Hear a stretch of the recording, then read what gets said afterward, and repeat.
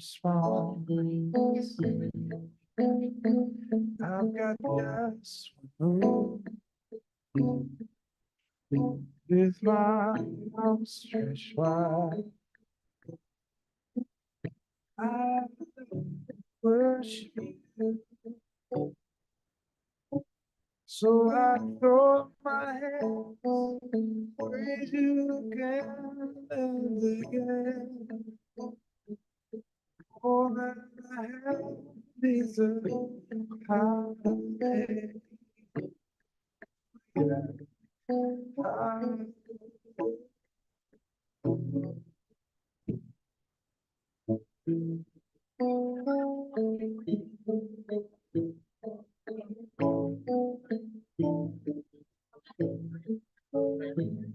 So come on, my soul, don't you get shy on me, lift up your song.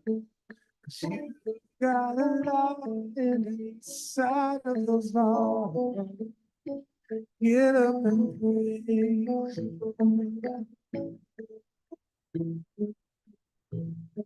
So come on, my soul, don't you get shy on me, lift up your song. You got a lot inside of those lungs. So get up and pray. Yeah.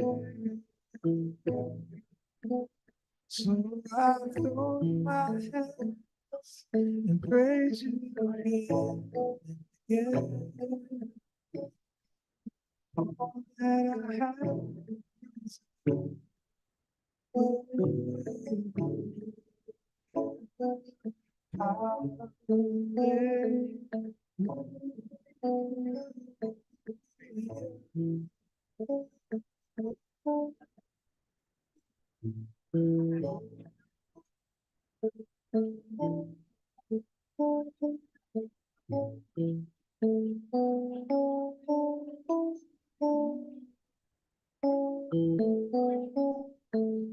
oh my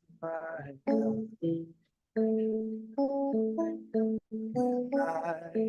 My awesome wonder.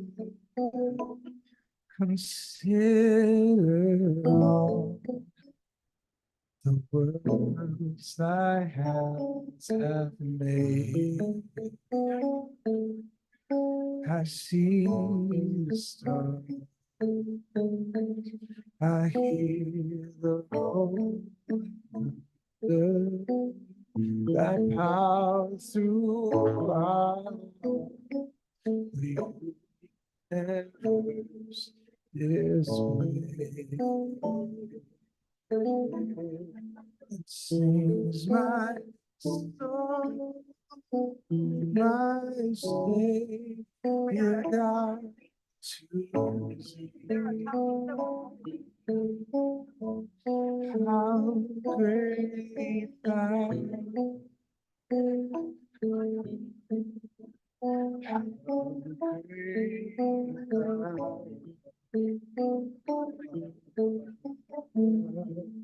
It sings my soul, my Savior God, to thee. How great thou art. Oh, how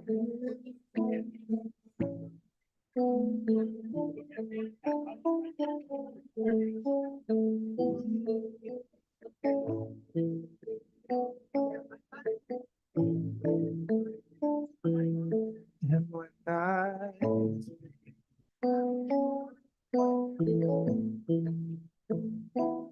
God is done prosperity,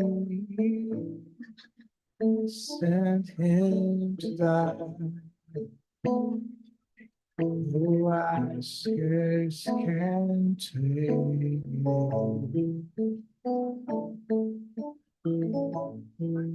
Yet on the cross,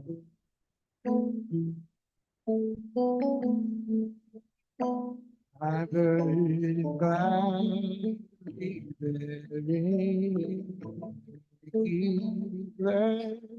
and I to take away my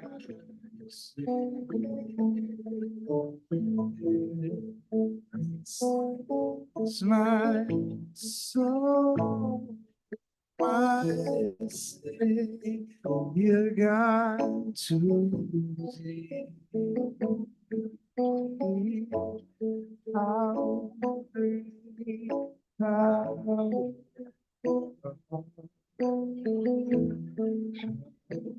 great art.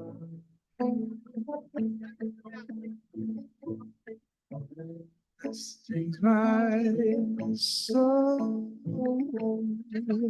my Savior God to thee. How great thou art. How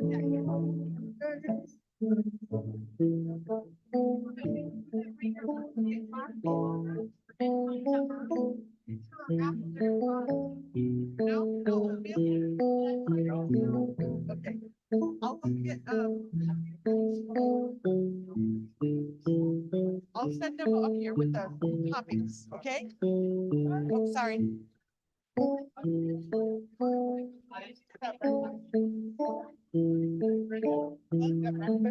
Yes, I would love to. Okay, they have topics. I'm going to get them.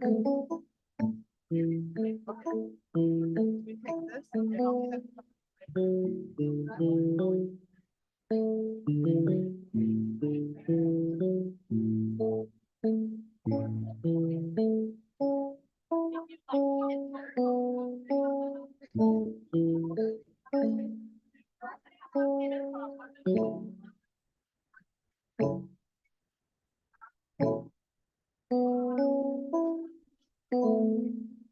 I'll come right back, okay?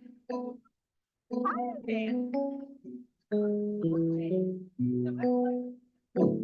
the rain of darkness is in the kingdom of light, in the kingdom of light. Forever to your dominion, you're the kingdom of kingdom of light. You reign above it all. You reign above it all.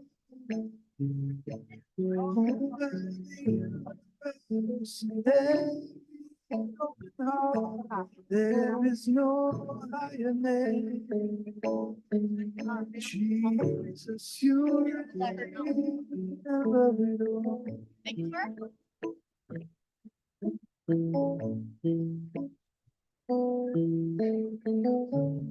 On the cross, work was finished. God, you poured out your life.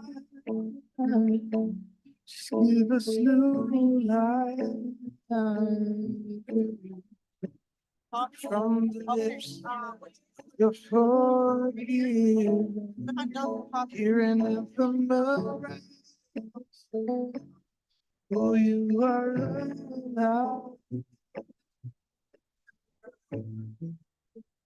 How you doing, Terry? Good to see you.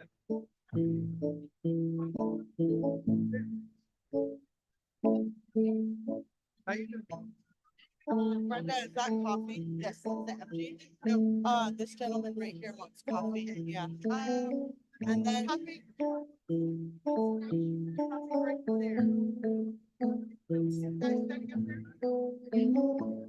You reign above it all. You reign above it all.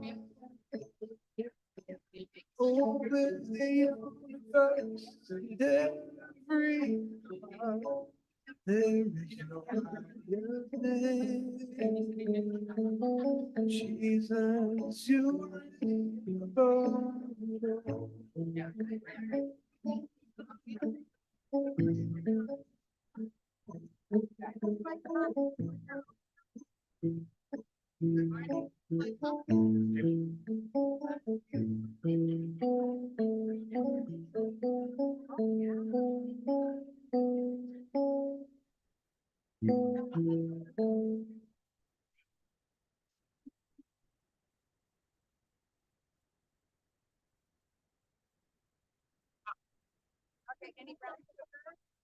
Suaka Kewa'a, good morning, delegates. If we can ask our veterans and color guard to please start lining up. Also, our elders dance group, if you could also get prepared to do the grand entry, and any of our delegates that would like to dance in, if we can start making our way to the back. Chief. You guys like a muffin?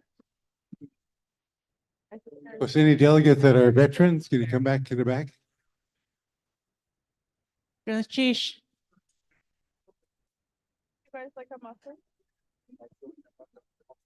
Did you want the cover?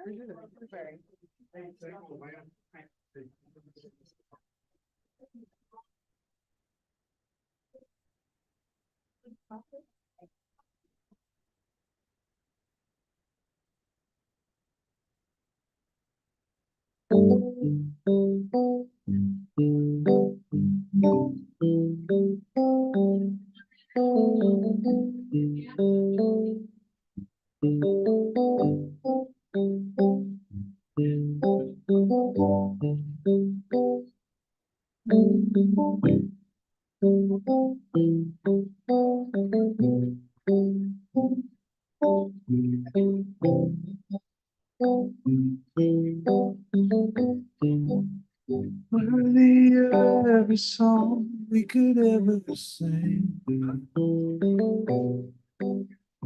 Worthy of all the praise we could ever bring. Worthy of every breath we could ever breathe. Live for you.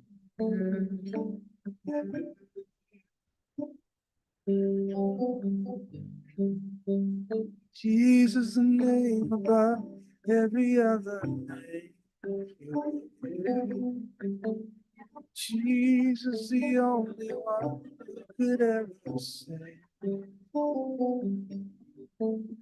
worthy of every breath we could ever breathe. Live for you.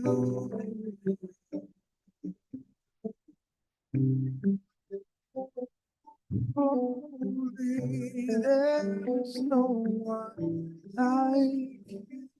There is none beside you. Open up my eyes wonder and show me who you are and fill me with your heart. Lead me. Oh,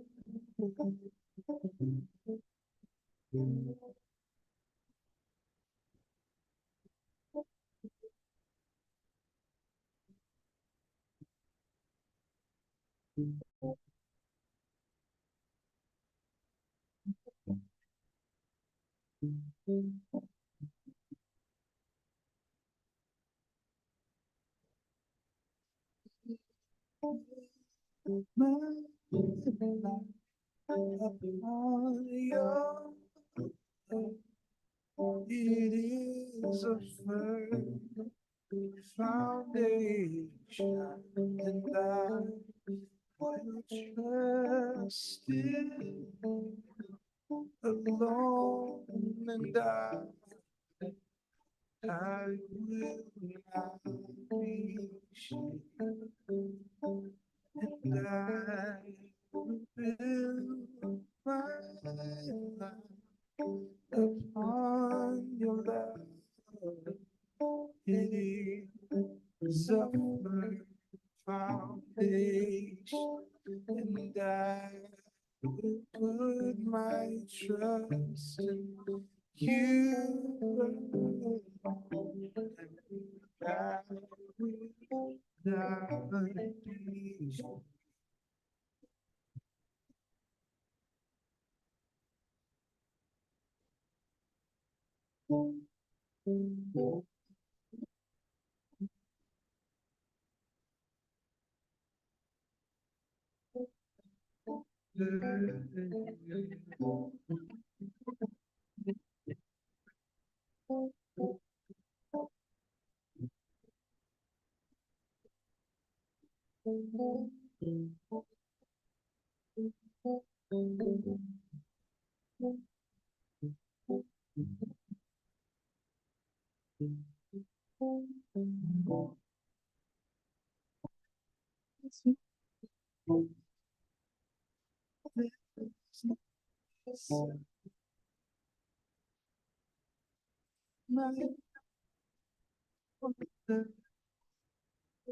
Show you are in, fill me with your heart and lead me in your love to those around me.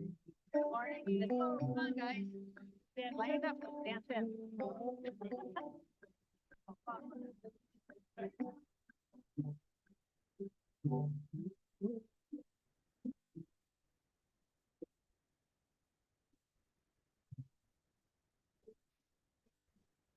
Yeah.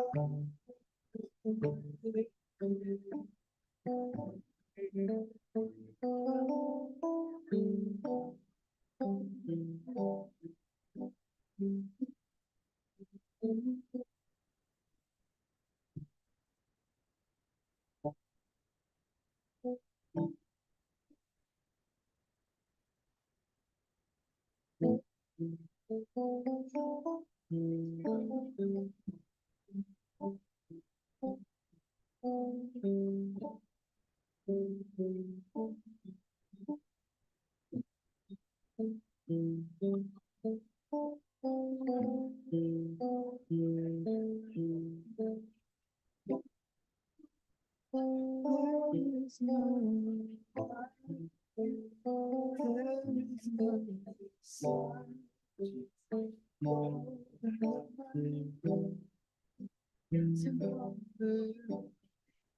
Show me who you are and fill with your heart and lead in your love to those around.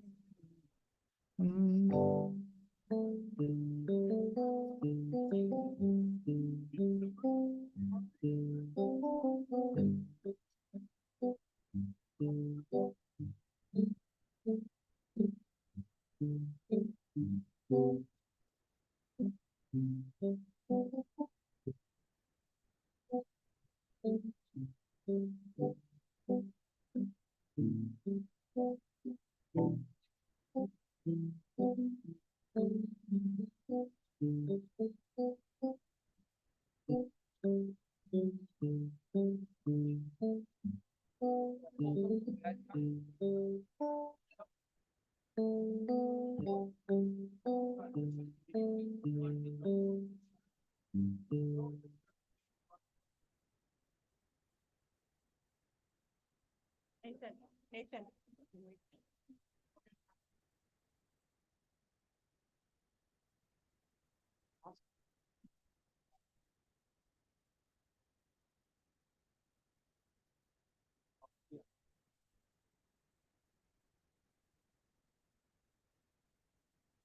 Oh, yeah.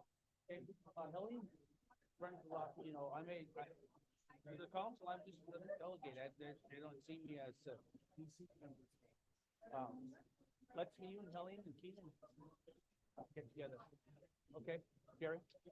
So, okay, is Paul seeing you here? We're going to get ready for our color guard. So last call for our veterans and those that would like All to right. dance in as delegates with our elders dance group. If you can please meet in the back of the room. Water?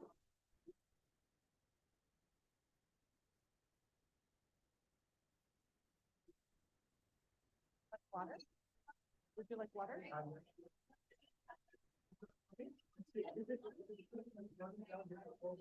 Yes, sir.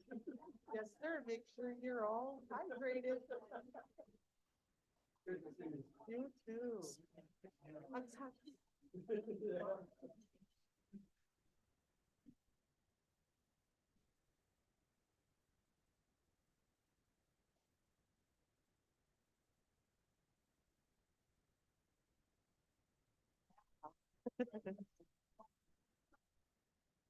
Morning.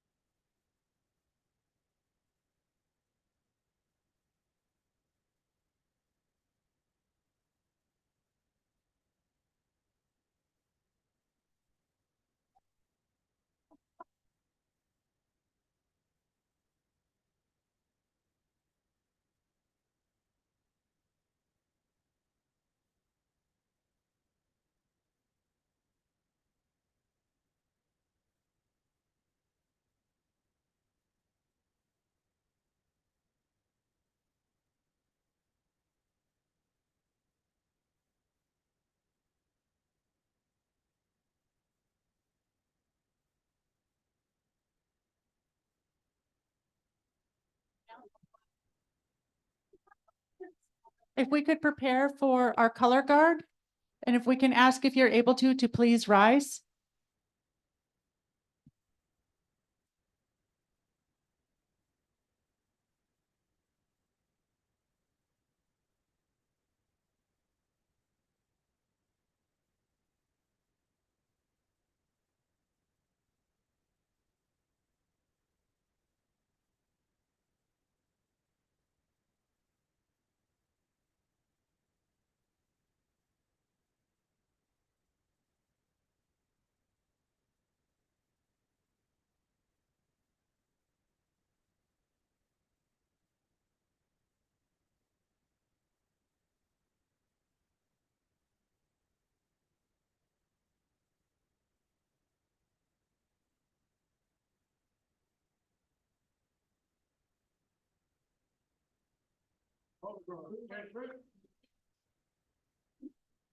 Step forward, march.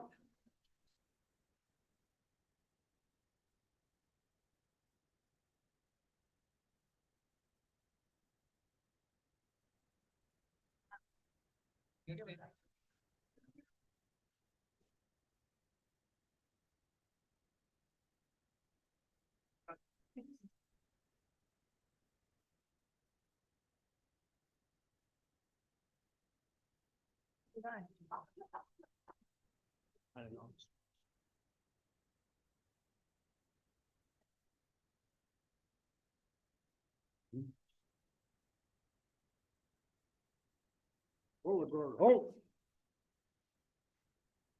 Hold.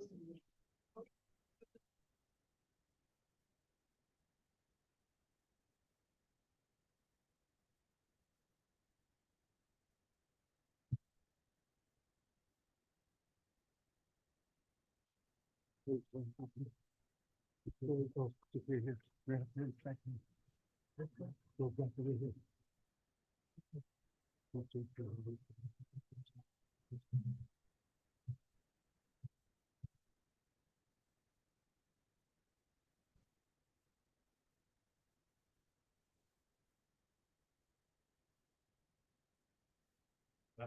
right here.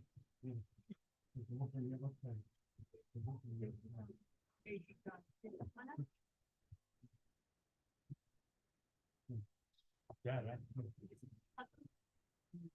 Raven Beaver. Raven Beaver. Raven Beaver.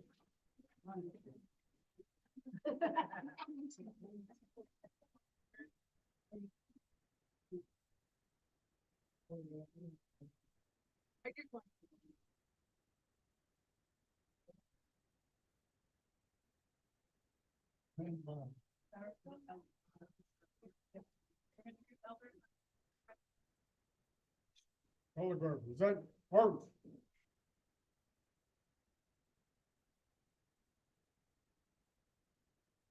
Order, Art.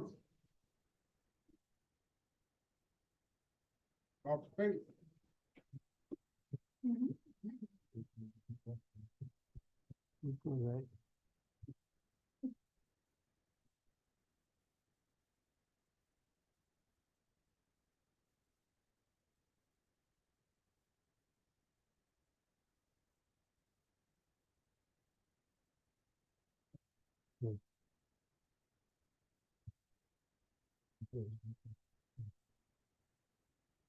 Wait, this way. I want to take all the first.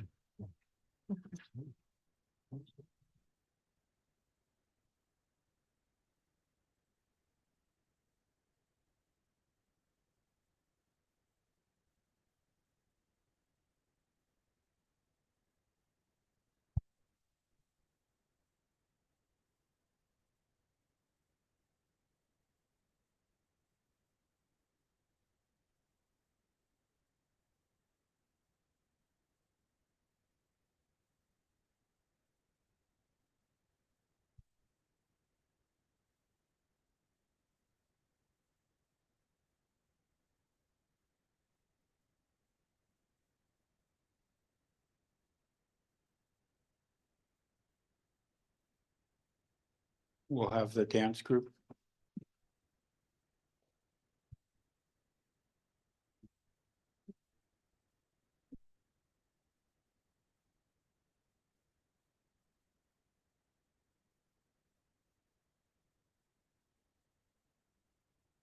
You want it? Ah. Y Guayaquan. Yeah, Guati.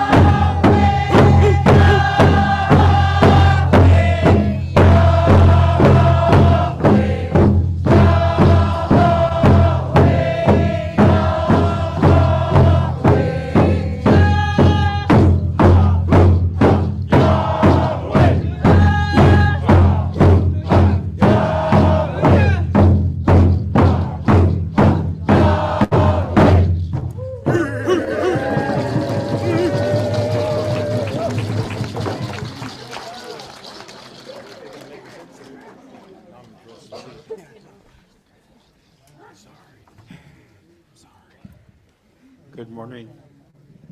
Can everybody hear me?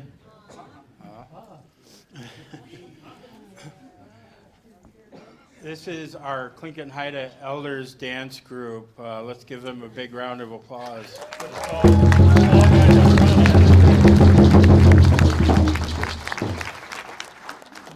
At Plain Gunakshish for that beautiful opening. We'll dance out, and then at 8:30 we'll gavel in.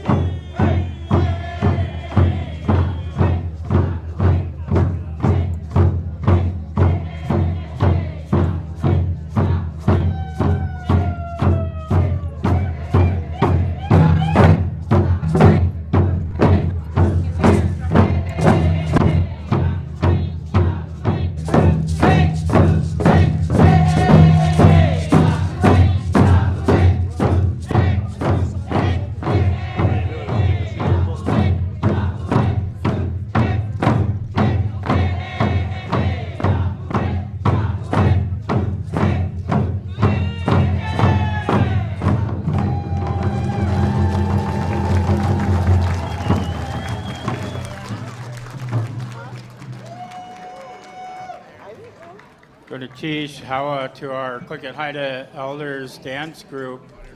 We'll gavel in about 9 minutes, so I'll give everybody time to put away their regalia or get settled. So we'll be back in 8 minutes.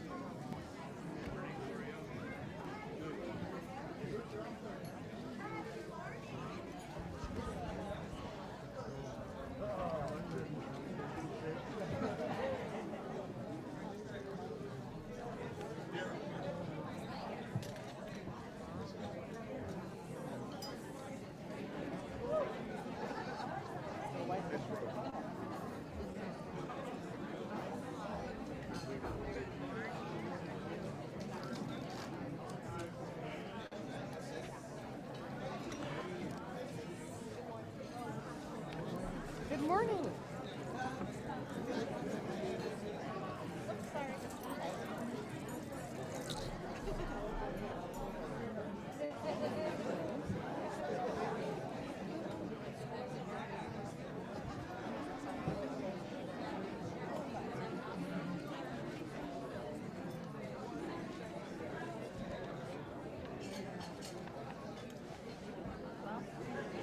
What the agenda says, so we're following the agenda.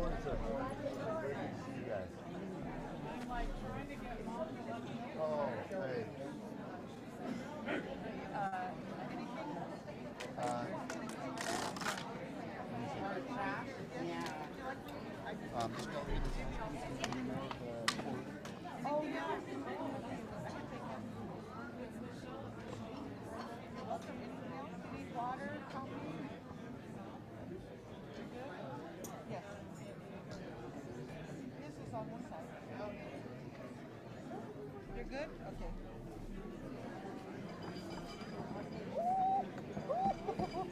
Gotta go over the bumpy. Want more water? Yes, sir. Yes, sir. Coffee? Yes, I got coffee.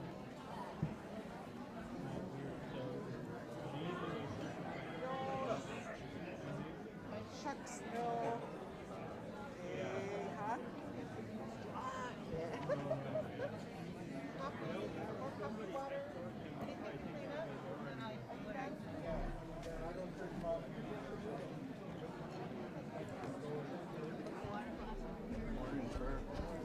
How are you?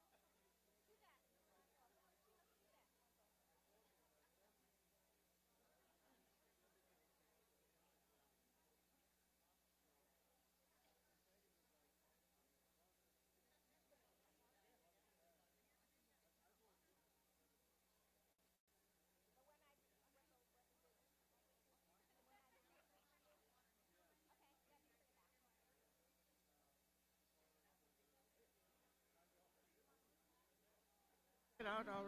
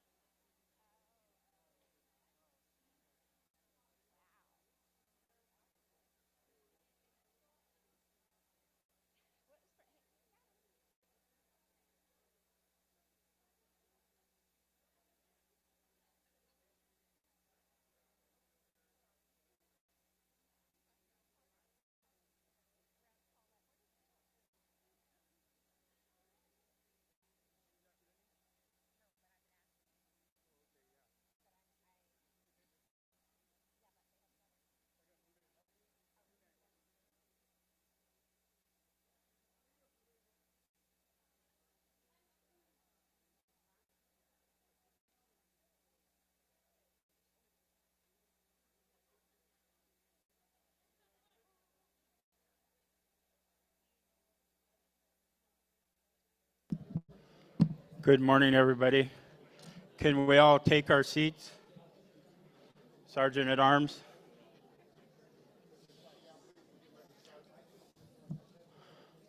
Good morning.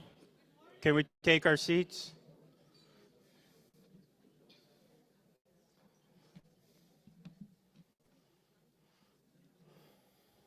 Good morning. It is so good to see all of you. Returning faces, new faces, welcome. Chakyaish duasak kagwantan ayahat, chakahudi hit ayahat. Good morning. My name is Richard Peterson, President of Clinton Haida, and it's my honor this morning to call to order our 89th Annual Tribal Assembly.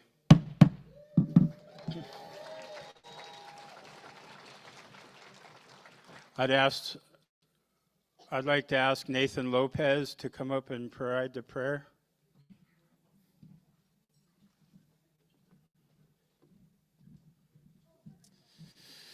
All right, it's good to see you all. We're going to go ahead and open up in prayer for this 89th Tribal Assembly. If you're able to stand for our opening prayer. Lord Jesus, we thank you for this opportunity for us to open this Tribal Assembly in prayer. And we just pray a covering over all of the things that we're about to do. God, we pray a blessing on each person that's here. God, in all the business and all the tasks and all the things that each one of us are here for. We're grateful for this day. We're grateful for you. We pray a blessing over everything that we're about to do. As well, Father, we pray for Ella Bennett and her family with a family emergency, with all the details that are going on with that. You know what's happening. God, we pray for your covering. We pray for your protection right now in Jesus' name.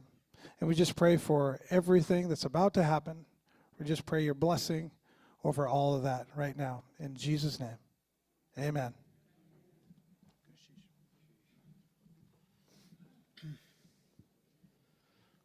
For really? Mr. President.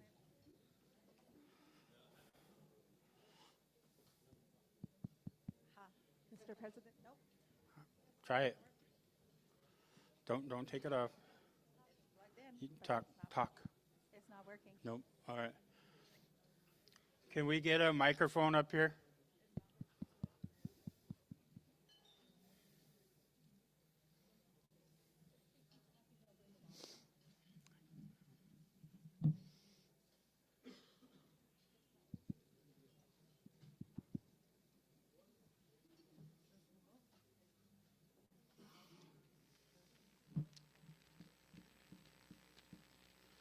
While we're waiting, I know that our sister Ella, more than anything, would love to be here with us. She's been just a long time delegate and chair of our enrollment. So today we'll pass around the hat to so we can help ease her burden today. So at some point probably later in the morning, we'll pass the hat. And I want to thank Nathan for recognizing her and her family and lifting them up. Alex, right there by the mic.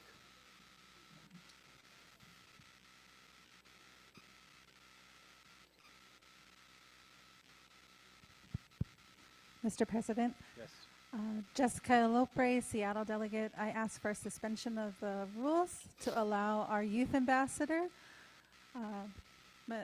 Malia, to sit with the Seattle delegation, and for Gemini Domini, our delegate, Eliza Domini's daughter, to sit with the Seattle delegation. Thank you. Are there any other delegations that have youth to sit with them?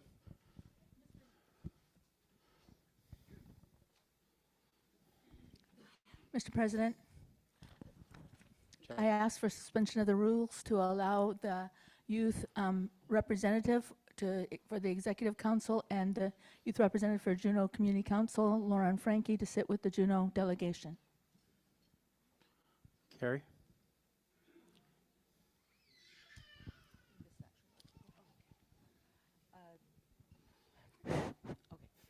Just the one in your hand. Yeah, Carrie Dodson with Ketchikan chapter, asking if my son Randy Estrin, candidate for emerging leader, and my daughter Rebecca Estrin to be seated with the Ketchikan delegation. Hawa Gunishish. Tasha? Good morning, Tasha Hodge, Anchorage delegation. I'd like a suspension of the rules for our delegate Shirley Kendall's granddaughter, who's her escort, to sit with the Anchorage delegates. Thank you. Hearing no objections, so ordered. Thank you. Next, we'll do the word of the day, and we have Shirley Kendall, and if somebody can help her turn on her mic.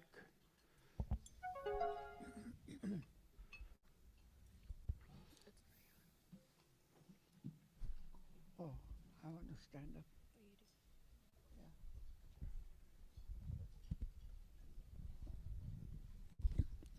Where is it? I want to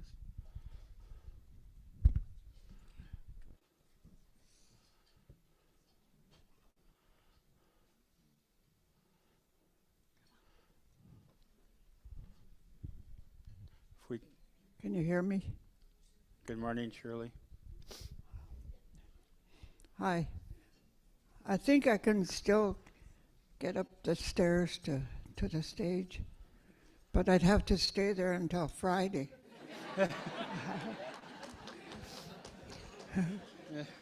You have to be quick to bring me lunch.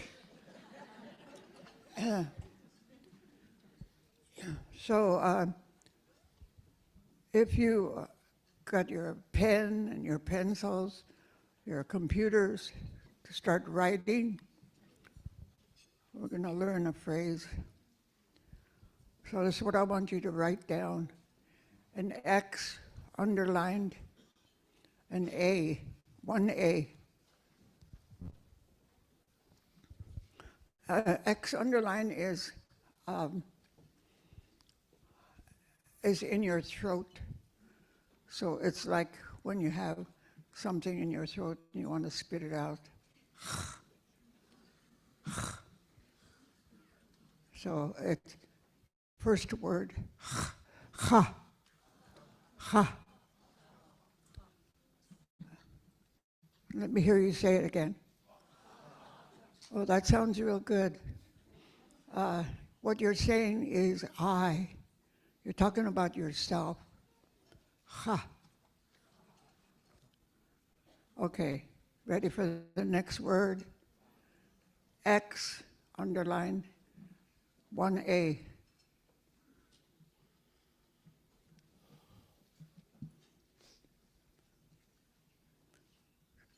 So it's pronounced exactly the same. Ha. Okay, you say the two words separately. Ha, ha. Ha, ha. It means eat. I eat. You're doing real good. Last word. X, underline, single A.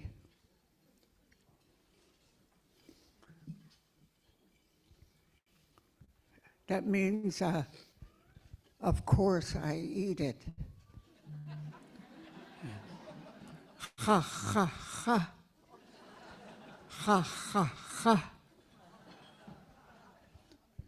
Thanks to Kenny Austin from Huna, who used to play around with it. Words. It means, of course, I eat it. Ha, ha, ha. I want to hear you. Okay. So I'm going to ask you in English about what you eat, and you can answer me in Tlingit. Okay, are you ready? Do you eat herring eggs? Oh, that sounds good. Yeah, I think you knew that Sitka was listening, so you said it loud. Let's try one more. Do you eat, let's see, do you eat ice cream? Oh, some people don't like ice cream. Okay, let's try it again. Do you eat ice cream? That's funny. Okay.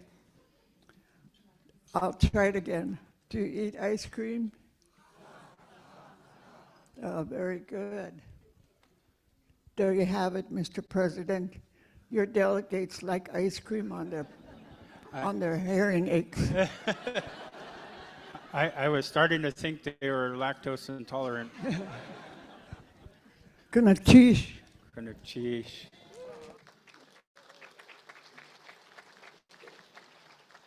Next, I'll have Wathlal Gadak come up and do the hot kill word of the day.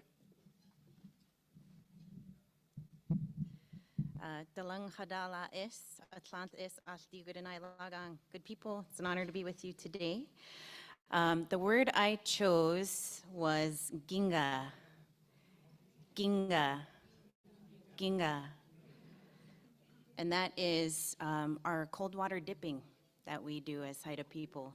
And traditionally we would, this could have been as young men, young women training with their uncles to strengthen themselves to be warriors, or just to strengthen yourself in general, and then you would go out into the ocean.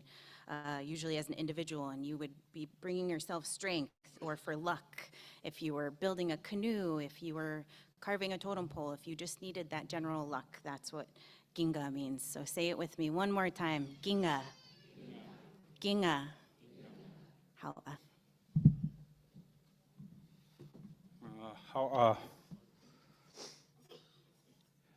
Now I'll appoint our parliamentarian, Madeline Soboleff-Levy.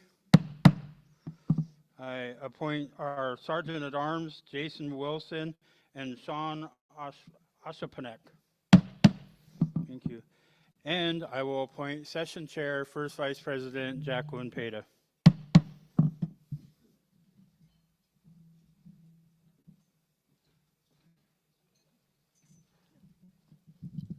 Ganesh Chish, Kusin Yohatuasak, Sukaadi Ayahat Kagwantan Yeri Yeshetach. I'd like to begin with the next order of business on the agenda and ask Lauren Frankie if she could come and assist us with acknowledging our host and hostess. As she comes up here, I'd like to note that our tribal hostess is not able to be with us in person here today, but we will acknowledge her and continue to recognize recognize her as the tribal hostess. Lauren Frankie.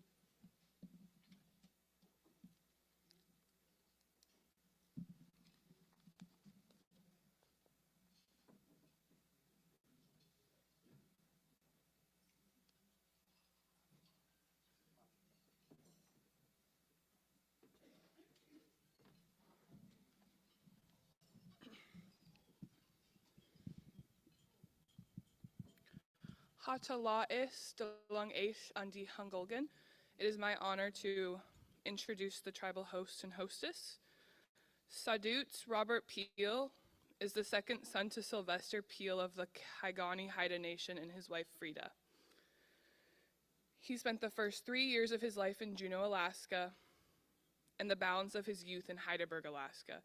He received his Haida name Sadut's at the age of 40. His moiety is Eagle, and his primary clans are Solanson, Uston.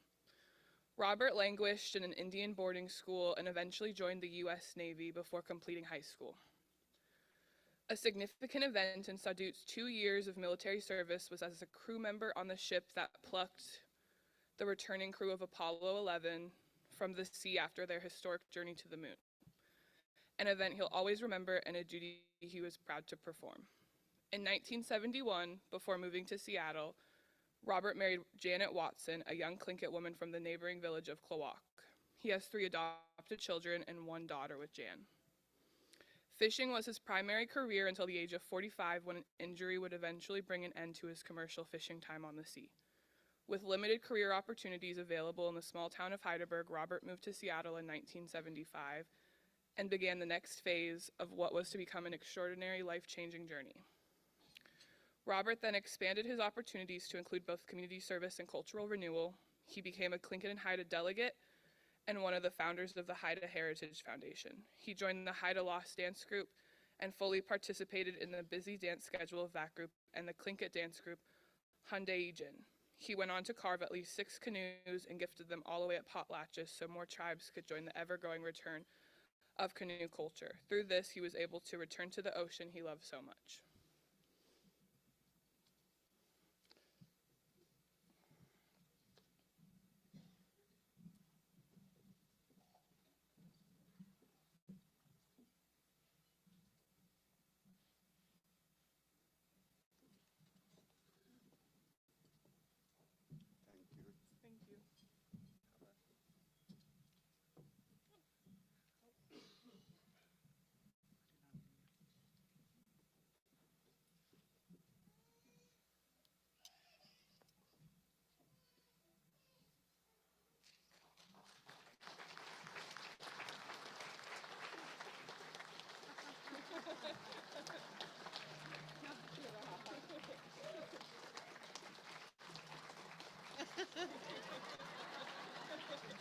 Another comedian. Hawa Kunashis. I have a real hard time hearing and seeing but I am so humbly honored to be invited here as a host.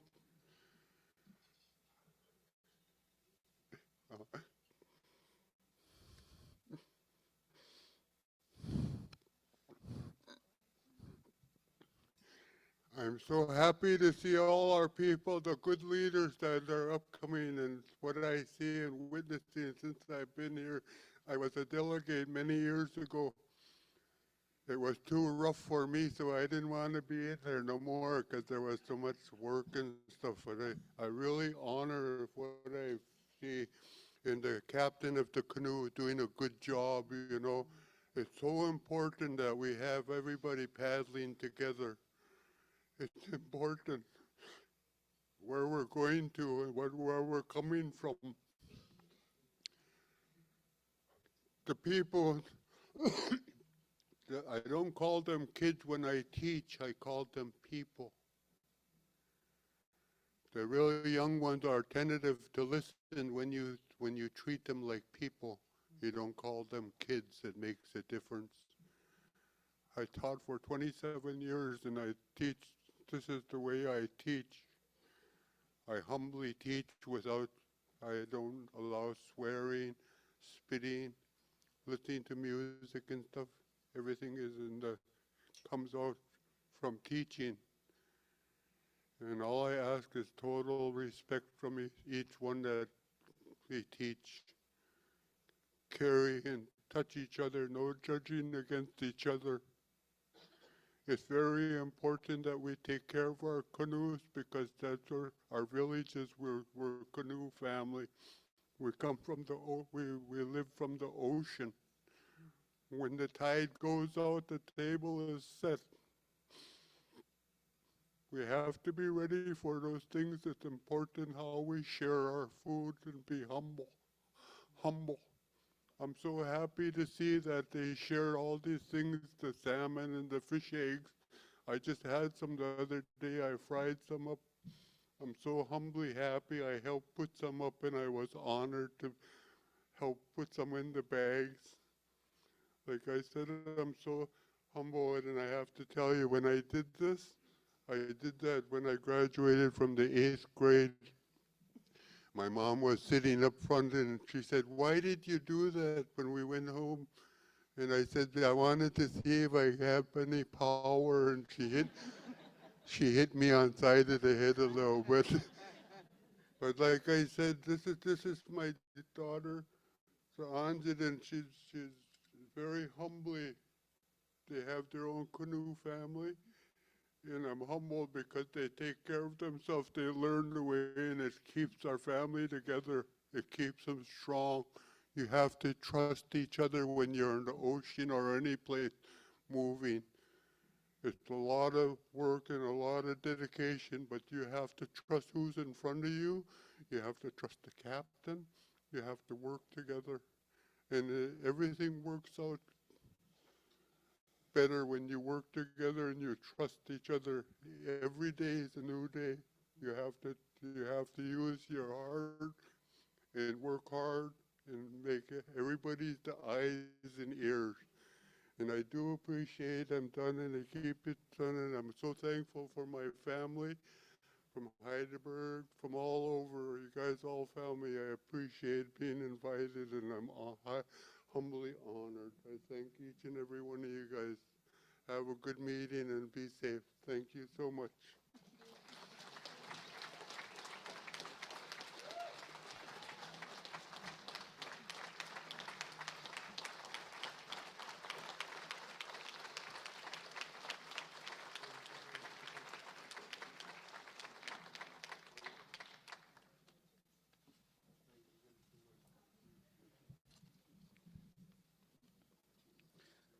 I would also like to introduce the tribal hostess, Ann Johnson, although she is not here. Ann Johnson, born and raised in Sitka, Alaska, is Duckloidy from the Keet Gushi Hit.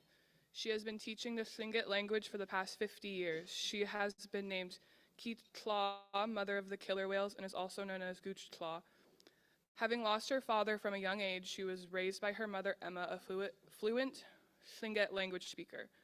Ann picked up the language from her mother, who spoke it often in her life. Later in life, Anne attended 5 years of school at Sheldon Jackson College. When her children were small, her daughter, Marla Kitka, asked, "Are we ashamed of who we are? And why didn't we seem to talk about who we are?" That prompted Anne to pursue language work. Anne currently works for the Sitka tribe of Alaska with Outer Coast. She had the privilege to attend and assist in teaching many cultural and language workshops across Alaska with organizations like See Alaska, Head Start, Gold Belt, and the Sitka Native Education Program, where she retired after 40 years. Reflecting on her time at Head Start, Anne most enjoyed working with young children because they are not afraid to make mistakes. Anne feels a sense of pride when her students begin understanding the language. Anne danced with the Now Tlain Dancers, a group named by Charlie Joseph Sr. after Sitka's Castle Hill. Anne had her granddaughter, Dana Kitka, attend with her after the unfortunate passing of Dana. Anne was grateful to be able to adopt her great-grandson, Anthony. It filled her heart with joy and put a smile on her face to hear her great-grandchildren sing at a recent Kuik in Sitka. It warms her heart when she sees her former students participating in the Native community. She enjoys children and is beyond appreciative of the privilege to teach the Tlingit language. Across her 50 years of teaching, Anne has impacted many lives with her dedication to the Tlingit language and culture. Ganesh Chish Hawa.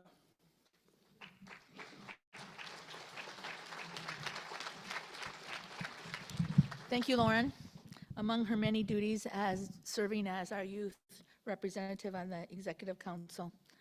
It gives me great pleasure this morning to be able to introduce to you Michelle Hale, the CBJ Deputy Mayor.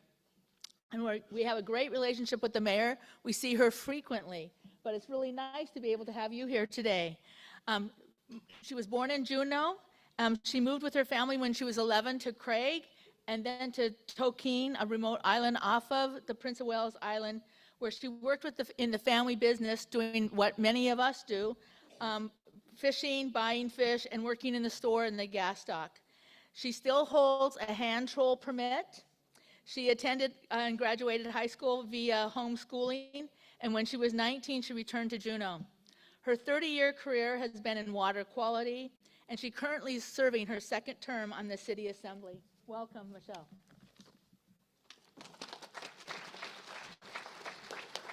Good to know all that stuff about you. Thank you, thank you.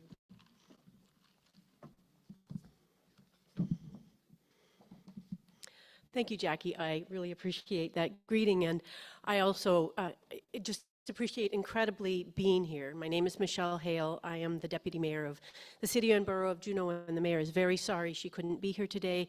There were conflicting priorities. This is not a lower priority. We just split it up. Hawa Gnoshish for the honor of asking me to come and speak with you this morning. It's my great pleasure to welcome you to the 89th Tribal Assembly of the Central Council of Tlingit Indian Tribes of Alaska.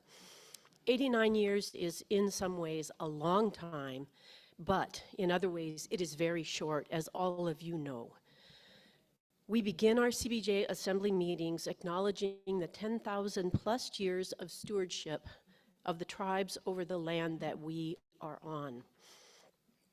When I think of your theme for this year, rooted in tradition, growing in sustainable future, I think of that long and storied history of the Tlingit people and the lessons we can learn from our history as we grow our future. One of the goals of the CBJ Assembly is to collaborate and partner with the Tribal Assembly in government-to-government efforts as we work, live, and grow together into that future. Government at the local level, where we interact with our family, friends, and neighbors face to face, is really where the magic happens. And sometimes other things happen. Sometimes it's difficult. Whether we're talking about the education of our children or the policing of our community, the way we deal with solid waste and recycling, or the provision of clean water and safe roads, or the development of housing, which was a high priority for all of us, and the creation of new recreation opportunities. We all do a lot. You all do a lot, and at the city level, we do too. We have great potential to work towards all of those things together. I greatly look forward to realizing that potential. Thank you for being here and doing the important work of representing your constituencies, not only in Southeast Alaska, but much more broadly. I'm happy to be here with you, and I am greatly honored to be able to deliver these remarks. I wish you well in your work, and I welcome you to this 89th Tribal Assembly. As Jackie said, I've lived all over Southeast Alaska, and I've fished all over Southeast Alaska, and I love this place. It is imprinted in my heart and soul. I love Craig. I love going down to Prince of Wales, and it's like I'm home when I get down there. So this is home to me, and it's home to you, and you prepared the ground that I am walking on. Gunal Shish and Hawa.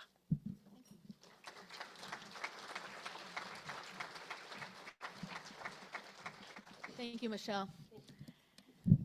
Now it gives me a great pleasure to introduce Juneau Community Council's most recently newly elected again, President Ken Sutherland. Ken is a Deshitan. He's the Director of Administration for Clinton-Haida Regional Housing Authority and a longstanding delegate as well as a father. Ken Sutherland.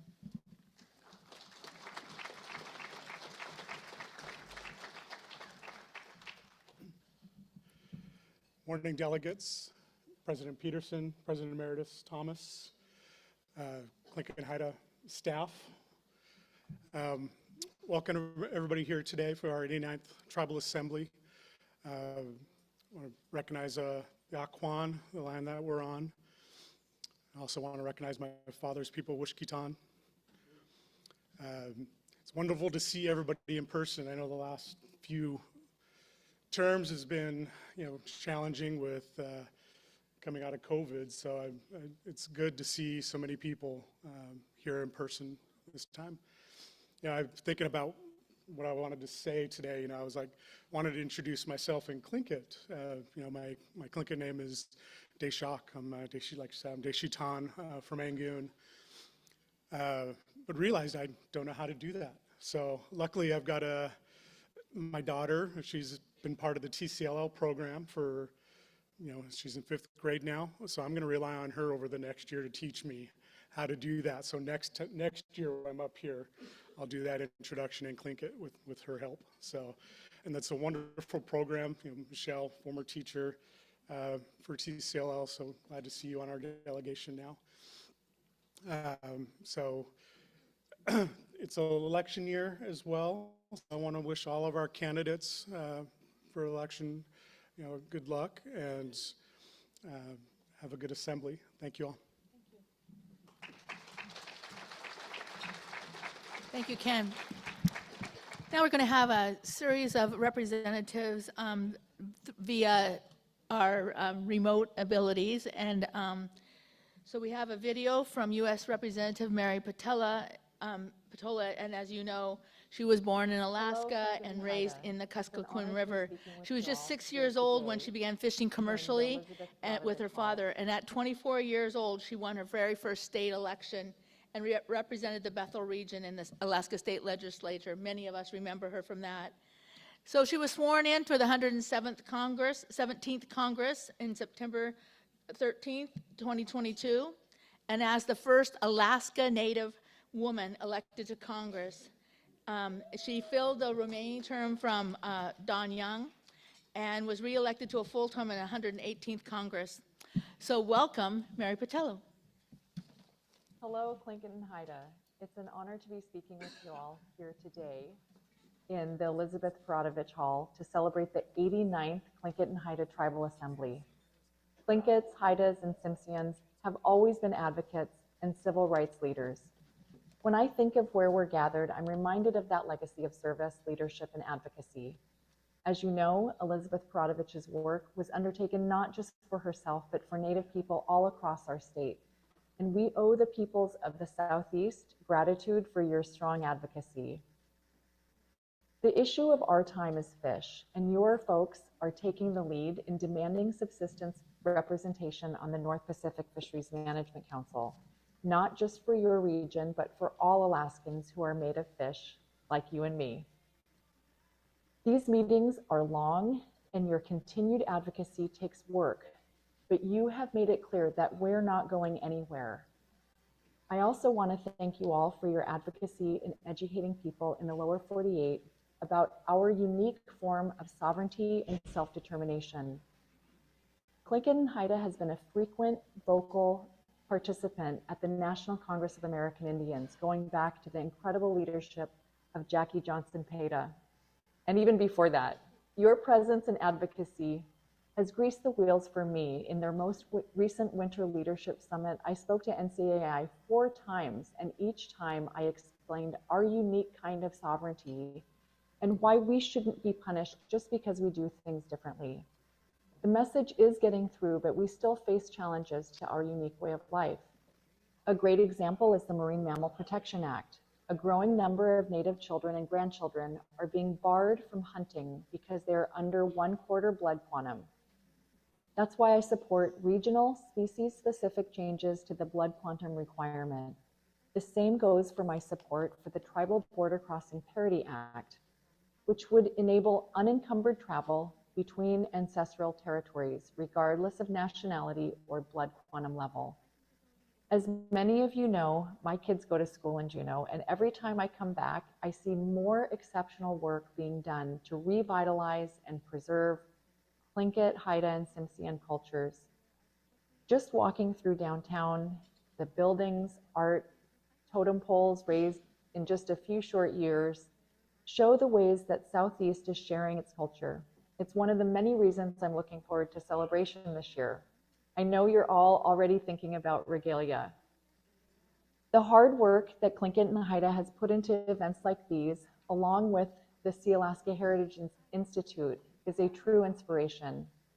Thank you for your continued advocacy, your pride in your culture, and your generosity for sharing it with us, and your leadership in helping all Alaska Natives. Hawa and Gunaschish.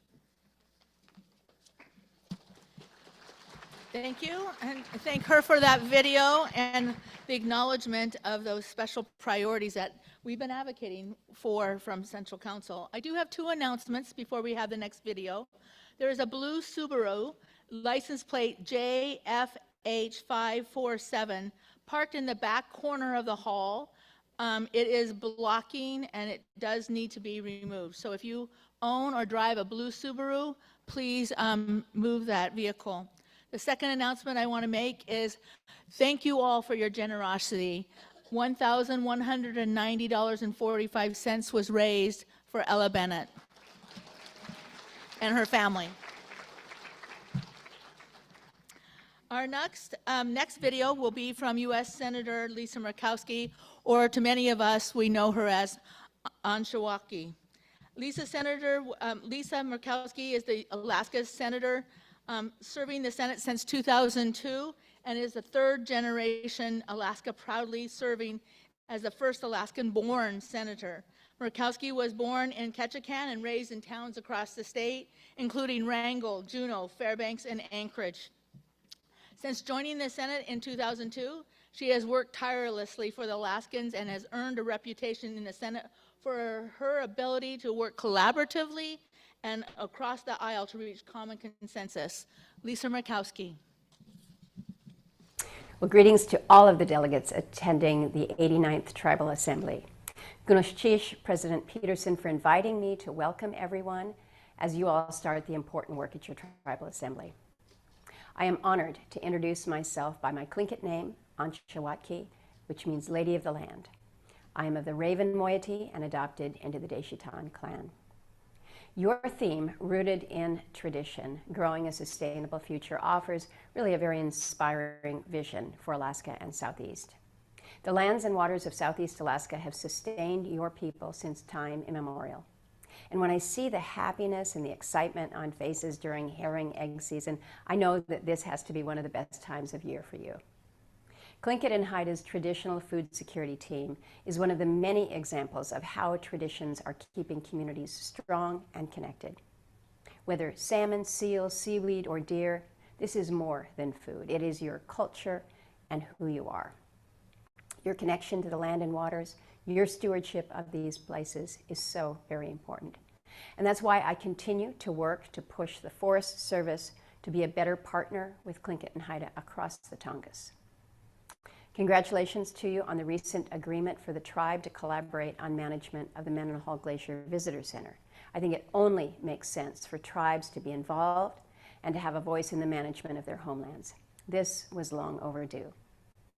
Your traditional, cultural, and historical knowledge of the landscape, of the glacier, and the place is something visitors and the agencies should better understand.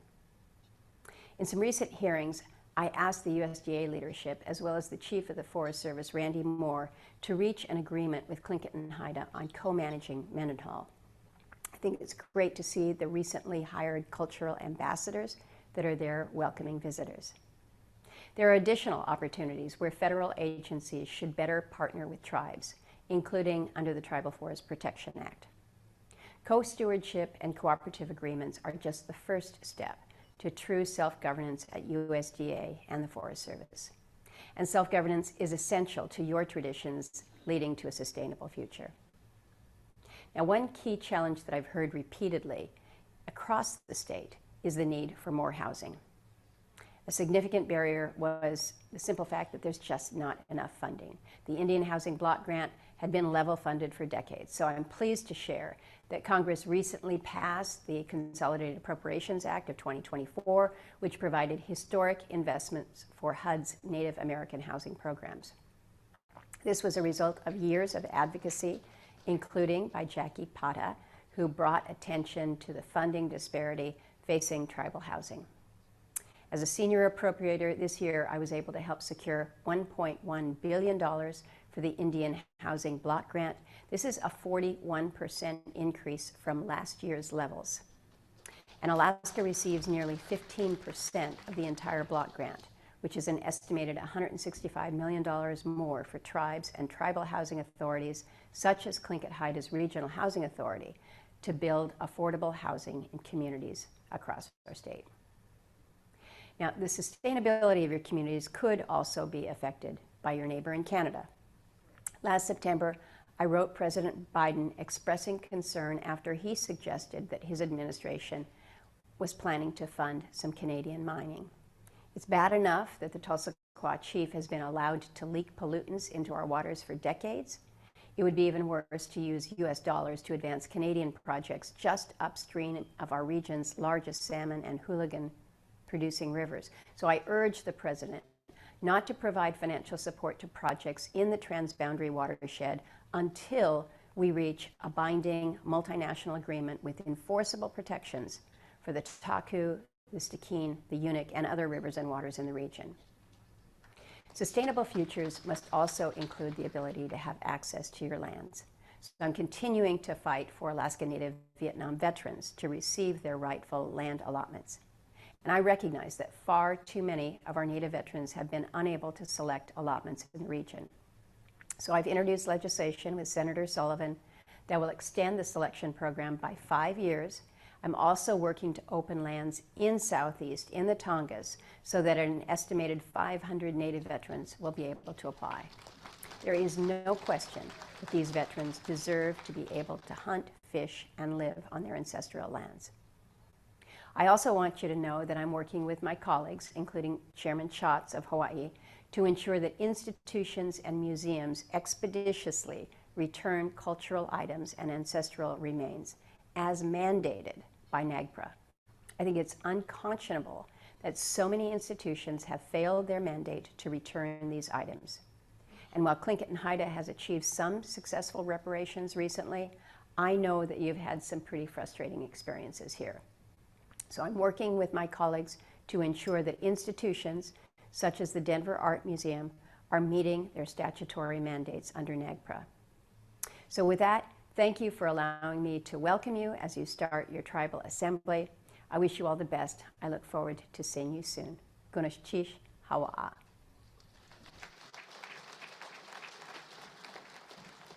Thank you, Lisa Murkowski. It's so wonderful to have a senator so connected to the core issues of our community and such a strong advocate.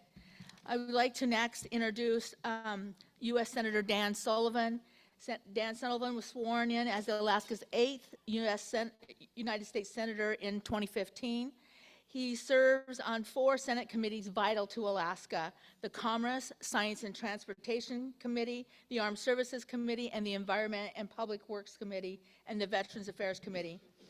Senator Sullivan also currently serves as the chair of the International Republican Institute. Senator Sullivan. Greetings, everyone from Washington, D.C., and thanks for letting me say a few words. I want to first do a big shout out to President Peterson for the invitation to provide a virtual welcoming address to all the delegates for the 89th, boy, that's amazing, 89th Annual Tribal Assembly. Congratulations to those delegates who are elected or re-elected. I know you are working hard serving your people, and there's so many things that we're working together on. So thank you for the invitation. Thank you for the open door policy.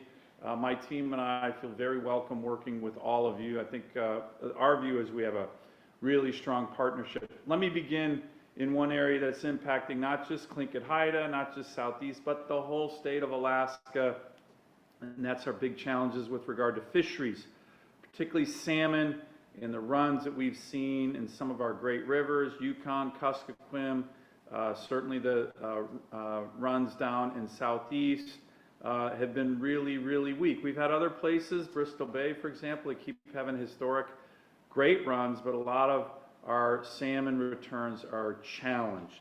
This is why I undertook legislation 2 years ago now called the Alaska Salmon Research Task Force Act. What's the goal? Signed into law to bring the best minds, tribal, indigenous, state, federal, university, to say what is happening to these runs. This not just hurts subsistence and food security for so many of our native communities, it's a direct assault on the culture and heritage of thousands of years. So this task force, which is filled with great Alaskans from all over the state, is up and running. We are very focused on it. Hopefully they're going to come back with an area of what we should be doing from a policy perspective, research gaps that we need to undertake. We all want the same thing, which is strong, healthy salmon runs, more abundance, not less, and we need to work together on that. Related, some of you were involved in this thing. This is very focused on Southeast, where we had a radical lower 48 environmental group that tried to stop the troll king salmon fishery from happening last summer. That would have hurt thousands of people in Southeast, many of your members, and we fought that in the courts, and miraculously we won in the Ninth Circuit. It looked like the courts were going to say, hey, no troll fishing in Southeast at all for the whole summer. That would have been devastating to so many of you, so many people in Southeast Alaska. We won that. Thank you. A lot of you were helping us fighting that lawsuit. Literally every community, every stakeholder group in Southeast and even beyond Southeast came together to fight that radical group. We won in the courts. We were able to have our fisheries open that last summer, and we're going to be fighting it again this summer. So stay tuned on that one. Next, a topic that I know is near and dear to so many of your hearts. It's another great element of your heritage and culture, and that's the Vietnam Veterans Allotment Act for our Vietnam vets who missed the ability to get their native allotment because they were serving their country when a lot of American males were actually avoiding service. You know, I think we're all proud of that heritage, both Alaska with more veterans per capita than any state in the country, and our Alaska Native people serving at higher rates in the military than any other ethnic group in the country, despite, you know, let's face it, years and decades of discrimination. And in Southeast, in the Tlingit-Haida culture, that heritage is so strong. So I want to thank you for that. I want to commend you for that. I never tire about bragging about the Alaska Native warrior and military service culture. So here's what we got to do. We have to extend this bill, that was my bill, that we all worked on together, in two ways. First, it was a 5-year time frame by which to get the native allotments to our Vietnam vets. Well, unfortunately, the Secretary of Interior, Secretary Holland, has not at all tried to help implement that. Believe it or not, 18 of the 2,000 eligible veterans have received their allotments under the 3 years of Secretary Holland. 18. That is a scandal. And I hope the next time you guys see her or any senior Department of Interior officials say, hey, what the heck? Like, why did you do that? Why did you ignore these great American heroes? So what we're doing, and this is important, two things with regard to Southeast. My legislation with Senator Murkowski and Congresswoman Peltola supportive as well, is to extend that time frame. The 5-year period is coming to an end here soon. That window has to be extended. But also, and this is really important in Southeast, to extend the amount of land eligible for our Vietnam vets. Now, my view is it should include the Tongass, because that's your land. That's where, you know, your traditional heritage and hunting and fishing took place. So we're going to try and expand the ability to have the allotments from different parts of the state. That include places like on the North Slope and in Southeast, where the original bill did not include much at all. Now, the original bill, as you guys probably know, my original bill had land everywhere, but it had to be limited. We're going to try and get it back to land everywhere. So stay tuned on that. It's a really important issue. Finally, I just want to mention another issue I know that matters to all of you, housing. I hear this everywhere, the challenges with regard to housing. Certainly in our rural communities, it's literally everywhere in the state. I hosted the HUD Secretary Fudge in Alaska this past summer. We did a roundtable focus exclusively on rural Alaska housing. And we got the Secretary to commit to standing up a task force to look at all the regulations that make it more expensive to build in rural Alaska, whether it's NAHASDA, whether it's other regulatory things coming out of HUD. And so we are in the middle of doing that. I want to mention Jackie Pata, who's the president and CEO of the Tlingit-Haida Regional Housing Authority, has been working with us on all this. She's doing a great job, so thank you, Jackie. We're going to continue to focus on this. It's a huge issue for all of you. It's a huge issue for every Alaskan. Heck, it's a huge issue, to be honest, for every American. Affordable housing is a real big problem in so many of our communities in Alaska and so many of our states in America. So stay tuned on that. And then last point, you may have seen my Elizabeth Perodovich Day resolution passed again unanimously in the Senate. I keep doing that. I keep getting that done. That's February 16th. Here's the goal, and I think all of you, I know all of you share it, is to make her known to Americans to be in the league with all the great civil rights leaders in our country. Unfortunately, she's not known well enough yet, and she should be. Look at her history. Look at what she did. She was doing things that civil rights leaders later in America were doing, and she was doing them 10, 15, 20 years before any other big leader in our country was. So I'm going to keep working with all of you. I'm going to pass my resolution every year, but we're going to make her known. That's our big goal. Make her known as a great, not just a great Alaskan native, not just a great Alaskan, but as a great American civil rights leader. That's what she was. That's what she is. And we're going to keep working on that. So anyways, I hope you know our door's always open. We want to make sure we hear any good ideas coming out of the assembly. Have a great meeting, a great assembly. Congratulations on 89 years. It's a remarkable legacy.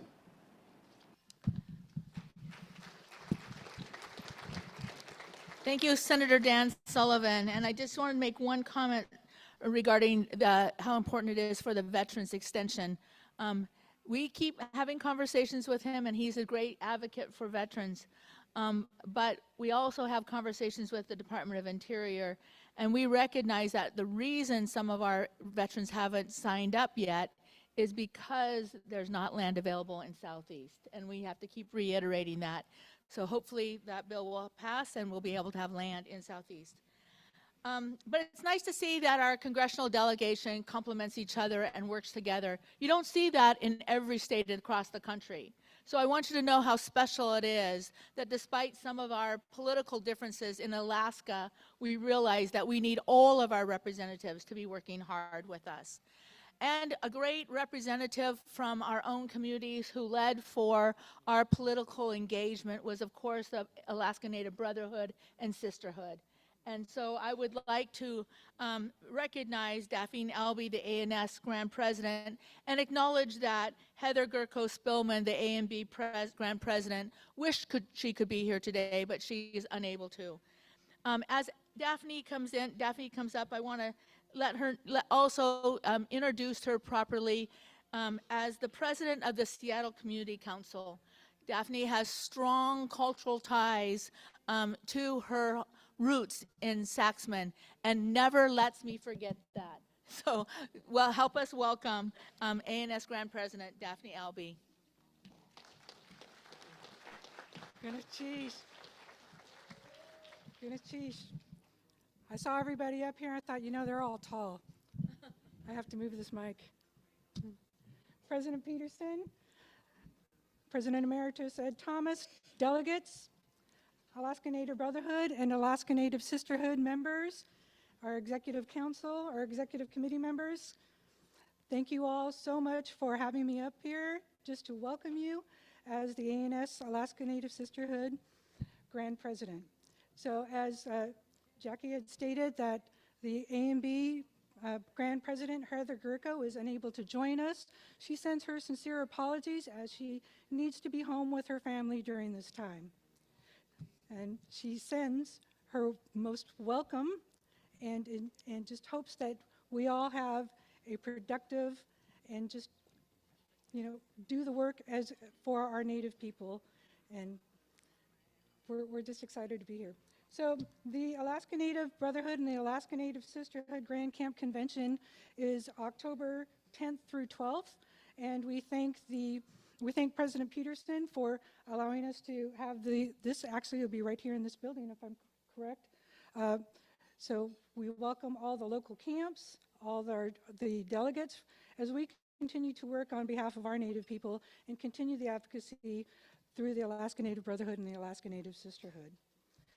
One of the things that we are doing at Grand Camp is we are preparing our survey that we will be sending out to the local members as we continue the work on a strategic blueprint and where we follow our inclusivity statement, working together to ensure the diverse voices that are heard and are included. We honor your voices and your visions as we move forward to create a unified, a relevant and refreshed organization working on behalf of our Native people. So as the theme, this great theme, everybody who worked on it, who worked on this? Was this Kassan in Seattle? This is a great theme, rooted in tradition, growing in a sustainable future. As the Alaska Native Brotherhood and Alaska Native Sisterhood, you know, working on that tradition, we encourage you to work on behalf of your communities, no matter where you live, working together, and just continuing the work. I saw some of the videos, and I had a hard time not crying because I saw pictures of my mother, a past delegate. Oh, and forgive me, my name is Daphne Yektushe Albee. My mother is Johanna Kabwag, my father is Jacob Kabwag. My grandparents are Joseph and Elizabeth Williams of Saxman. I am so honored to be just a part of their family and continue the work that they have done. And I also encourage my children to continue the work so we have generations of work on behalf of our Native people that we never give up. So I encourage you to continue that work, and we welcome you to this exciting time for us to work here together. Gonna cheese. Hawa.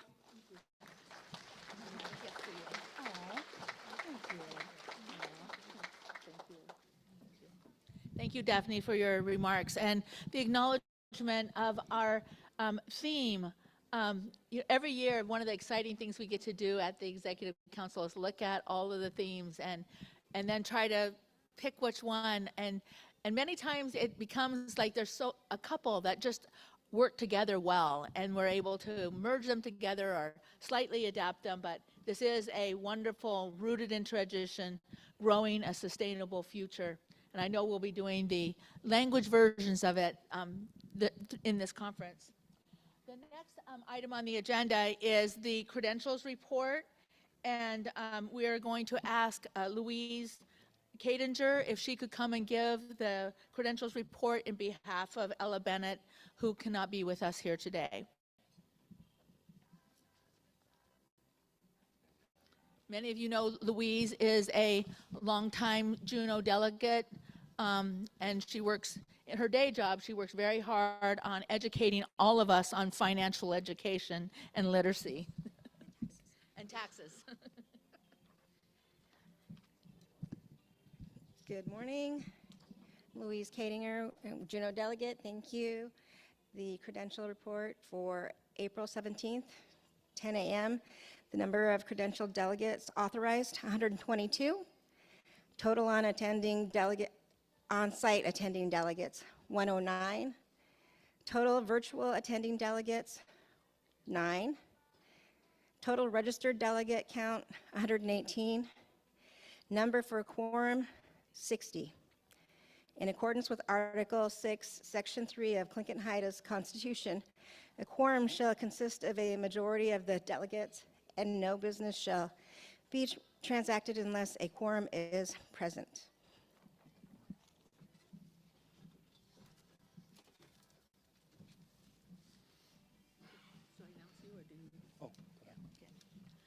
And we have a number of official businesses of the tribe. At this point, I would like to acknowledge President Peterson for declaration of the quorum. Well, before I declare quorum, it's been brought to my attention, these are not Clinton-Haida handcuffs. I learned it's a fan. Thank you, Tasha. She's like, wow, you guys are really progressive. You're giving out handcuffs. So I always lean into our tribal value of humor. I'm very excited to declare quorum. And with that, if we can have, or I'll turn it back to our chair, sorry. Thank you, President Peterson. And with that, we'd like to add Trinidad Contreras to help us swear in the delegates.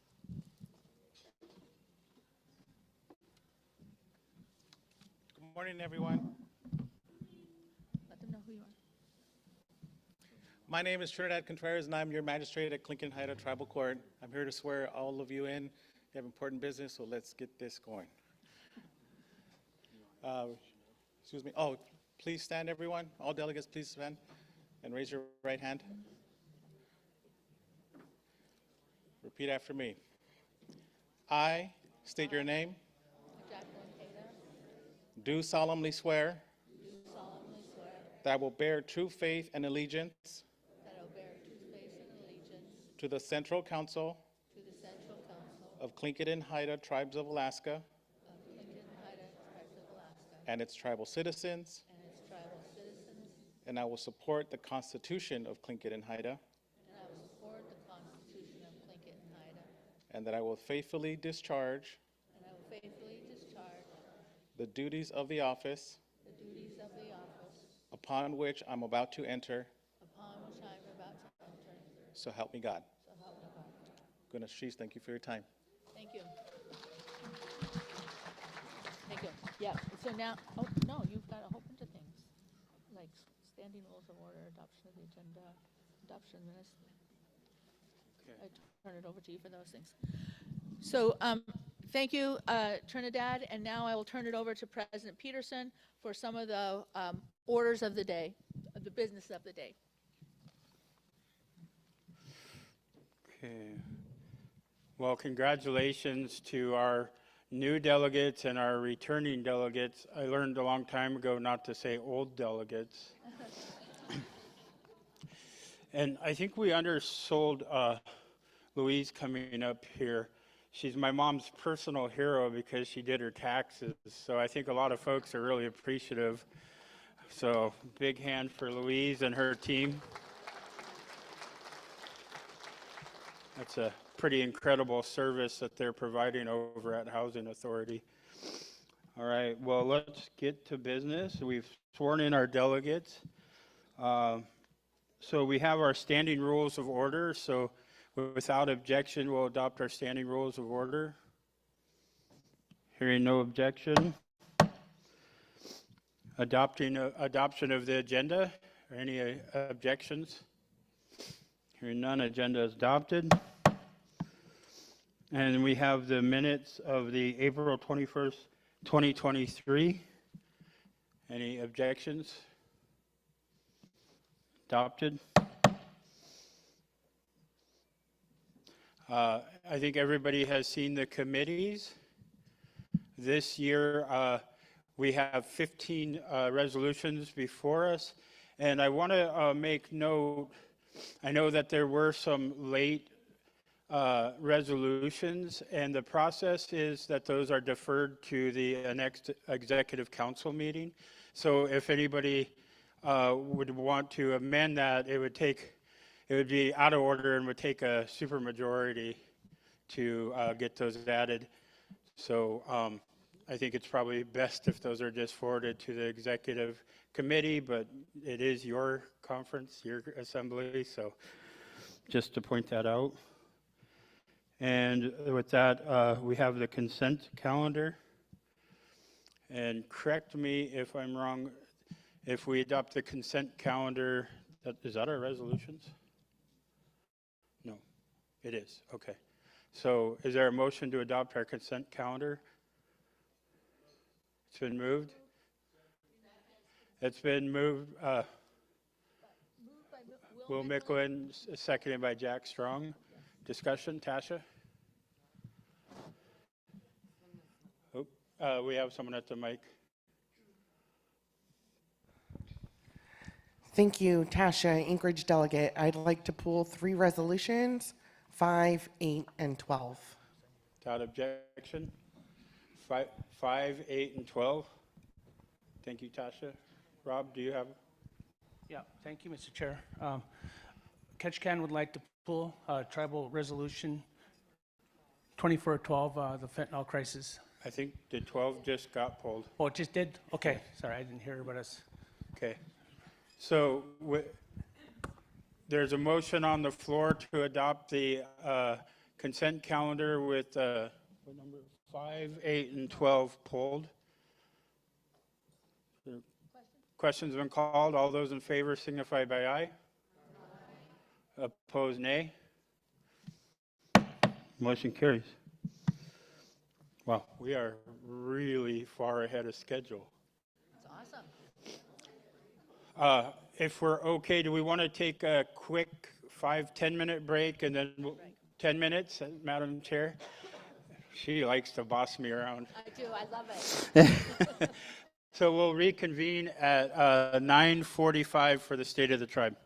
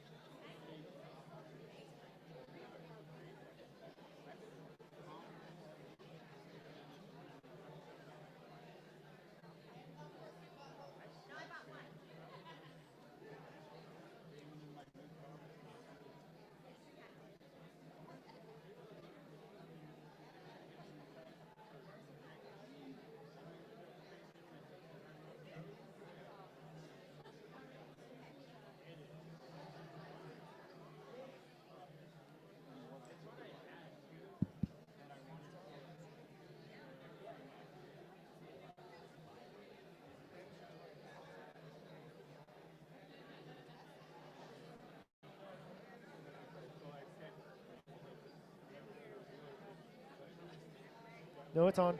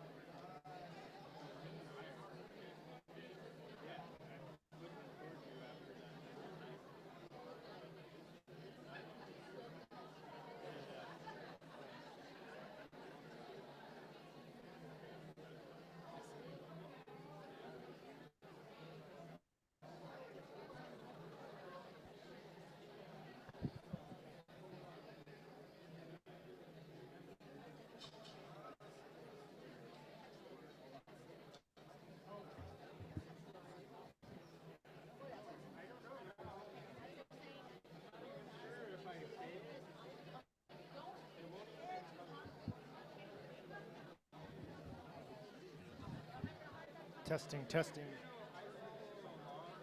Testing.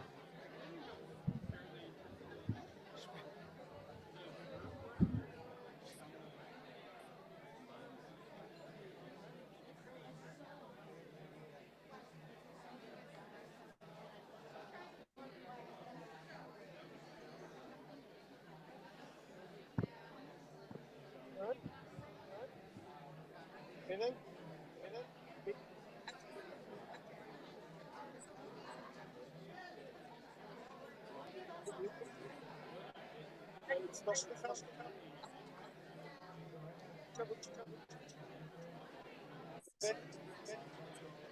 Christina's privy with officer. Got it. Got it. Surprise loaded. Surprise loaded.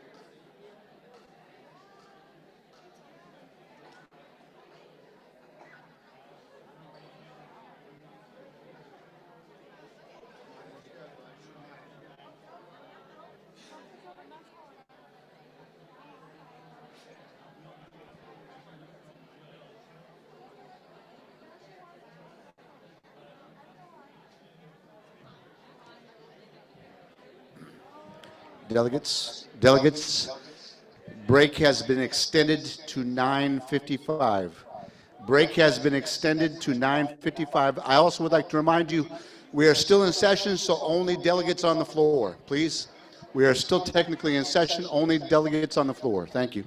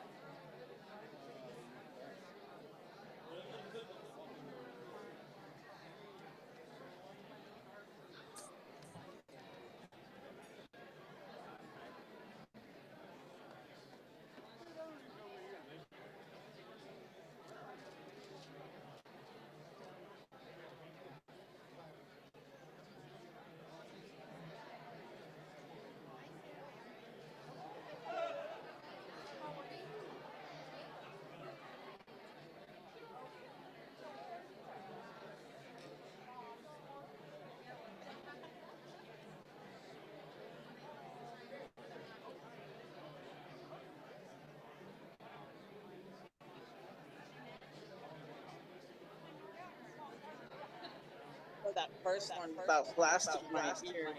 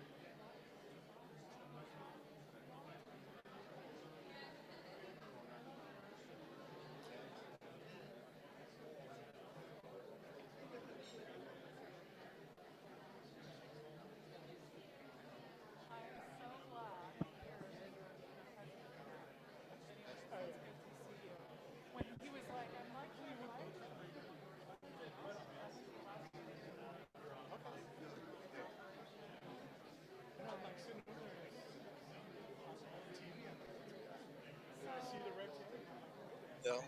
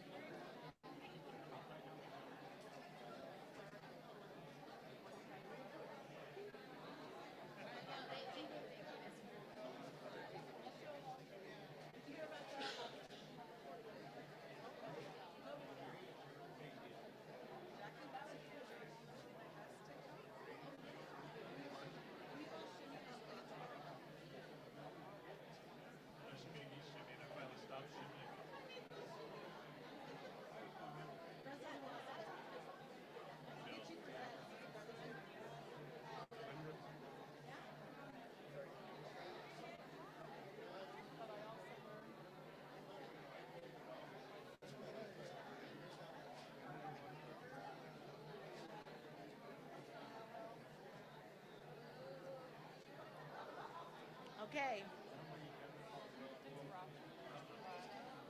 I better get seated.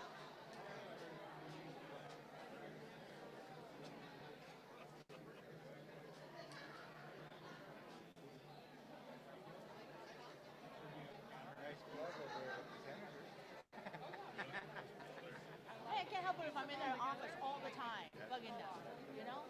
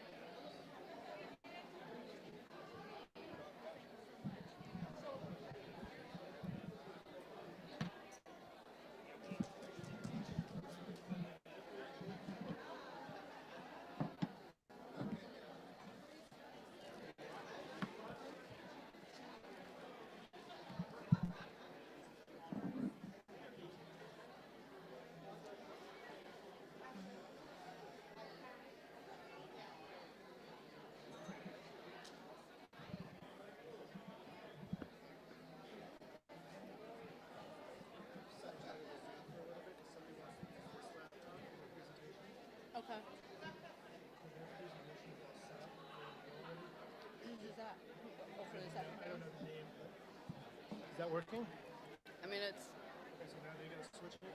Yep. You need anything? Okay. Time. 9:55, right? Huh?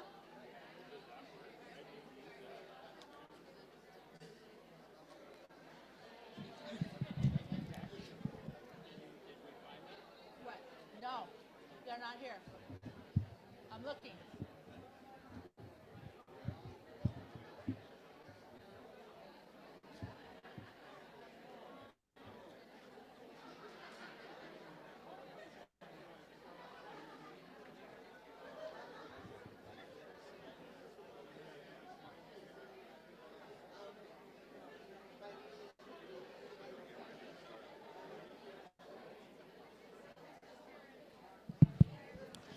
I'm checking to see if Maxine Reichert is in the house.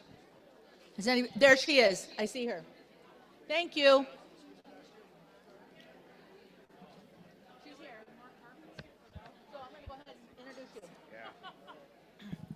I'd like to call the 89th Annual Tribal Assembly back to order. Delegates, if you could please come back to your seats. And guests, if you could please cease your conversations in the back of the room.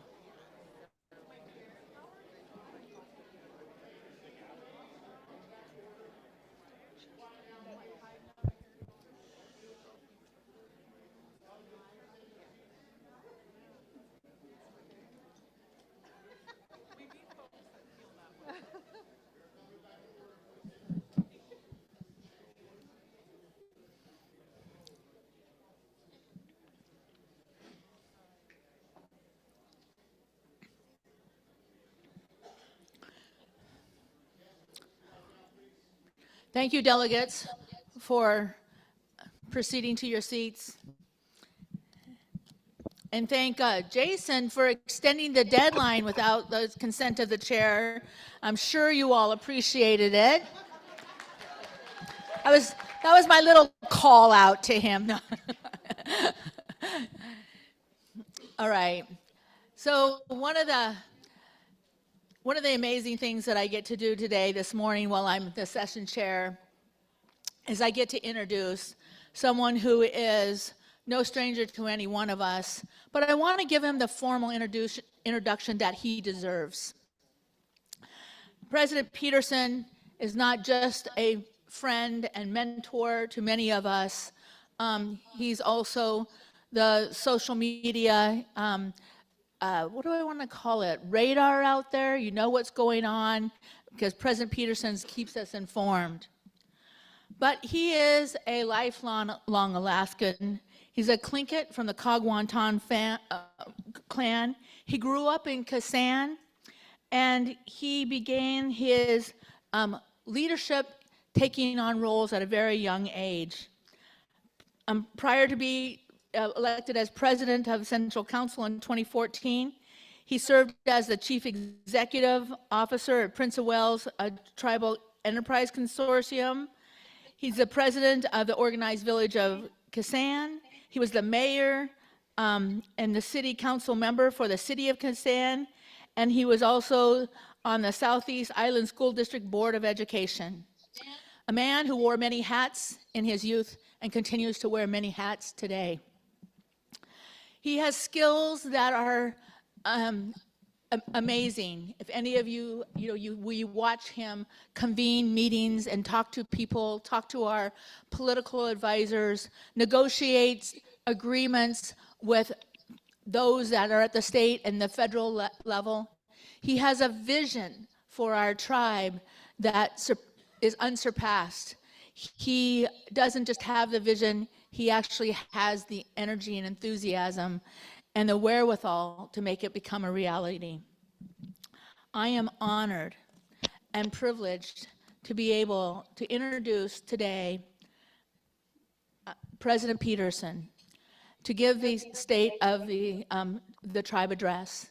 And I want you to know that he is not just the superhuman being that we think of him as many of us wear those sweatshirts that he also made sure we got, all those superhero sweatshirts, but he is the same dynamic leader when it comes to the barbecue grill. President Peterson.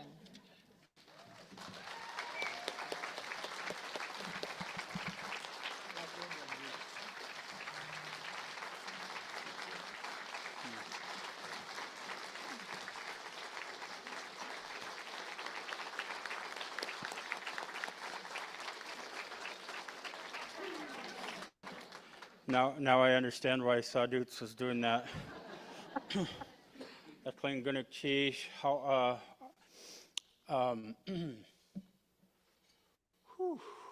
Feeling in the feels today. I've been telling everybody, man, I've been smooth and calm all week. Nothing's been riling me. And then I woke up at 5:30 this morning, like with anxiety, just having to stand in front of our people. You know, that's the biggest honor. in this job. And standing up in front and being able to represent and put in the work. And put in the work, I get to stand up and get a lot of attention. But I have to turn to our executive council and recognize their amazing leadership. And the things I get to talk about today are under their direction too. So I want people to recognize that. But while I recognize the executive council, I really have to turn to our team and recognize them. And I'll do that in a moment, but I had to put them up front in this too because we're blessed with a really amazing team. We really are. And when you stand up for me, we stand up for them because they really, really do the hard work. And I'm so blessed and honored. And for all of you who are enjoying Assembly so far, they're working really hard to make sure that you have a really good experience and are able to do the work of the tribal governance. So can we give the staff just a big hand?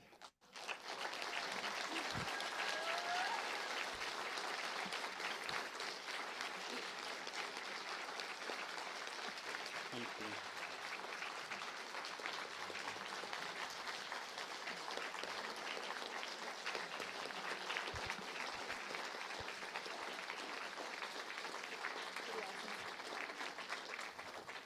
Good, sheesh, Allah for that. They are so deserving, and I'm so appreciative.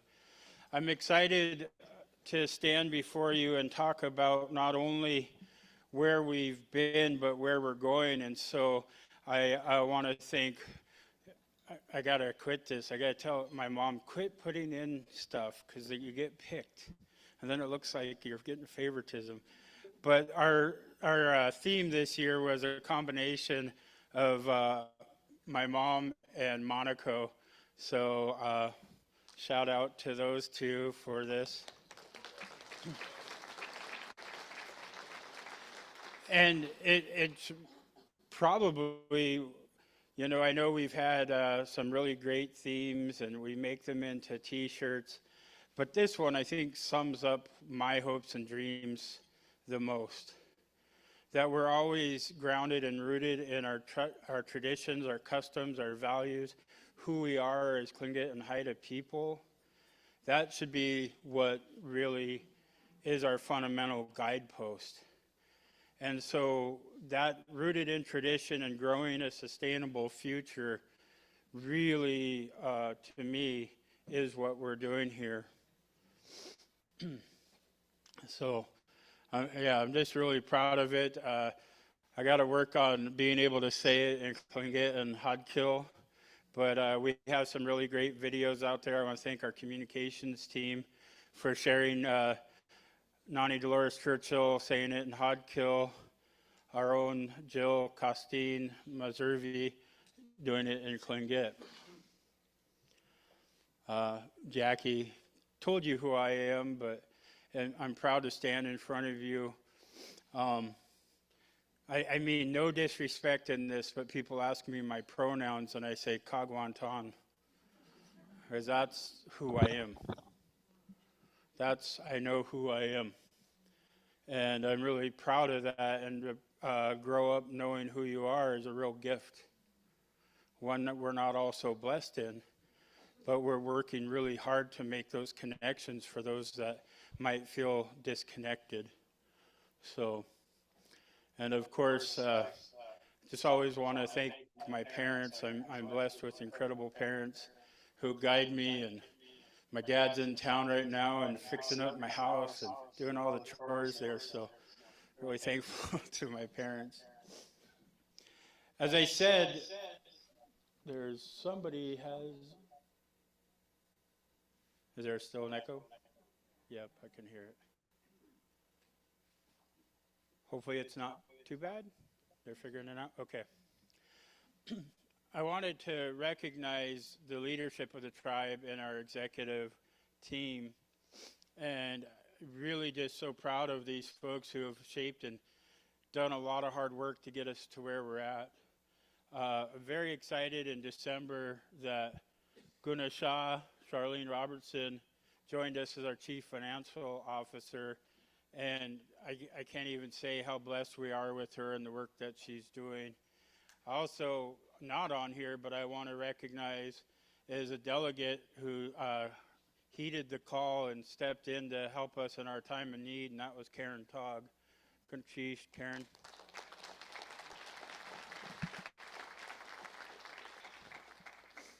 And of course, next, you all know, I'm going to get it wrong, Hungi? Roald Helgeson, our Chief Operating Officer. Man, I'm just going to say English names because I'm going to get it bad. Will Ware, our Chief Development Officer, and then Madeline Sobloff-Levy, our General Counsel. And again, man, incredibly proud and so thankful for their leadership and their vision, joining not only mine but that of the Executive Council to really bring us to where we're at. Some of you noticed, might have noticed if you've seen the budget, we've had a real expansion. In the 10 years that I've been here, we've gone from 190 employees to just over 600 today. We have over 70% tribal citizen hire, and if you add in other Alaska Natives, Native Americans, we're at 80%. And we'll let that sink in, yeah.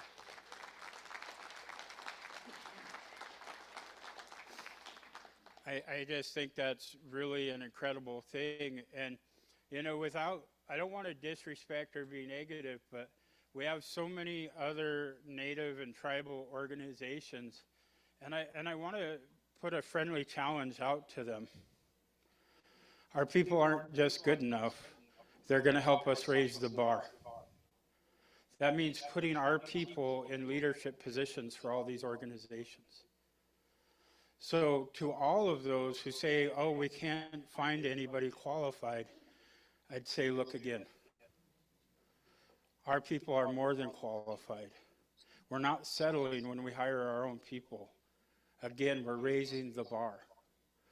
And I'm really proud of the fact that every one of our chiefs is a tribal citizen. I'm really proud of our team and the growth, as you can see. I'm totally getting feedback up here.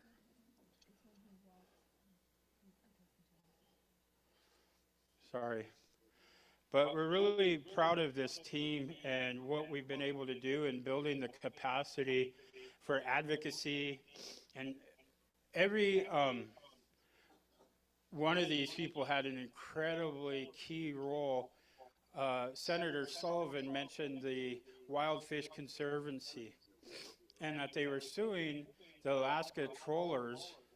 And I want to be clear in that distinction.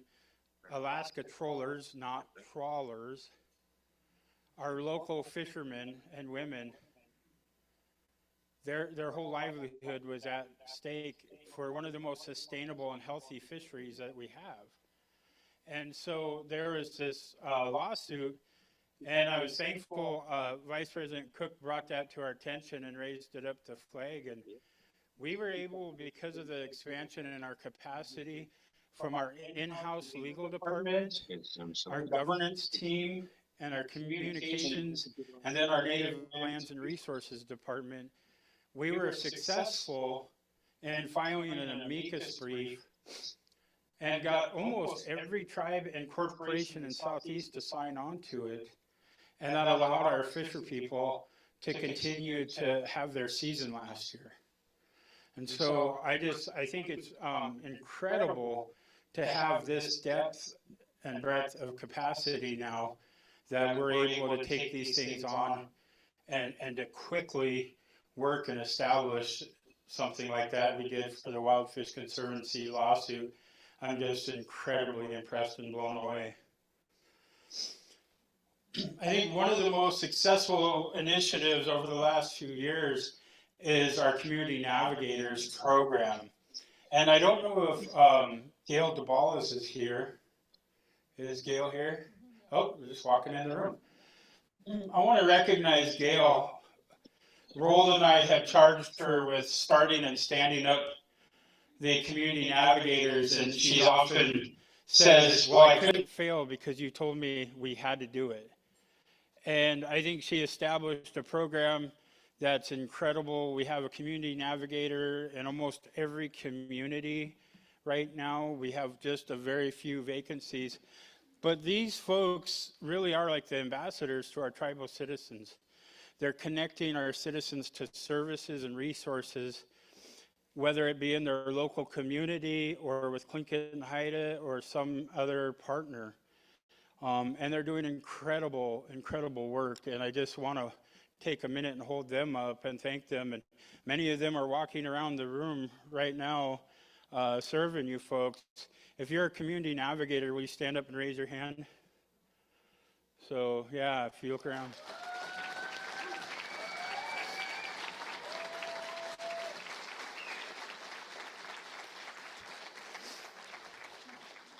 So, to me, all the folks I just mentioned, from our executive council, our executive team, our staff, and our navigators are the ones who make the dream work.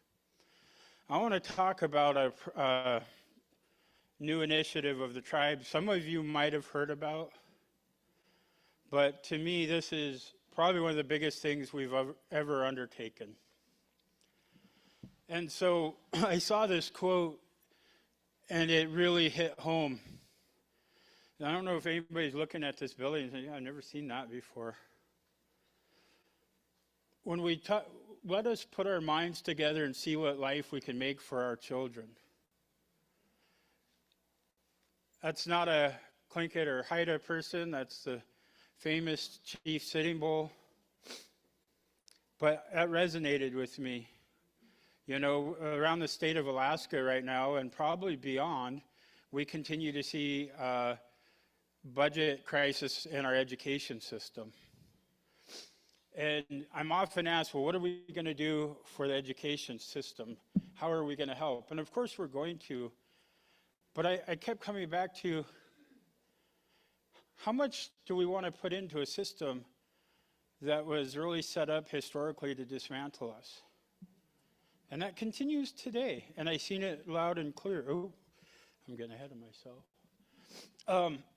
And so the thought was, how can we build a system for us? And I've taken this on as if it's my own dream and I'm the one who came up with it, but I didn't. It came out of our Cultural Heritage Education Department when our teachers and our staff put their heads together. This was their dream, but it is so amazing that I've made it my dream. And I'm very excited to announce that Tlingit Haida is going to begin building an education campus.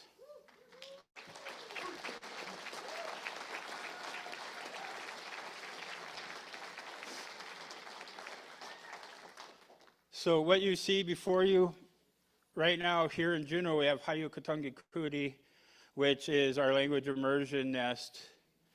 And they're kind of shoehorned into our vocational center, Generation Southeast, kind of substandard. And one of the things I always say is it's important where our babies are raised. They need to be surrounded in love. They need to be surrounded in our own culture. They need to be held up. And as Ku Young, Ben Young said at the Hunsinai graduation in Heidelberg, our children are excellent. They're born excellent. It's our job to remind them and to instill excellence in them. And while I'm paraphrasing, that left a tremendous impact on me when I heard that statement. So here you're going to see, and obviously it looks like 3 longhouses, a smokehouse. It's actually one building. And we'll have Hayukatungi Kuti there. We'll have our Head Starts there, our early education programs, and our Little Eagles and Ravens Nest, which is our daycare, will all be in this facility. Next, this is our event center, and I'm really incredibly proud of this too. This is going to be a place that we can gather, that we can do our things, from celebration to gold medal. We hope this will be the home to those events and more. You start to see we're trying to build a village. to bring land back isn't just a social movement. It's our way of life. It's bringing the lands that were traditionally ours and taking them and making them ours again and giving our people the space to thrive.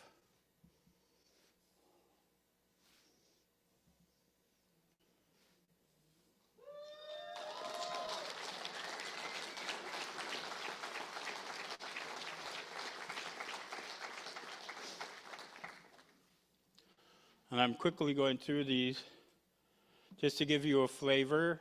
And these are the conceptual designs. And I want to thank our partners at MRV Architects for this work. This is inside the event center.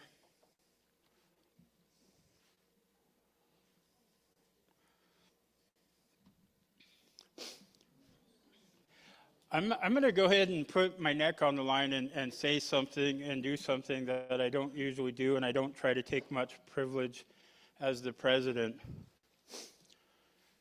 We have a long ways to go to build this, but there's one person who keeps coming to my mind when I see this picture, and I would ask now for unanimous consent to call this the Senator Albert Kukash Gymnasium.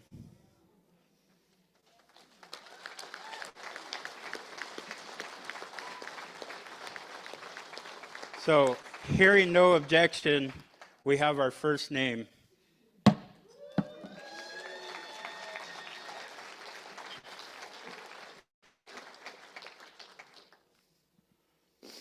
And this facility is going to have so much going for it.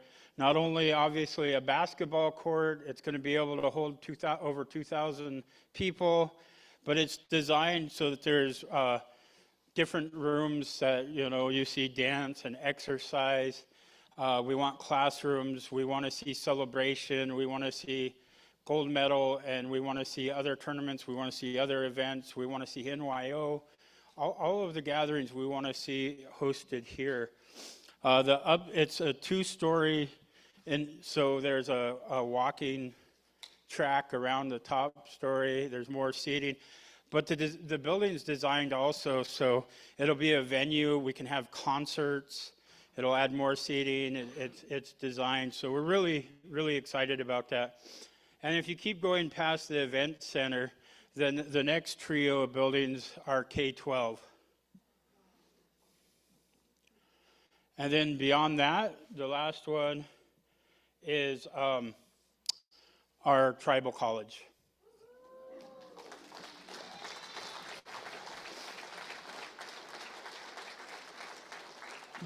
On the bottom, you see three little structures. One of those is a carving shed, and the others are greenhouses. Now, what I want to say about this property is it's directly behind Fred Meyer. We've bought 42 acres, and this site takes up 12.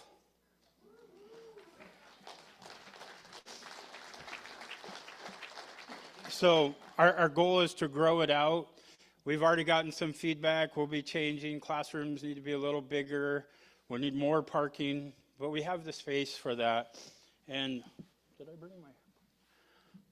I did. So over here, so you start with the littles, right? And there's a trail through here, and we're calling it the Totem Park. And there will be totems throughout these the trail systems.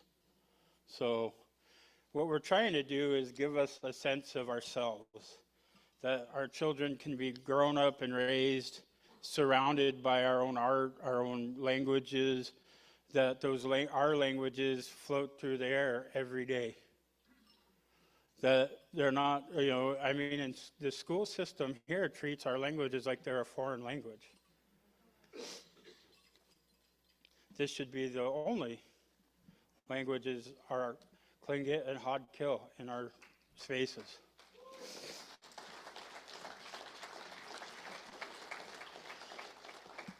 So I hope all of you from our communities are asking, well, what about us? Everywhere we have a Head Start now, we hope to build an early education campus. in all of our communities. And I'm very excited to say this drawing in front of you represents one that will be in Cloac and one in Craig. And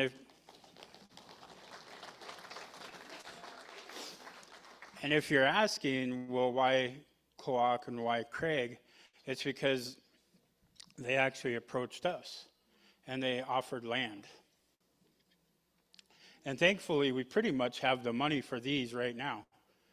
So we hope to be starting construction in this coming year, give or take with designs and all of that. I don't want to make promises on timelines. I've learned the hard way with construction, don't do it. But we're really excited. And again, one of the most embarrassing things as President Clinton Haida is when I tour our Head Start facilities. They're pretty Eshon, they're pretty substandard, and that's not what we want our children raised in. So, you know, we got to walk our talk, and this is us doing that and working with our communities to do that. And wouldn't you like this in every one of your communities?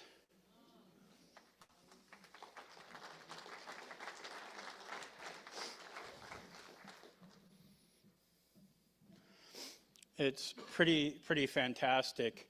And, you know, I'll talk a little more. We're expanding right now our classes, our class offerings for our cultural classes. I want to recognize our partner, like Gold Belt Heritage, who has been a phenomenal partner. And we partner with our communities. And, you know, I've had to remind staff to not feel criticized by social media. When people say, hey, what about my community, or they're offering their input, those are opportunities for us. They're not putting us down. We're doing something astounding, and everybody wants to see it in every community. And, you know, we've made a commitment that this tribe meet our citizens where they're at. And I think we're doing that. You know, are we perfect? No. But Roald always says, we don't wait for perfect, right? We get started, and so we are. And we want to hear how we can do better. We want to hear those constructive criticisms. We want to hear how we can meet you where you're at. So never hesitate to share and tell us that. One of the big things that you might have heard is the Tribal Education Compact. And for us, it's that tribes should have the opportunity to create pathways for education and lead it to ensure a culturally relevant curriculum is part of everyday learning for our tribal youth. The grant from the Tribal Education Compact Award was a critical first step toward enacting the systemic change needed in Alaska. The state of Alaska supports local control, and I think tribal compacting is the epitome of local control. As we look to expand the tribe's educational ownership, this has the potential to enhance education delivery. I want to point out something. You know, everybody's aware Juneau School District had a real budget crisis. You know, we know that's starting to happen in Sitka. We know it's happening in Anchorage. And in every one of those communities, our tribal citizens are a large part. In fact, how much do you think make up the tribal citizens in the school system here? What percentage in Juneau? Any guesses? 41%. Think about that. We're almost half of the population in the schools are our tribal citizens. And we have a system failing our students. And we have to do something. And that's really what this is all about. So as we move forward, I'm hoping everybody goes home and turns to their community and says, hey, what about us? What are we doing to work with Tlingit and Haida? Because I want to see one of these early ed campuses in every community. I want to see us expand education services. I don't think it's in my report, but like the Linwood office, we're already expanding that and taking over more space from our neighbors because we want to expand the education opportunities. And I don't want to say this in a diminutive or disrespectful way because I don't mean it, But I don't only want cultural classes. You know, I want classes that are going to help our citizens achieve success.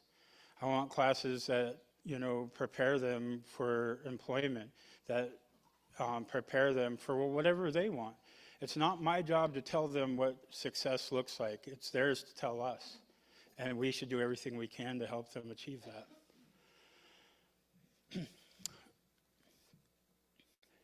Do y'all remember Thane? Well, that kind of turned into be a pickle on us. And the property had so much contamination and other things that we couldn't overcome. But Creator always has a path for us, and I believe that. I'm proud to say that yesterday I signed the paperwork, and today we transferred $6.5 million, and we just bought 457 acres located near Tier Harbor.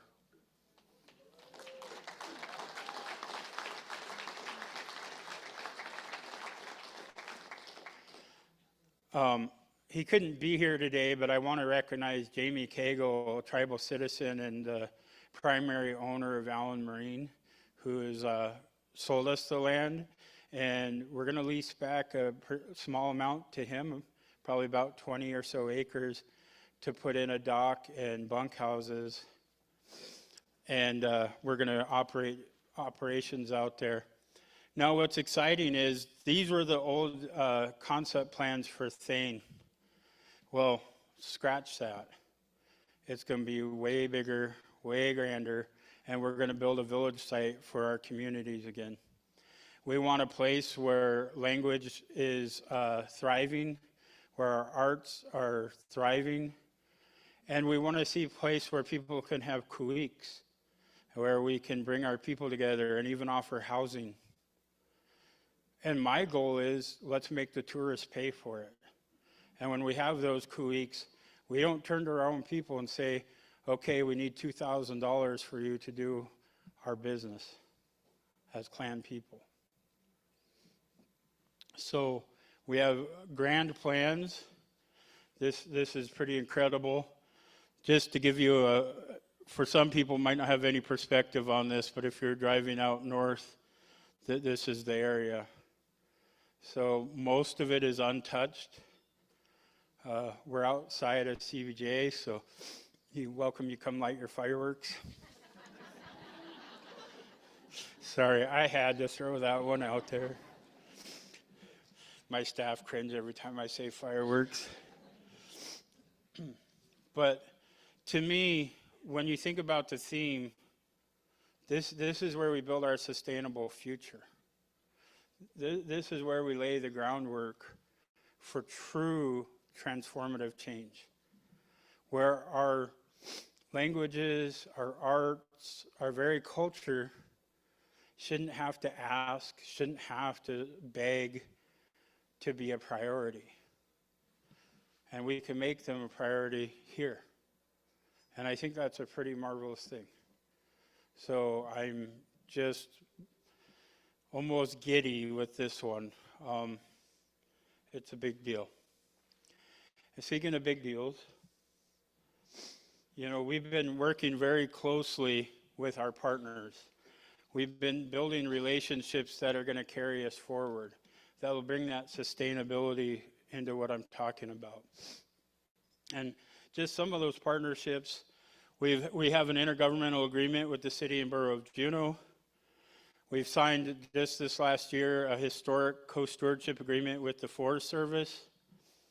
We're working collectively with Southeast Conference and Spruce Root for the Southeast Alaska Sustainability Strategy Agreement with the Forest Service, which are bringing new dollars into our communities, and they're directed by our communities and not the feds. Really excited. When we opened the office in Linwood, it was pretty wild, the difference between the state of Alaska and the state of Washington in relationship to tribes. You in Seattle might be used to it. I'm not used to being treated well by a state government. For real. When we had the Linwood meeting, we had many of folks from the Washington State, I don't even know what they call themselves, we'd call them OCS, but their equivalents there. And that was pretty amazing. Another thing that's coming out of it, and I don't know if I have it on here, but I think I want to thank some of our tribal citizens. Catherine, I think Jessica had really encouraged some of the neighboring tribes whose land we're on there. We're the visitors there. We're there, and we've been really beginning relationships with those neighboring tribes. And I was a little nervous if they would see us as encroaching or invading, and they don't. They're very excited, and they're very aware in most of their tribes, they have their citizens married to our citizens. So there's a lot of relationships there. And I know Vice President Sanderson, Vice President Cook, and I met recently with some of their leadership over fisheries. And that was really great. And, you know, again, because we have that space in Linwood, it's changing things dramatically for us. We're really able to expand that relationship with the state of Washington. And funny enough, one of our real important relationships has become FEMA. For those of you who went on the tours yesterday and saw our Emergency Operations Center, we're working really closely with FEMA. And the folks we work with are one floor up from us in the Linwood office. So it was pretty funny. They were at our grand opening, and I think their director stayed the entire time. He didn't leave until like 7 o'clock that night, which is pretty incredible. Again, we're working with the Juneau School District. We work with the Covenant House Alaska, the Alaska Youth Steward Program. And then another partnership, and this one I'm even more excited about because it's our communities, right? Not the feds or the state, but our own communities.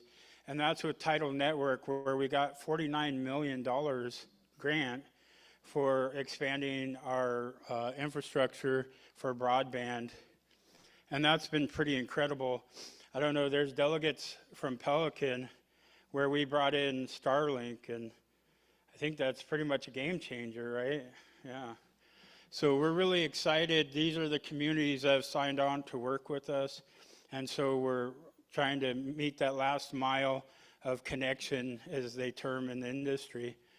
But Chris Cropley is running this program, and I'm really proud of the team that he's built. And they're really, we're going to be building out in Wrangell, Sitka right away, putting up, I forget what they call them, cows? Which means cell on wheels.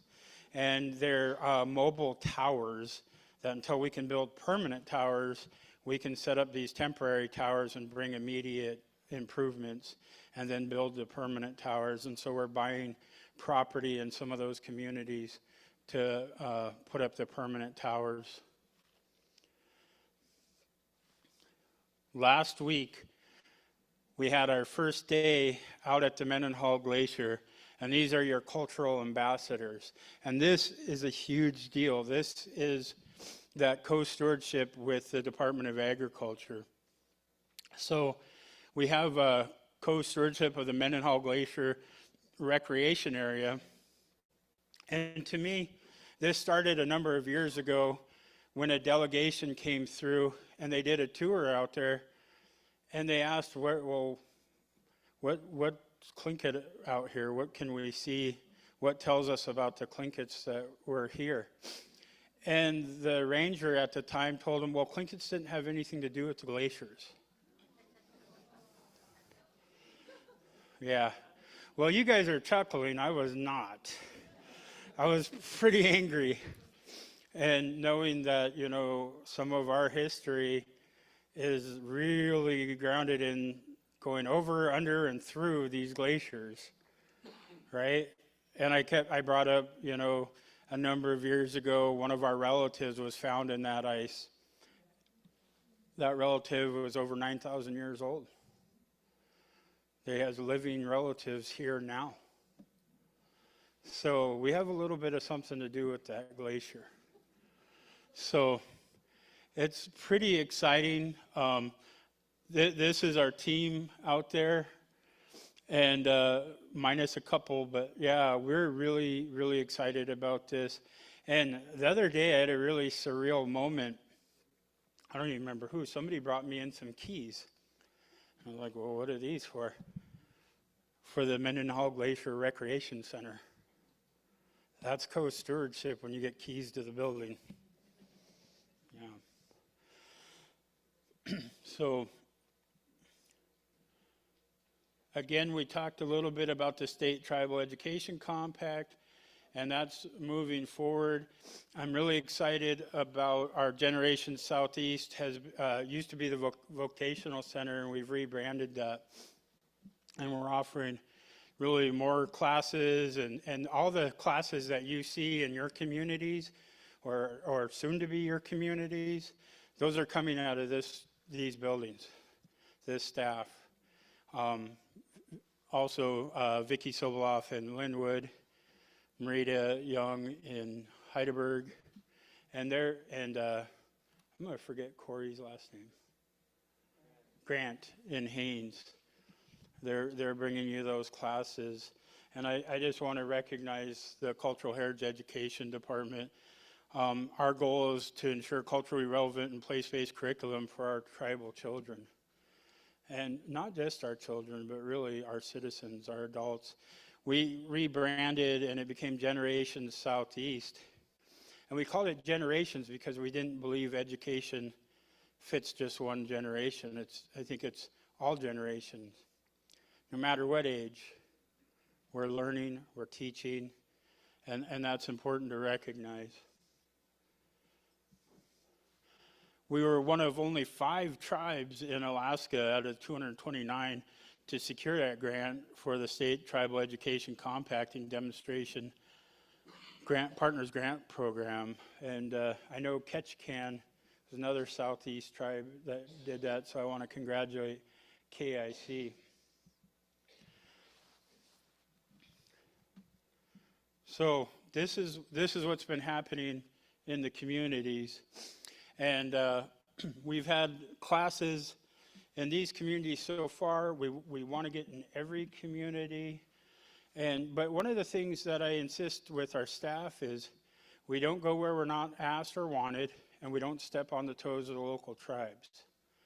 So keep that in mind if you say, oh, you're not in our community. We're working to build those relationships. We're working to make sure we do this in a respectful way, and that we're sovereignty is recognizing and holding up other sovereign tribes. And so that's what we want to do. Whenever I meet with the tribe, I always tell them, we're not over you. It's not like this. We're here on an even playing field. When I meet with our tribal presidents, I treat them with as much respect as I have in me, because they're in the same role I am. On the same token, when I meet the President of the United States, I consider myself on par with him, because we're just the presidents of sovereigns. So, but it's important. And we're going to be putting out a survey because we want to hear from people who are the local artists. You know, the one thing I also don't want to do is bring in an artist to a community that already has plenty of artists that could teach those classes. So we're trying to be mindful of that too. So when that survey comes out, that's going to be really important, because we do want to expand classes, but we want to do it in the right way. And a lot of good work can happen with good intentions, and then you're doing the wrong thing. So we're very open to being corrected. If you think we're not doing something the right way, don't chastise us, just come have a conversation with us, and let's talk about how we can do it better.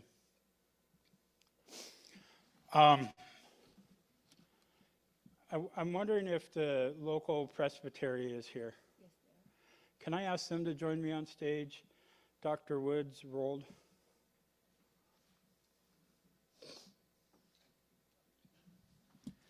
I'm about to talk about our wellness and our healing center. But I want to recognize and give the floor over to these folks for a minute, because they reached out and they want to make a presentation to us. So please join me on stage. And oops.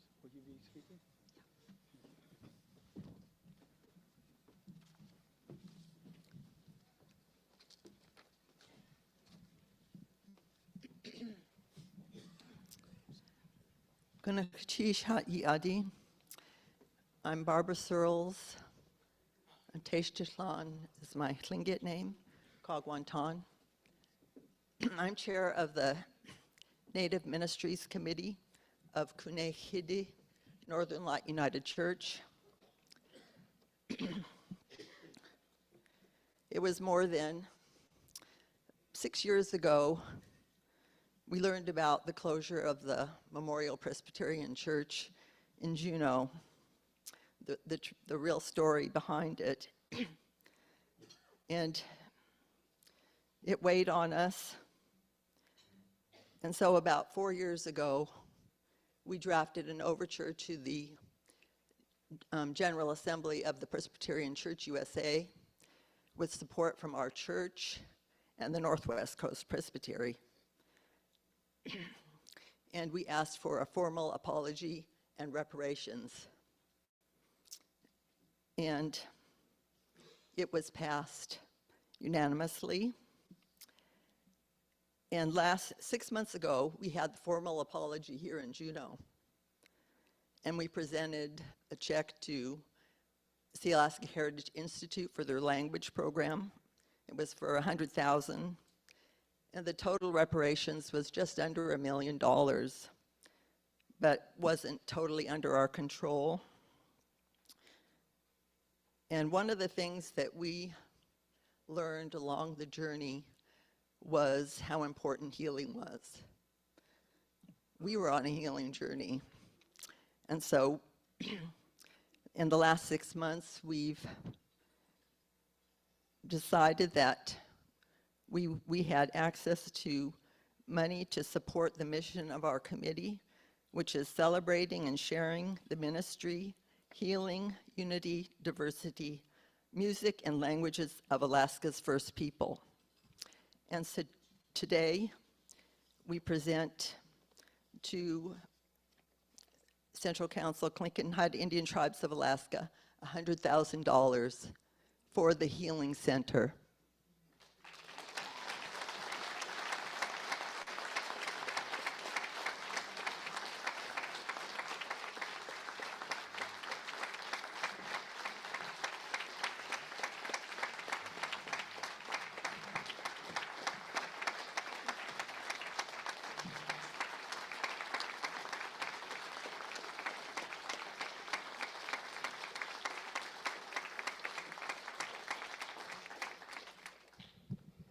President Peterson gave me the envelope.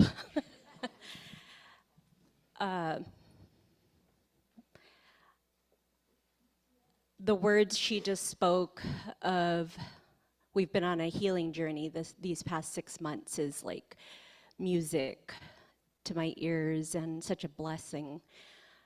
When I think about this money, I think about those of you in this room, those of you listening, that have chosen to seek healing, because we know that CBS Healing Center is a space.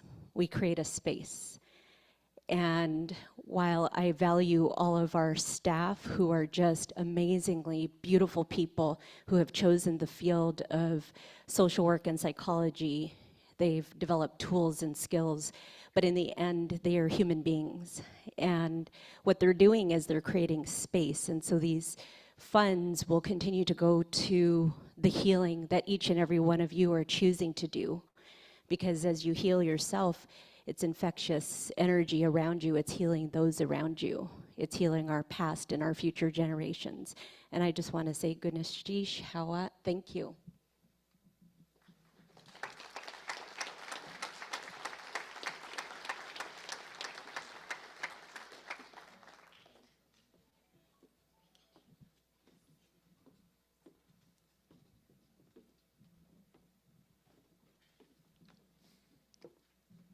She didn't introduce herself, but that was Dr. Tina Woods. I don't know if all of you have had an opportunity to meet Dr. Woods. One of the greatest things I think we've done at this tribe is bring Dr. Woods on board. During the pandemic, when we sent folks to work from home, one of the sad realities that we had is home isn't always the safest place. And during that time, we were faced with some of those issues that I won't talk about right now, but suffice to say, we knew as an employer, we needed to do something to support our employees. And so we brought, Rold had worked with Dr. Woods, and we brought her on as a contractor, and she was providing services to our employees. And in fact, we shared that with our friends at Housing Authority too.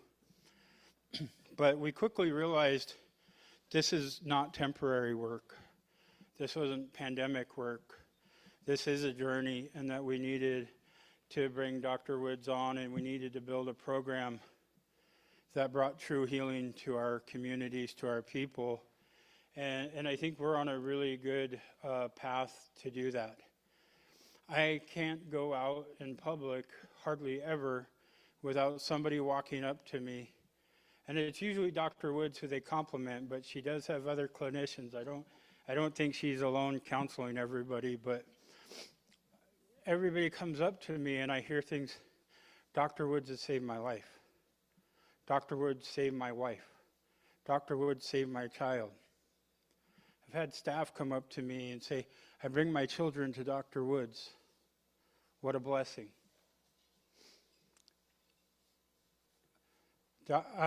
People will know this about me.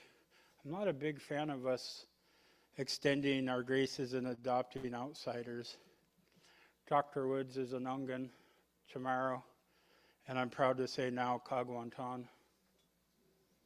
And I want to thank Auntie Leona Santiago for adopting my sister now, Dr. Tina Woods. And I think that's the greatest form of respect that we can show anybody, is to make them one of us. And I can tell you, and I don't mean to steal from Auntie Leona, but I think Tina might have been the hardest working one at that Kuik. She was like one of the first ones there, and the next morning she was one of the last to leave. And that's just who she is, and a testament of the work ethic that she brings to healing our people. She's not going to leave anybody behind. And so I just want to say to you, Dr. Woods.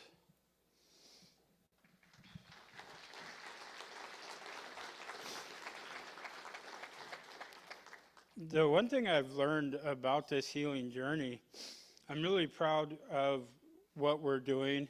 We hosted our first Men's Healing Summit. We had our first Women's Healing Retreat. We've been doing weekly group. And that says Men's Healing Group, but we do men, women, children healing groups.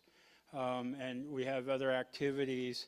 But we're truly trying to provide that reach and that hand up to our people to reunite families and to bring back a healthy way of life and healthy living. And, I share often my own story through addiction. It was our culture. It was our communities that held me up instead of putting me down. And that's what we have to do. We have to hold our people up. When you see folks walking around, one of the hardest things I heard a number of years ago, we were in Heidelberg, and an elder pulled me aside because we were in a meeting there talking about healing and wellness, working with Sid and his staff there. And this elder, I won't name him, but one of the most crushing things I'd ever heard is, he said, all these young people today, they turn on the TV to watch zombies. Just look outside. And, it's true. But I know that when I see folks who are struggling with wellness, with addictions, that I still see that beautiful person inside that I grew up with, that I knew. They're there. And we got to reach out and we have to hold them up. And so I'm just incredibly proud when you look at what we're building. And Rold and I have very purposefully decided to put a shield around this program and to Dr. Woods, because everybody wants us to be everything all at once. And we can't be, and it's something we have to grow to. But we're growing pretty fast, I have to say. You know, one of the things that we heard a lot of was folks in the Seattle area, hey, we want to take advantage of this program. We want counseling. And we had to say no because they're licensed, because of where they're licensed. But I'm really excited to say in July, our first clinician is going to start, and they're a tribal citizen. I think that's pretty incredible.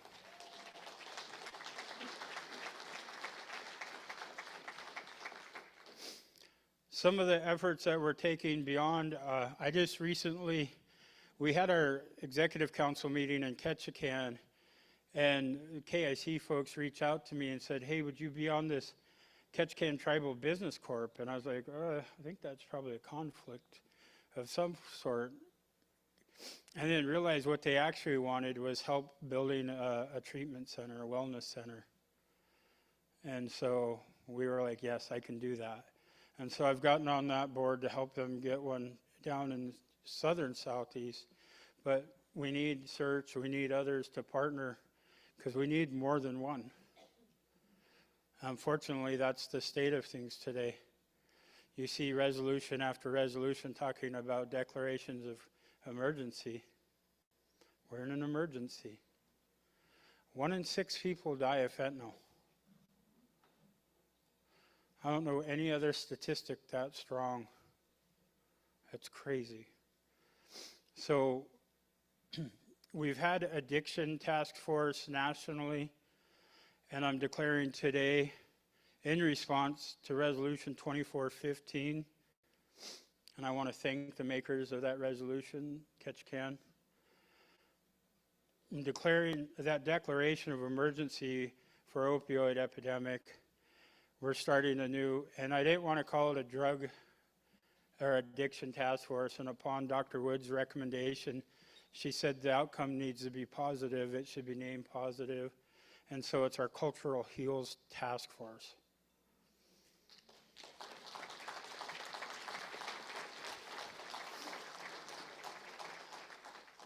So post-tribal assembly, I'm going to ask every delegation to nominate one person to represent you in this committee, to this task force.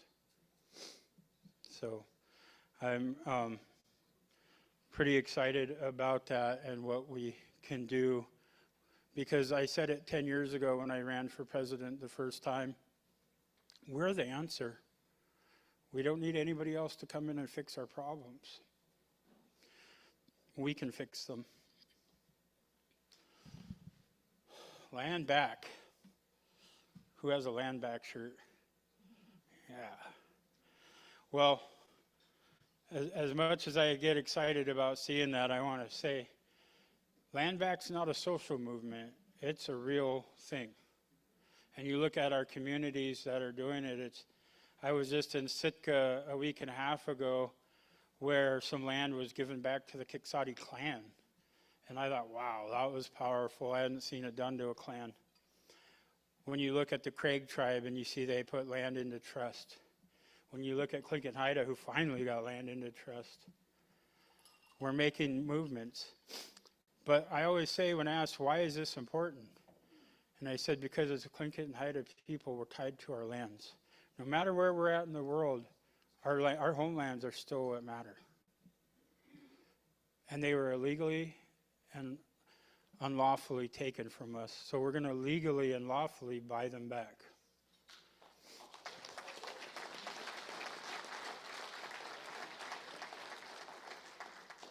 So if you're wondering what we've accomplished, 745 plus acres are back in title to Tlingit Haida tribe.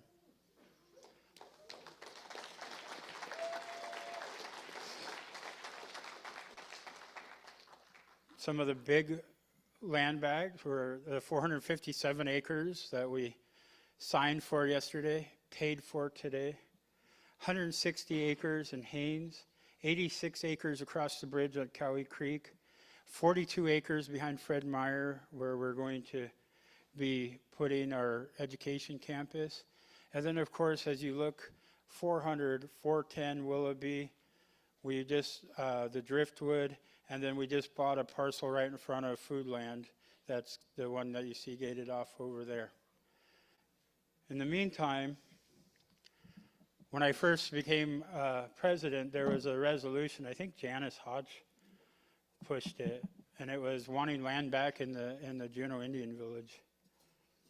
This is our progress.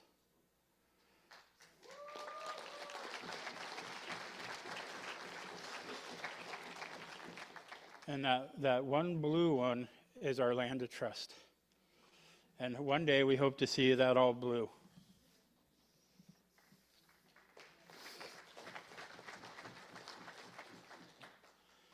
Tlingit and Haida had started the process for land of trust over 15 years ago. So we finally, in 2023, got the first parcel back, and now we've have several parcels in the hopper now. So if you ever have the opportunity to talk to your legislative folks, encourage them to encourage Interior to hurry that process up. They're taking their sweet time. This is me talking really nice. So, but it was an exciting day in 2022 when we got notice that that land was finally putting in. This is Len Plaka from the Interior, and we signed that in January 2023. And, you know, this also makes us eligible for fundings that we weren't before when they use the word Indian country and exclude Alaska. We want to change that, of course. We think it should always mention Alaska. But this is also important to us. And this was the Assistant Secretary of Interior and his staff, along with Desiree Duncan, our Director of Native Lands and Resources, here standing on our land of trust. And I think they almost took up the whole thing. An interesting fact, this piece of land that came back into trust for the tribe was where this one grew up. And it was the Vivalis family that had originally been there. So I think that's always important to recognize those things. I don't know, did you all get a tour of these buildings yesterday? You see 410 Willoughby Properties. That's the one directly across the street. This is what it's going to look like here very shortly. They're very close and we're really excited. Oops, sorry, wrong way.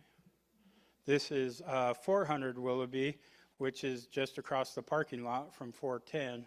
And we also own the parking lot in between. But this is the message we want to share. Our lands were unlawfully taken from us, and reclaiming our lands one parcel at a time.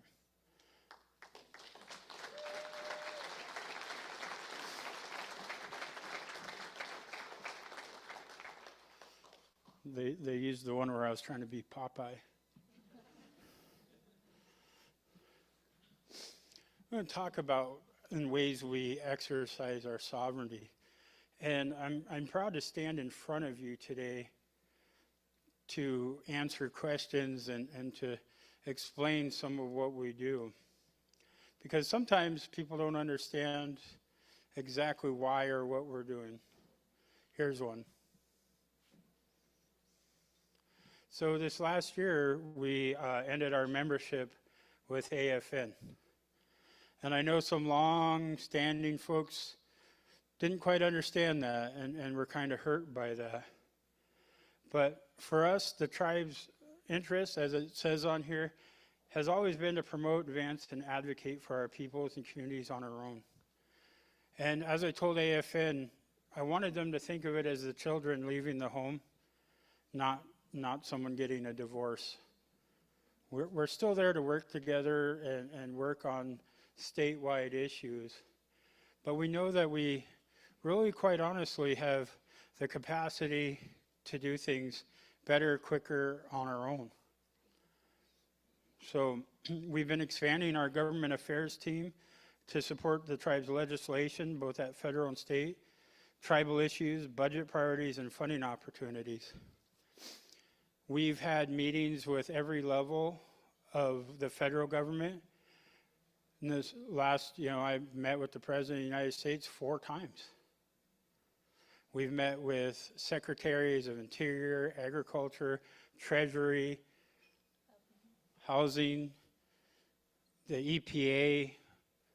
We're not underrepresented, I can promise you.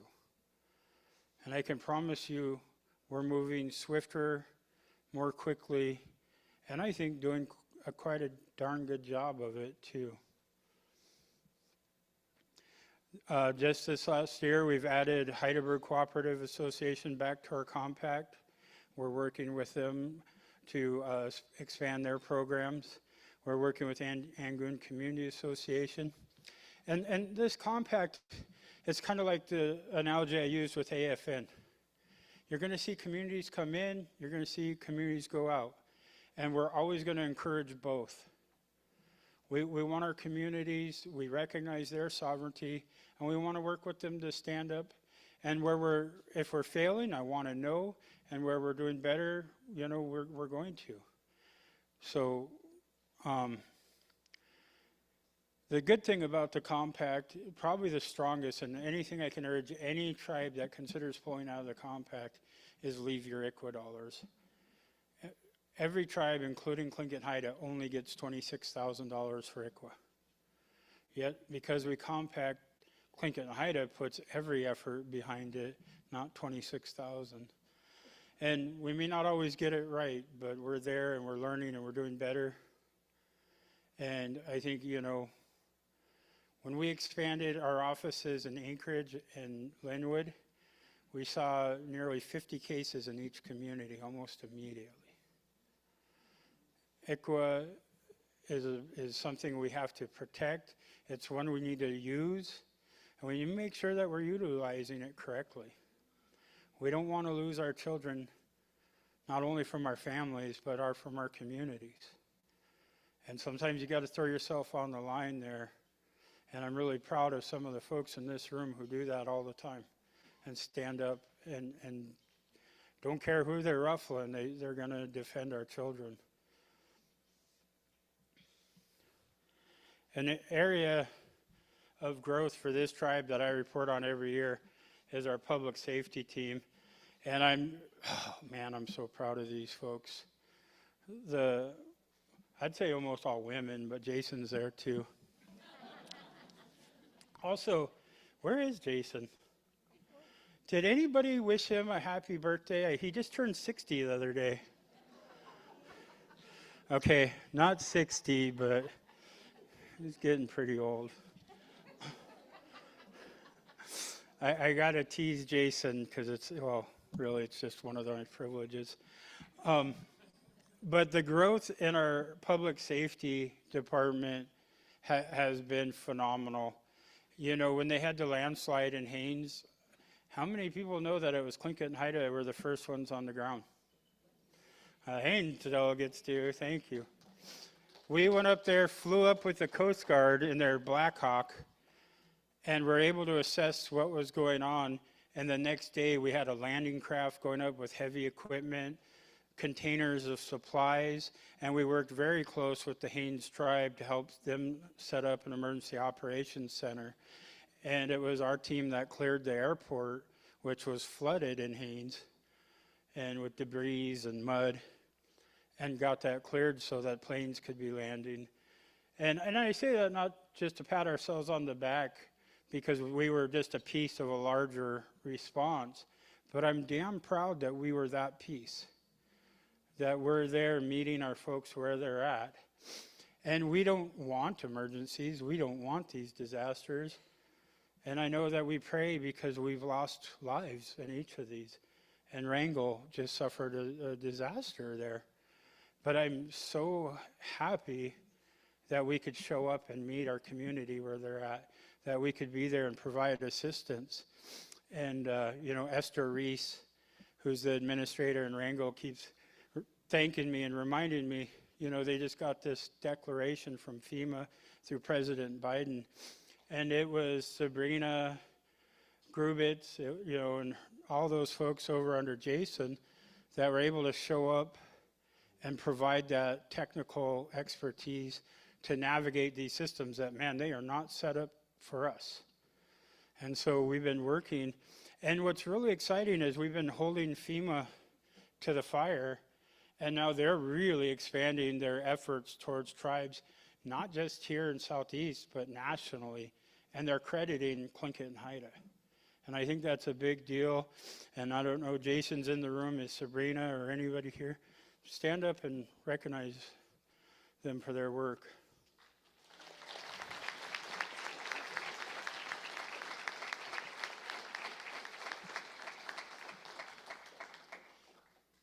Our VPSO program, that's a tough program to run. You know, public safety is the highest priority for most communities. So those guys and gals get beat up a bit, but we're really proud of them, and we're expanding. And Jason's been a part of a statewide effort with the state of Alaska to push for more funding, and we're getting that.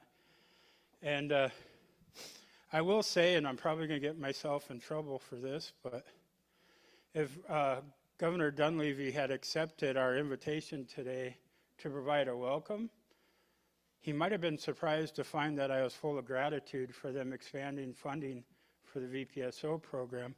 But since he denied both our invitation to show up in person or provide a video, well, I'll just leave it at that. So, yeah, I'm a little perturbed when our governor can't make his way down from his mansion right behind us. And maybe I should be a little more diplomatic, but there comes a time where you can't continue to take that kind of treatment, you know?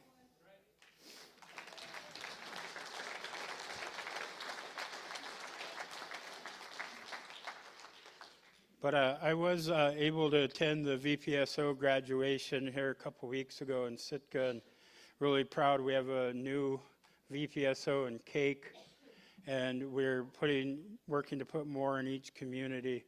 And I just want to publicly acknowledge Jason, because there's a statewide effort of coordinators, and I've been to their meetings, and they all look to one person for guidance, Jason. I'm proud of you.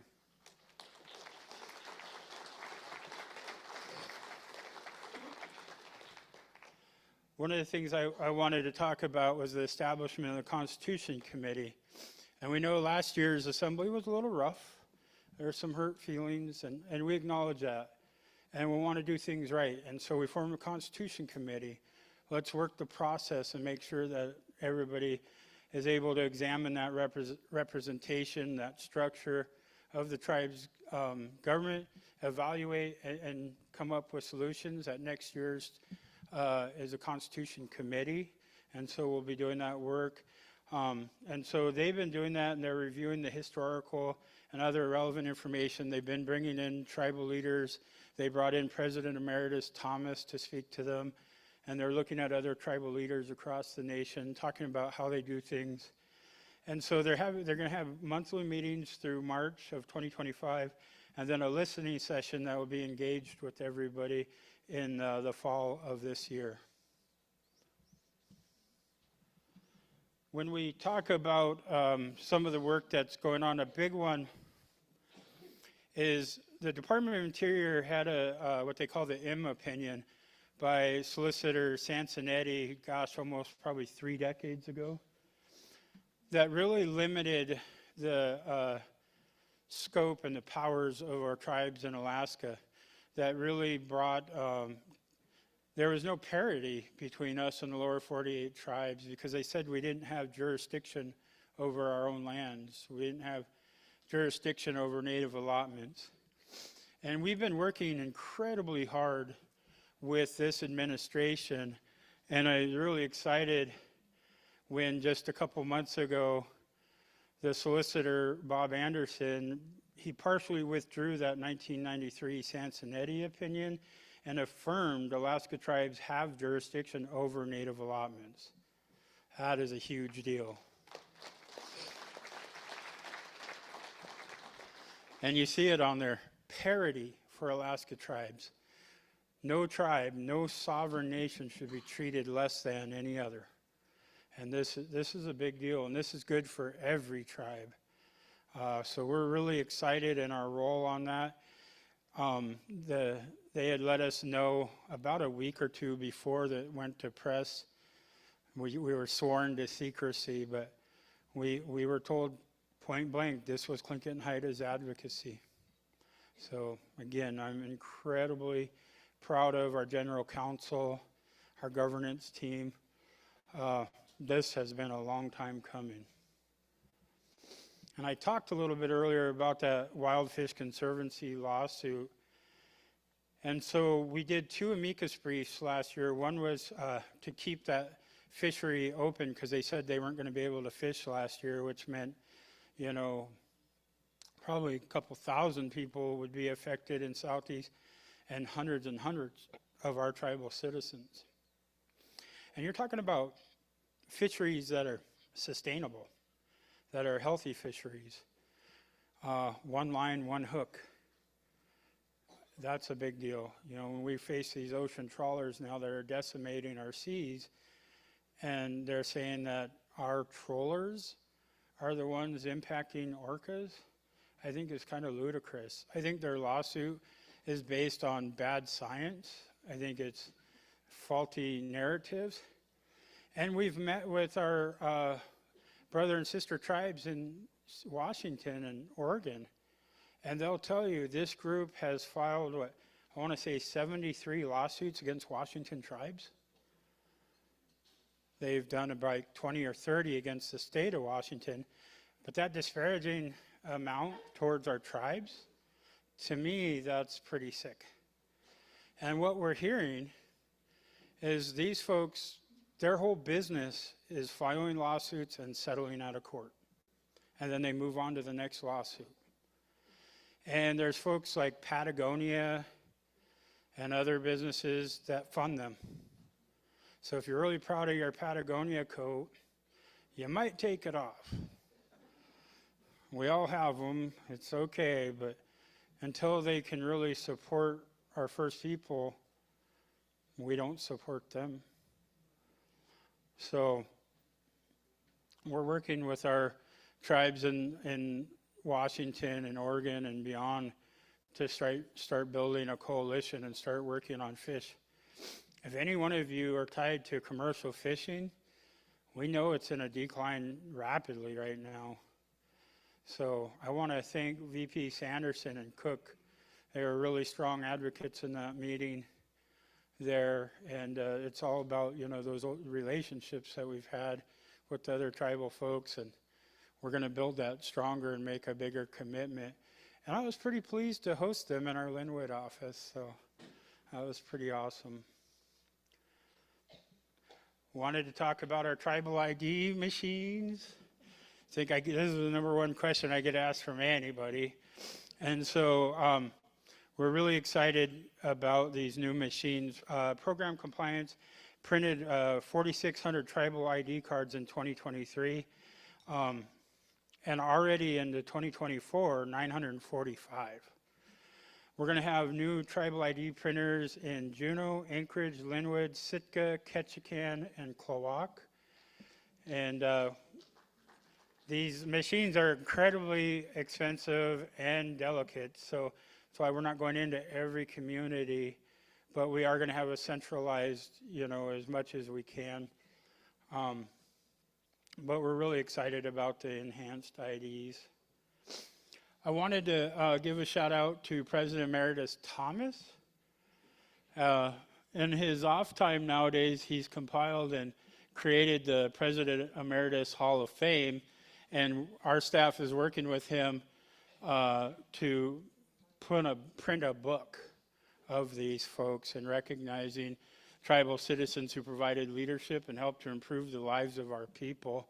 So I want to give recognition to President Emeritus for wanting to hold people up. So going to cheesh Hawa for that, Ed.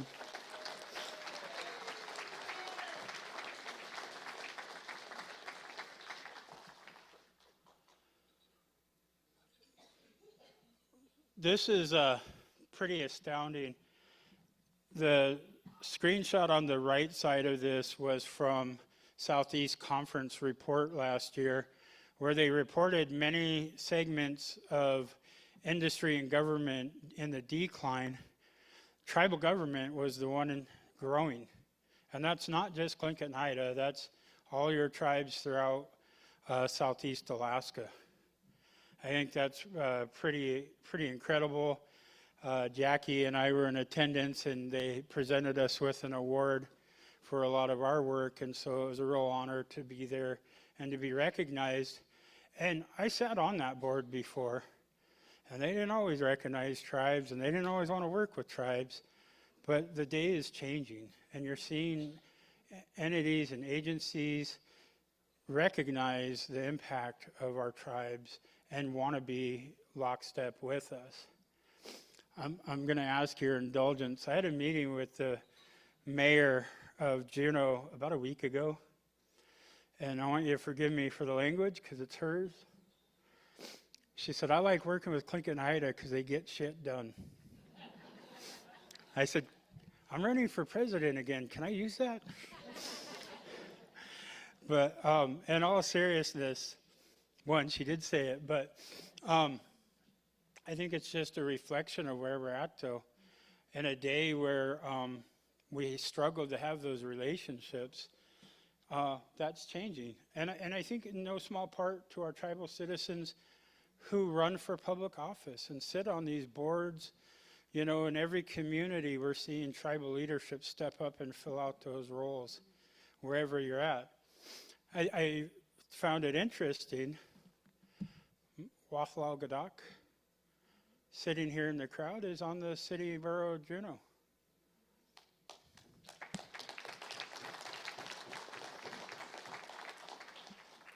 And I have no doubt, knowing her as well as I do, that she spends a lot of time pointing out the obvious, that, hey, we got to be working with the tribes.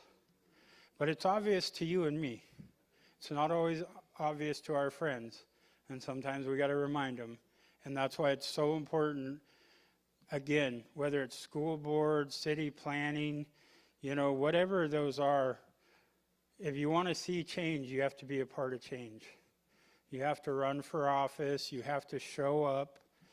And I think of Albert Kukash, one thing he always said to me, Rick, they're always going to remember who showed up. You got to show up for your people. And that's how we do that, is we run for office. We be a part of the corporation, we be a part of the tribe, we be a part of the PTA. Is that still a thing? I don't know. But you show up and you see the impact. And when we talk about financial impact, you might have seen us advertising a position recently, which was a director, I think, of philanthropy and giving, or we like titles, I don't remember them all. But we found a rock star. And she starts next month, but I want her to come up on stage and introduce herself. And she's one of ours. Welcome to Jamie Gomez.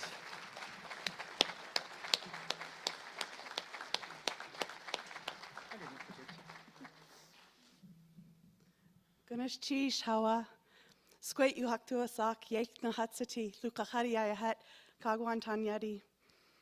Ganesh Chish Hawa, I am so honored, humbled, excited to be able to directly work and serve for our tribe and our people. So thank you. Ganesh Chish.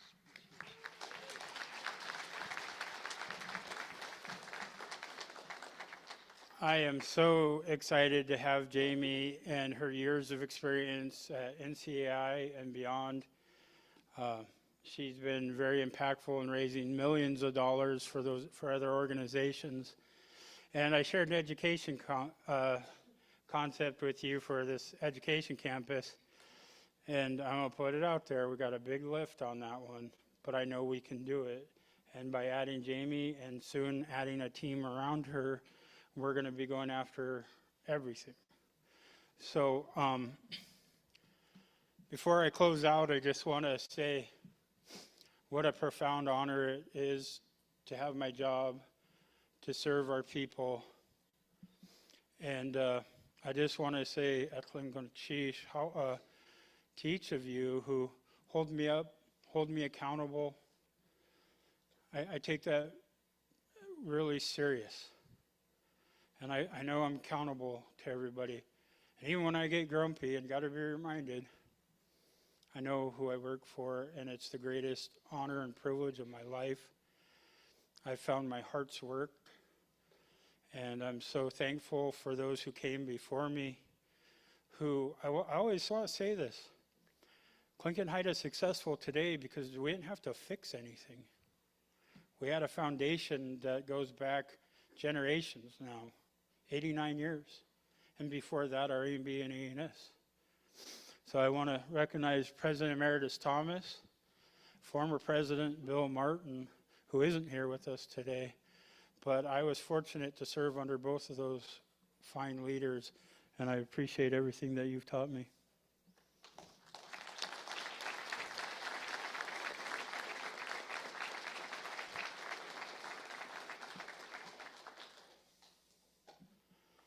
And as we grow, we're only as sovereign as we can afford to be. So we have a lot of work cut out for us. We've utilized ARPA and everything to get us where we're at, but we're working hard to make sure that that was just the beginning. And we're building sustainability in. You know, people see the budget. We've grown 5 times. Our indirect rate, you know, people go, oh, it's really high. It's not.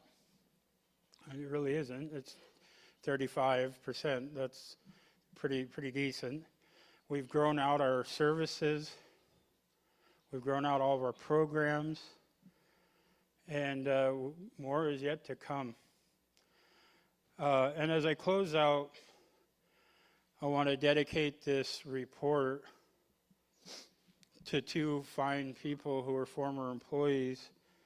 Janae Franklin, who is she ran our tribal child support unit, and to Billy Williams, who worked for us for many years. And both of them had just become really good friends. And it was probably the hardest bit of my job is when we lose anybody.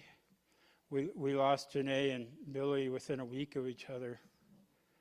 It was the hardest thing I ever had to do is, you know, be there and show up in those moments.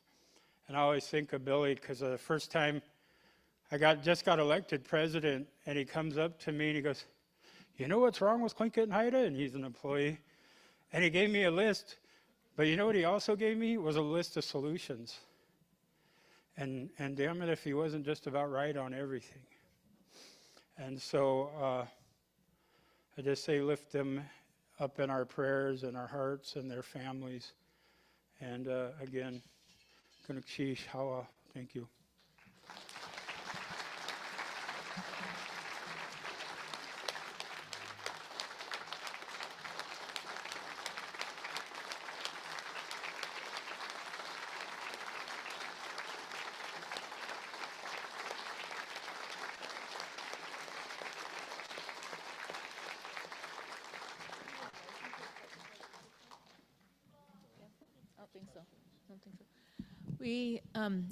We have time if there's any questions. First of all, I'm speechless and, you know, emotional. It's so good to be able to hear the state of the Tlingit and Haida and the report when we have so much growth, so much success, so much opportunity still in the future, and a strong, concise vision for all of the things that we need to be doing. So at this time, I'd like to open it if there's any questions for the president.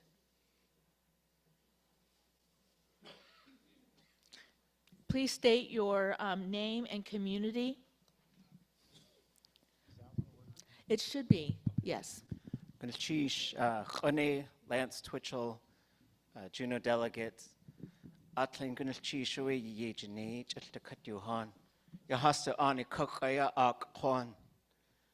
Katatuaj good the kata ai, Haji Trawe has ours 8. Haji deka quatikoa, yet at Yahakusi, Kahayukatangi.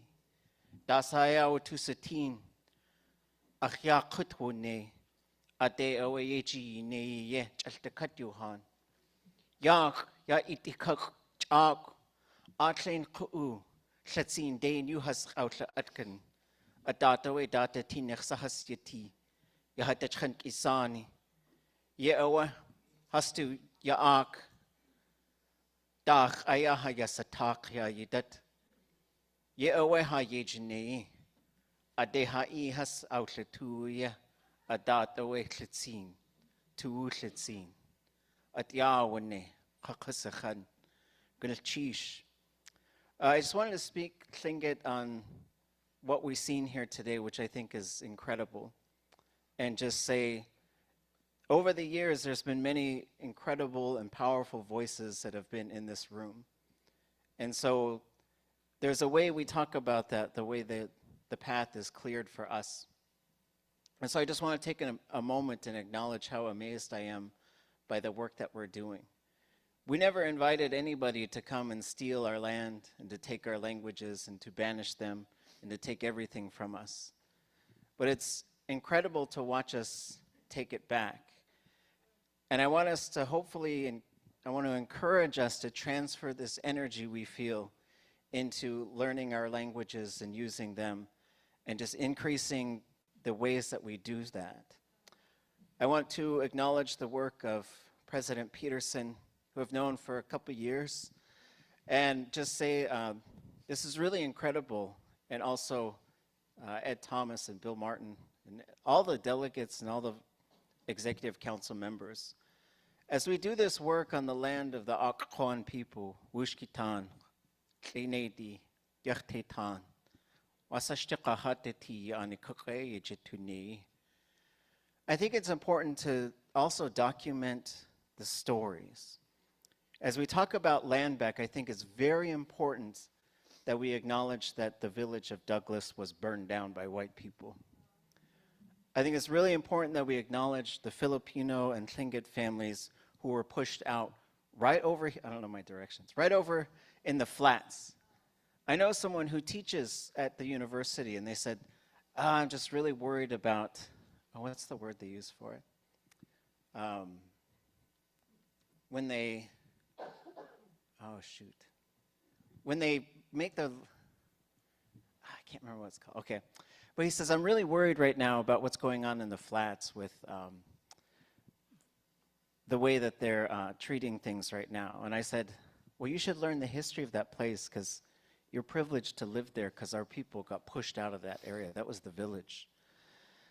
But I really think that these need to be more commonly stated, like this should be common knowledge in our area. So my hope here is that we can develop a public education campaign and just talk about the Forest Service burning down our homes, to talk about white people burning down the homes of our relatives here and building a town on top of it, to talk about pushing us out of this neighborhood here with our Filipino family members and pushing us out of these homes. And I think one of the problems is that this is not commonly talked about because it makes people uncomfortable.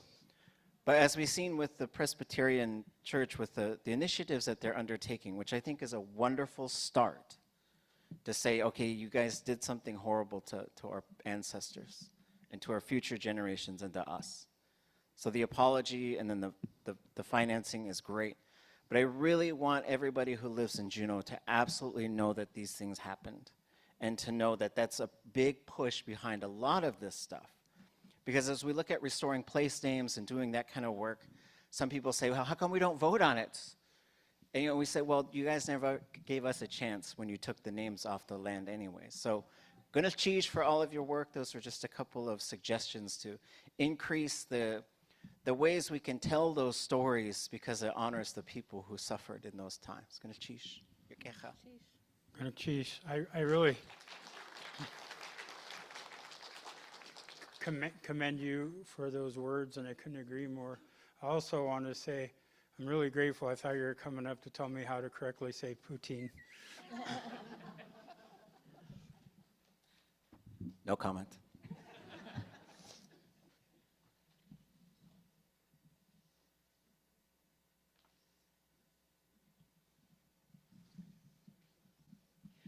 Good morning, Mr. President. My name is Kakasatsin. I'm Ductain Ton from Hunakawu. It would take a whole hour to thank everyone that has worked on all of these things.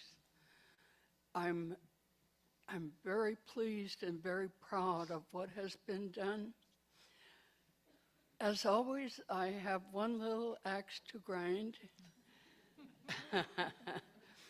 I would like to see for our key positions within Tlingit and Haida to do formal succession planning so that we don't want you to leave, we don't want anybody to leave, but we don't want to fall off a cliff when you leave either. So I would say,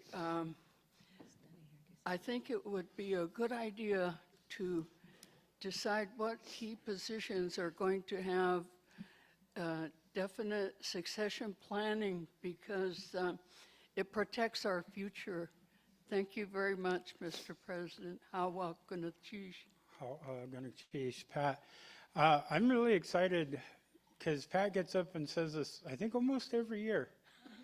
And guess what? This is finally the year. I've asked our chiefs to come up with deputies that will be in that line of succession. Wonderful. Thank you. Hawa Gunachish.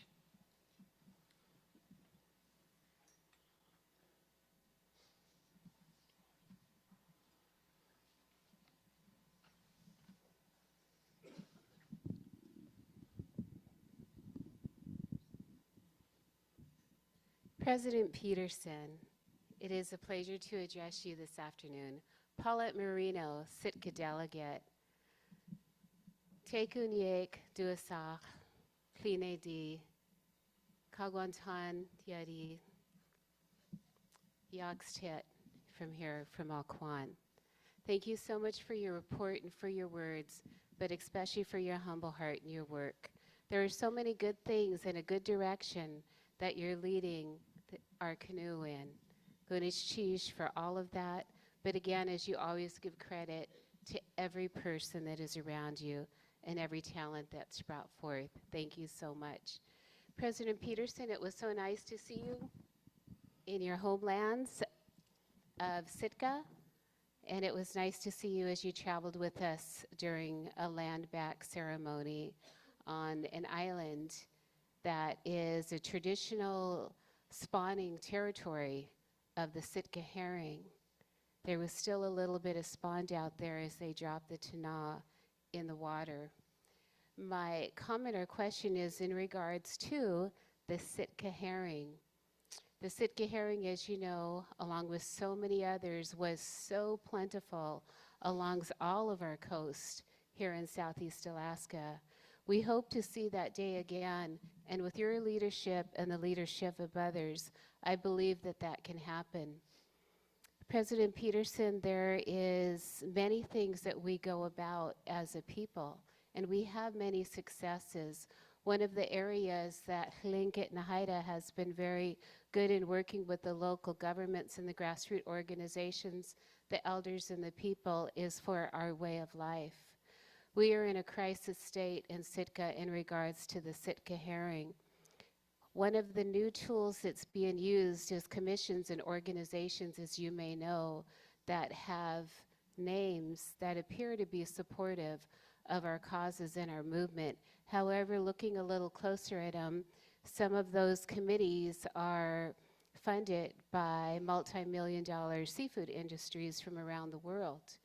And we are very concerned in Sitka that it may create language and markets all throughout Southeast. Our ocean floors are being crisscrossed, as is our land, with the potential of extinction of many of our species there for our way of life.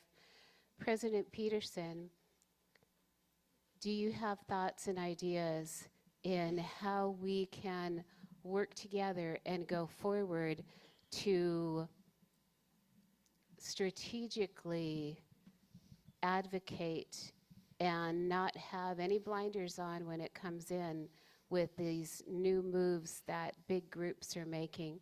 Thank you so much, President Peterson. Thank you, Paulette. I would say absolutely. We've had an effort over the last couple of years to put together a Southeast Tribal, kind of our own RAC board. And we've been really struggling. We'll talk to community leaders, they're like, yes, let's do it. And then we never get their resolutions. We don't. So we really, I think, need to see our delegates in each community encourage our tribal governments to come together and to have those meetings and dialogue. And I don't know if it's that they don't want to see Tlingit and Haida take the lead. We don't have to. We can just be a member.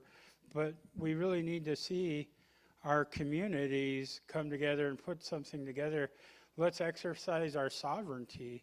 Let's, do that work. And I think, you see it, the Yukon River has a group, Western Alaska, they have groups. And we just need to follow that model.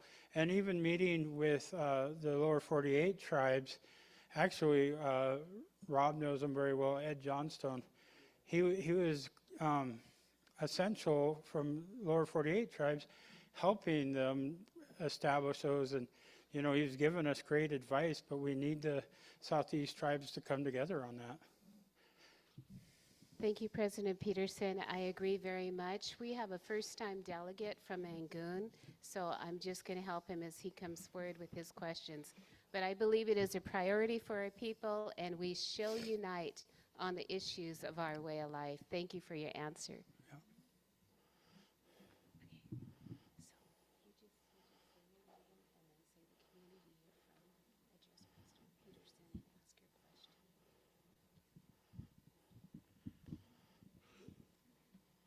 Morning, President Peterson. My name is Albert Howard. I'm from Angoon. I guess my question is, are you aware of House Joint Resolution 22 that the state of Alaska wants to co-manage subsistence for Alaska? And it's Mr. Peterson, that's something that concerns me. Having been on the Federal Subsistence Board for 10 years, a lot of our proposals use the state of Alaska's data, which means our proposal it fails, and then they kick it back to us again to send it back to the federal board. So I'll use my uncle's, Al McKinley. I use this all the time in my thought process of the state of Alaska and the way they manage a resource. I believe they were getting seagull eggs in Glacier Bay, and the mosquitoes were bothering them. This is how my uncle talks about the state's management system on the resources. He said maybe we should call Fish and Game and have them manage the mosquitoes. So I agree with you when the governor won't come here and he's just up the hill.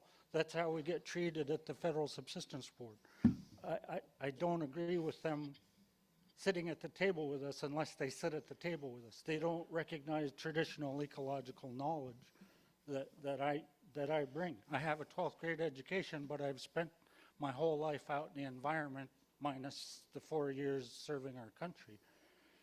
So I hope you're aware of that resolution, and I think it should be opposed for now until they bring you and all your resources to take a real good look at it and what it means to the small communities that rely on subsistence to maintain ourselves. I've heard the saying today that when the tide's out, the table is set. But the state of Alaska puts more chairs at that table now. In my time, I've seen, I remember my parents chasing me down the beach to help an elder coming in with a load of salmon that he caught with a beach seine. You can't do that now because you're going to get a ticket. You're going to get everything taken away from you, including your fish. They're not going to give it away in your community. They're going to come here and give it away. So I don't agree with the state of Alaska unless you can figure out if that's a good idea or not, and I don't think it is for now. No, that's my concern, is them wanting an equal seat at the table only to get rid of Title 8 of ANILCA. And I think that's the push behind the scenes, and you could sell it to us any way possible, but there's people there that can make amendments to that resolution, and they could amend us right out of existence as far as access to our resource. And I appreciate everything I came in here, couldn't sleep last night with all the concerns of Angoon, and your presentation probably addressed 99% of them. So I appreciate your work. Thanks, Chair.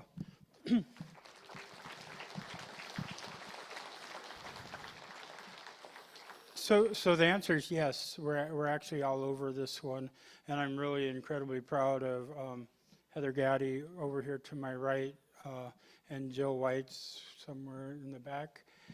They've been working on this, but we're a part of a coalition, and kind of one of the reasons we pulled out of AFN is, you know, they won't take on regional issues. Have to be statewide. Have to, you know, and we just felt like we were getting nowhere there. And so we started our own coalition, and we hired our own lobbyist in the state, and we never had a state lobbyist before. But we're partnered with like Tanana Chiefs, Queric, Manilik, Chugmachuk, ICAS, which is Utkavik.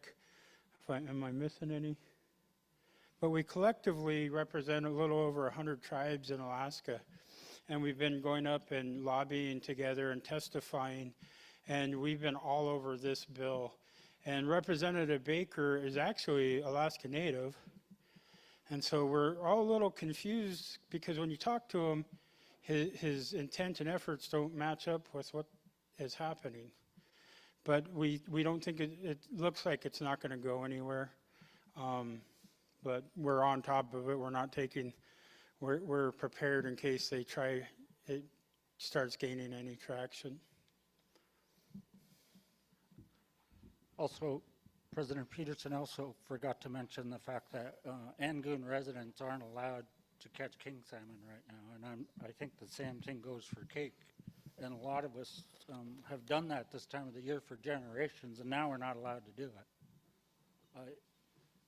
At the federal level, we asked the state to recognize it as subsistence use, and they finally done that, but they're still not giving Angoon, or I believe cake, an allocation of that. So we get to sit and watch other communities catch king salmon, and Angoon has 80% unemployment. So a lot of how we take care of ourselves and our families is the resource in our backyard. So.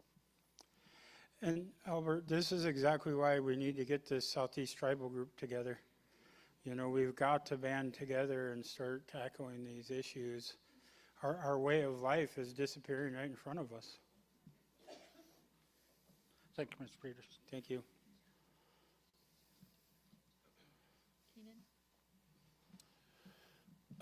Mr. President, Hans Ingu Kangai Hoth, otherwise known as Keenan Sanderson, delegate from Ketchikan. Oh, thank you. Yeah, sorry, too tall.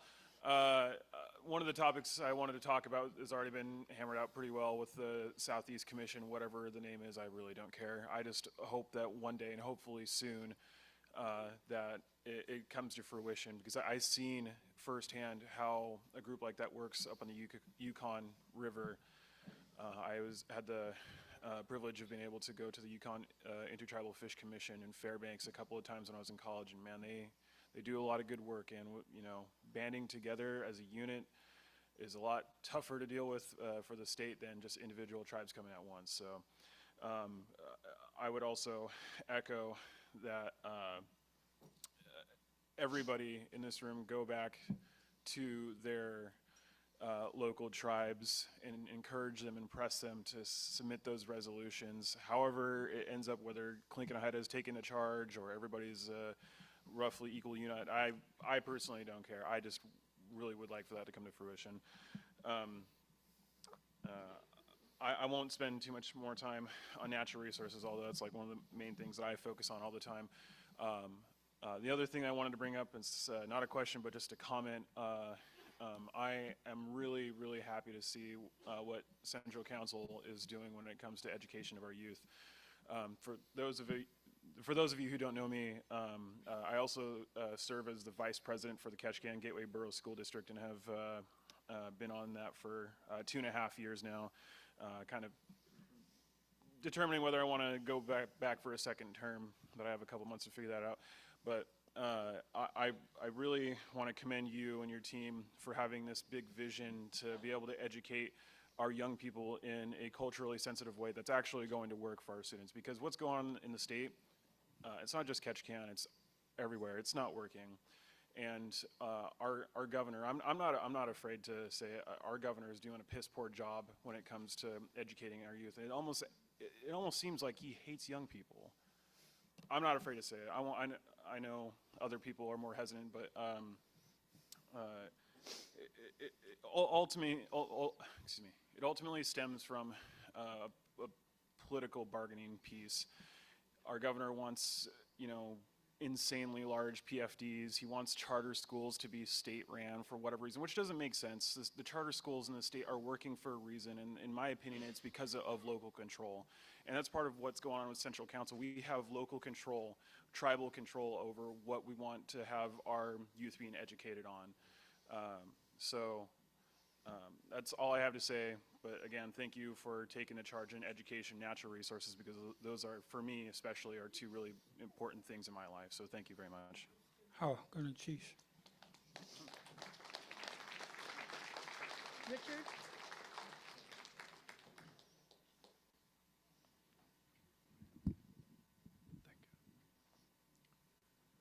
Thank you, Mr.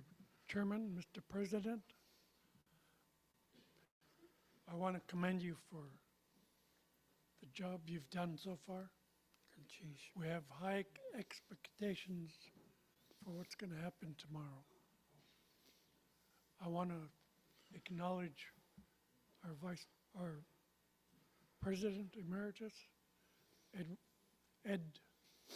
I wish we could read everything that you've done for Tlingit and Haida, your history. You've done a lot of work. I've been here for about 50 years, and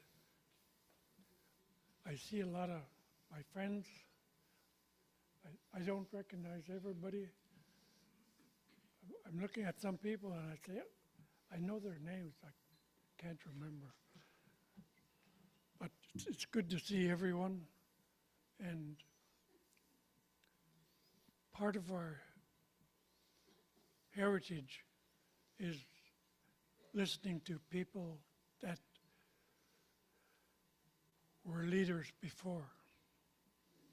I hear of people going to, just in Angoon, people going to the meeting, they raise their voice and they pound the table. And when they're done, they shake hands. They keep on pushing. And this is what I wish for you. Don't hold back.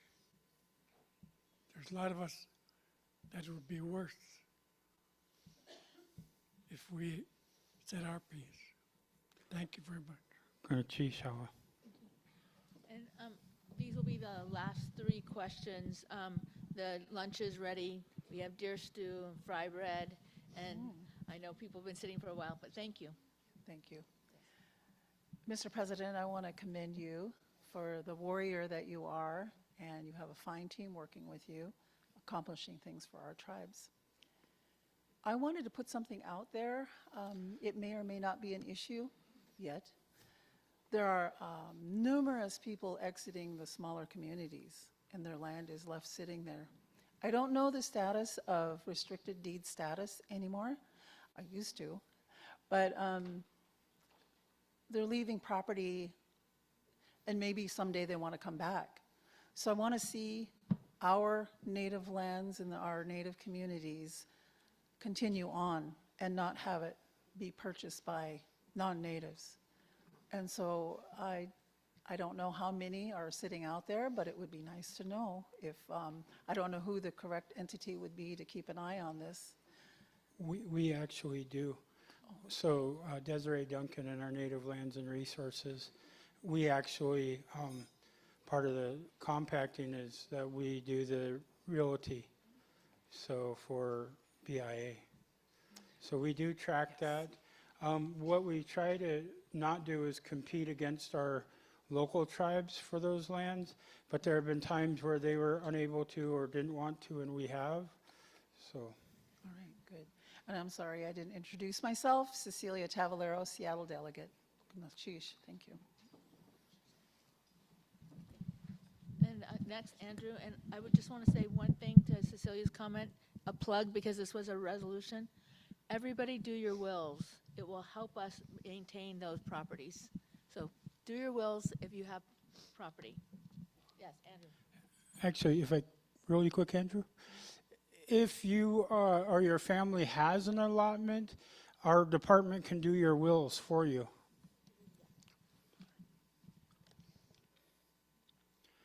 I think you got to raise it. There you go.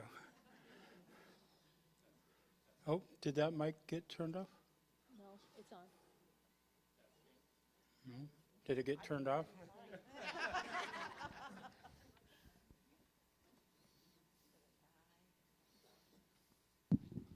Testing. Okay, there we go. Thank you, Mr. President, for your report. Andrew Strobel, Seattle delegate. I want to build off some of the comments that Cecilia just had about land back, and really want to commend you and the Executive Council and your staff's leadership on really not making land back just a statement, but really followed up by action. I want to speak to sort of the rapid acquisition of land, which is really exciting, but also at the same time, I think comes with a lot of responsibility that comes with getting land back and working to get land into trust. I think 15 years for a BIA fee to trust application is sort of a tragedy. I think these stories are stories that you can tell the Alaska federal delegation to sometimes consider a way outside of the typical BIA process for fee into trust, which is sometimes federal legislation to move several lands into trust at once. I think in the near future, as the tribe acquires more land and seeks to regulate its own lands, to permit its own facilities, and not always work through the city or the state or the federal level for permitting, that really moving those lands into fee into trust is going to be important for the tribe's economic development, its ability to self-regulate and uphold its own sovereignty over its lands. And so I really put out there for you to consider potential federal legislation based off of how slow the fee to trust process has historically been. I know you're already thinking these things because of the court case and process right now, and the fact that it's been so long to move those lands into trust. But it's going to go a long way, I think, for the tribe to be able to permit its own development in the long run. It's going to save hundreds of millions of dollars in the long run to do that. And having a chokehold of hundreds, if not thousands of acres at some point of land that's still in fee status and not in trust status is something that I think you should consider, and I'm sure you already are considering. So I just want to commend you and your staff on the efforts that you're doing. The next hump on this, I think, is going to be dealing with a lot of the responsibilities of working not with property and fee and not in trust. So I think seeking something like federal legislation is hopefully something that you and your staff are thinking about. So thank you, Gunesh Chish Hawa. Thank you. Well heard. Well received. I will say we are working towards some of those ends. I really liked hearing some of what you just said. I was very disappointed within the last day or so to see we got communication that one of the reasons our applications are going so slow is because of their consideration of the state of Alaska. And I think that's pretty deplorable. I believe, I might be wrong on the day, but I think it's May 5th or 6th. We'll be going to Anchorage because our case will be heard, the case of the state of Alaska versus the federal government on our land of trust. So One thing I just wanted to follow up to in speaking to Cecilia's comment is work with your local, local cities, boroughs of considering putting maybe the tribe being considered first or second right of refusal for when they are selling off or surplusing those lands and they're not going into private holding. And a lot of those communities can pass legislation and ordinances to support the local tribe and us, in those acquisitions. And that's something I've seen other tribes do. And that's actually happening right now, and I see, again, Wathwagadock here, sits on CVJ. There's 4 pieces of land behind us that are CVJ, and because of meeting with us, it looks like they may just turn them over to us. And I also want to commend CVJ because they voted in support of our fee to trust applications.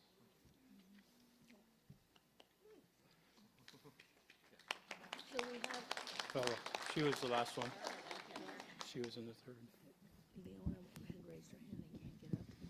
Okay, Jessica, if you don't mind holding on, we have an elder she can't get up to the mic. Do you mind? Thank you. Leona?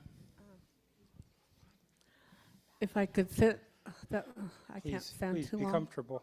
Okay.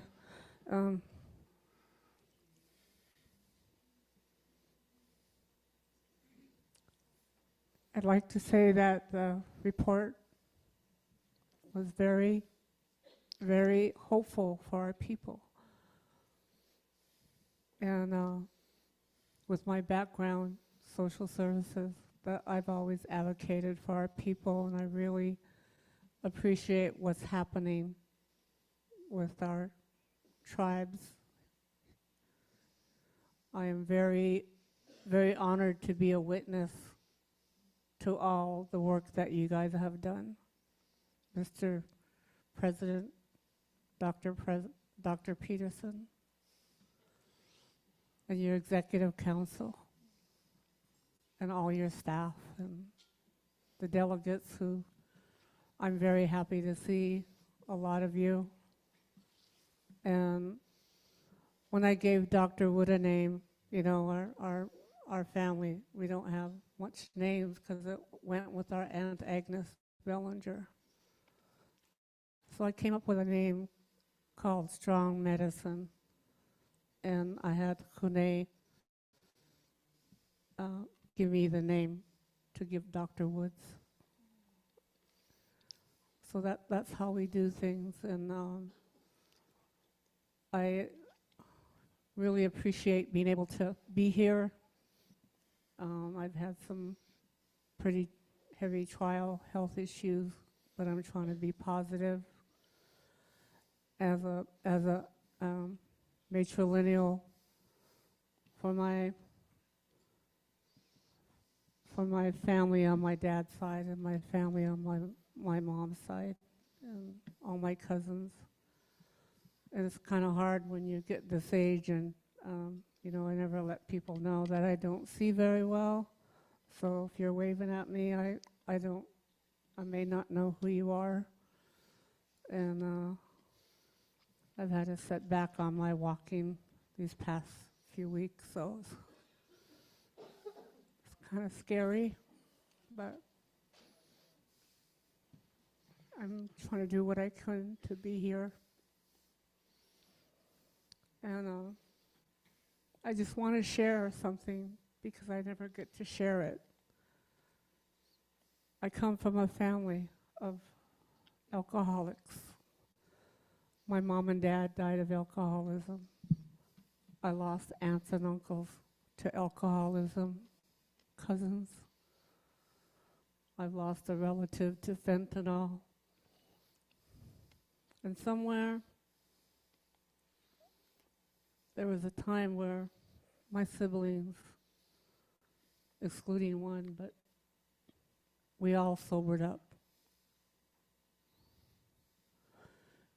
We broke the genocide in our family. And it was at the right time. Our kids were growing up. And I can stand here and say that my son, Kamal Lindoff, my nephew Anthony Lindoff that I raised are very outstanding young men, and their cousins are outstanding young women and young men who are strong in the culture, who can come and assist me as we do at Kuwik, who can come forward and be proud of who they are. And I really appreciate what is happening with the Clinton Haida and your guys' hard work. Our generation, half of us that I grew up with here in Juneau, they're gone. Genocide grabbed them and took them. Historical trauma. We couldn't speak Tlingit. We couldn't be proud of being a Tlingit. We had spitwads thrown at us in class.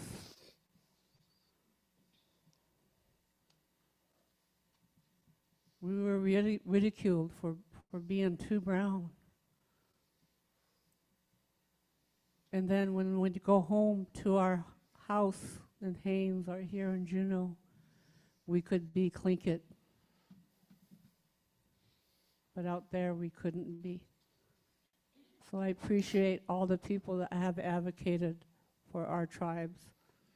Goodness Chish and Hawa, and just, I'm speaking from my heart.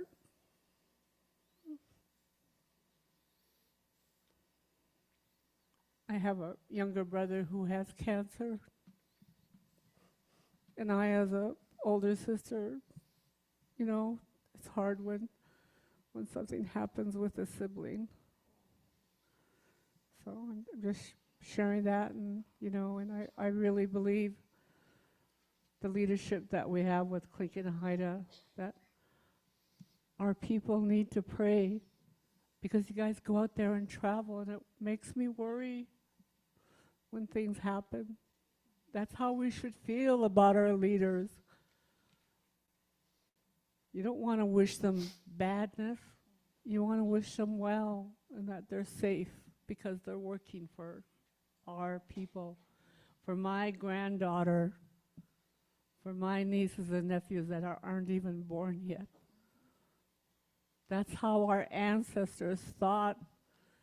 They thought about me 4,000 years ago. That's why I'm here. That's what I believe. Goodness Chish and Hawa. Good cheese, Hawa.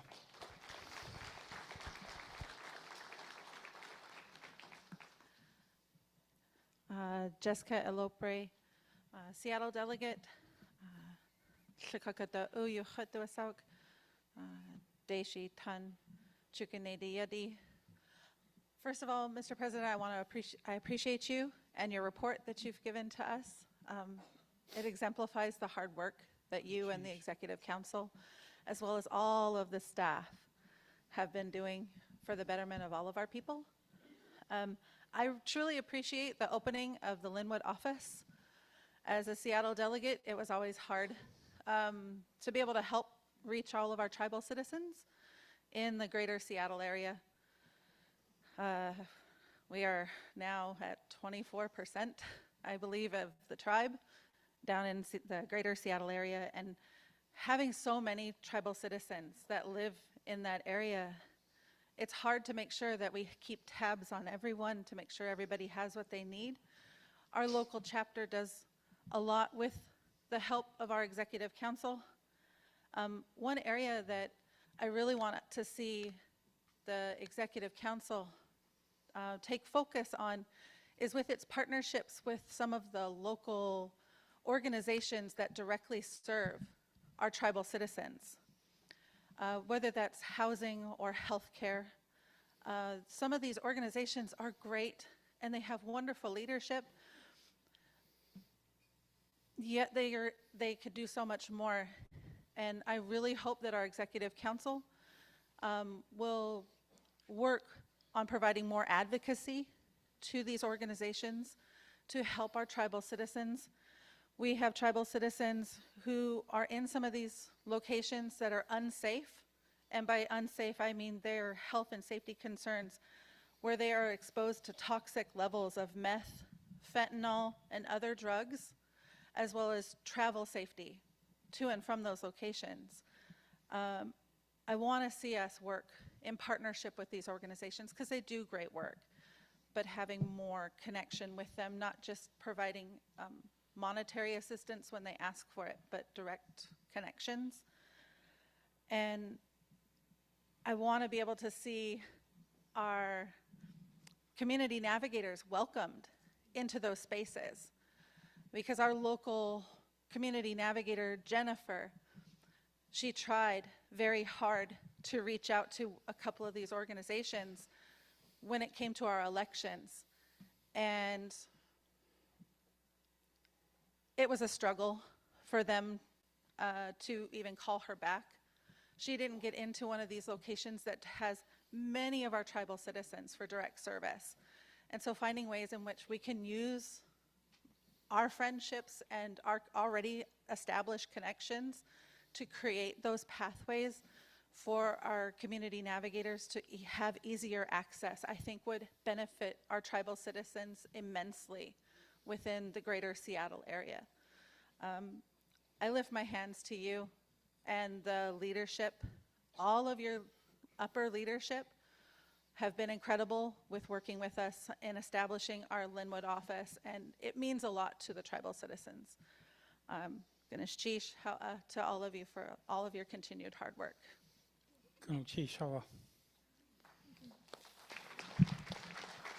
Thank you, President Peterson, and thank you all for your questions. We are now ready to go to the lunch, and we have a volunteer who would like to say the grace on our food. If not, I will do it. Thank you. Dikian Kawo, Hashagenya. We thank thee for everything that we have heard today. We thank thee for being here together, our friendship and fellowship.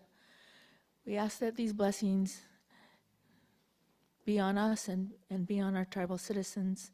We ask that he bless the food and the hands that have prepared it, that we strengthen and nourish our bodies, keep our minds bright and alive and vibrant as we move forward through this meeting. For these and so many other blessings, we say, Ganesh Chish Hawa. Would like to make one announcement. For those of you, I just received an announcement that if you're wearing your badge and you go to SHI, you can get 10% off any purchases. So, thank you.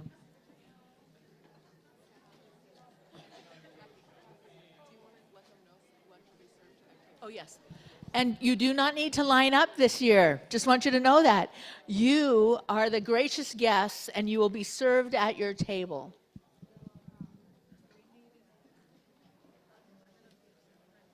No, I asked that already too. Thank you, though, because I thought the same thing.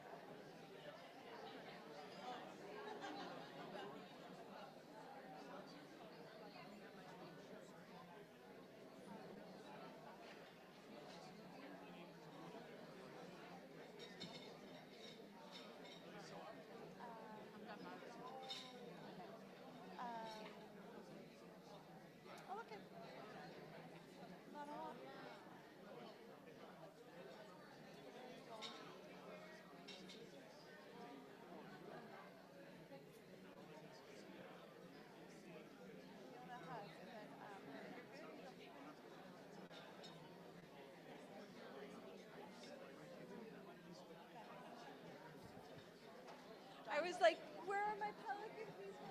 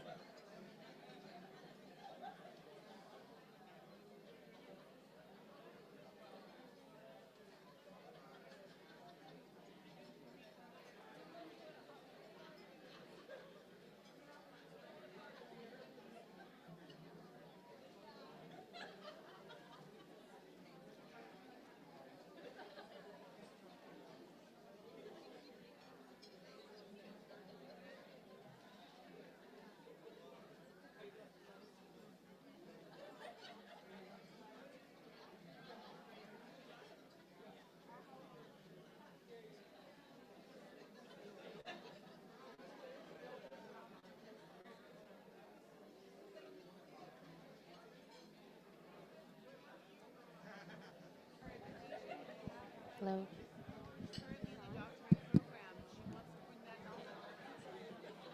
Hello, everyone. I hope you're enjoying your lunch. My name's Tekun Yeg, Paulette Marino, along with other fine candidates. I'm running for Vice President of Tlingit and Haida. But what I wanted to explain with you during lunchtime, does anybody know what these are? This is Cass Pook. She is one of our Sitka delegates. Okay, so some of our team are distributing Easter eggs. There are 4 very special Easter eggs that are being distributed. So we have 4 of these gallon bags, and these are just from Sitka, just from last week, fresh out of the water. So hang on to your Easter eggs, and we'll do that drawing in about 10 minutes or so. Thank you.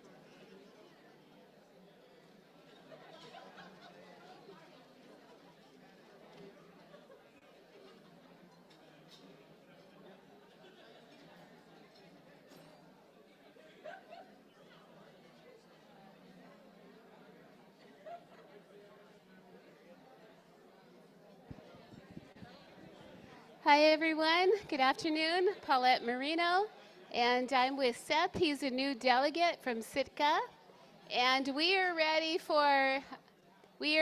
to do our first drawing. These are fresh from the ocean, and you have your choice of one on kelp or one on hemlock branches, since this is something we're all working so hard, and we're excited to be here with you today. Okay, so there are only 4 types of these eggs out here. And if you have this particular egg, please come and see Seth. And you could pick out the herring eggs that you want. And then I have a few more that I'm going to ask a couple quick questions. And we're going to distribute those too. So is everybody ready? All right. Who has a golden egg? The color of gold. Come up. Gold. Not yellow, but gold. Ah, yeah, gold. All right. Keenan has one. Yeah, yes. Come on up. Lynette from Anchorage. Keenan, Ketchikan delegation. Is that you, Jack? All right. There's one more golden egg out there. Right here.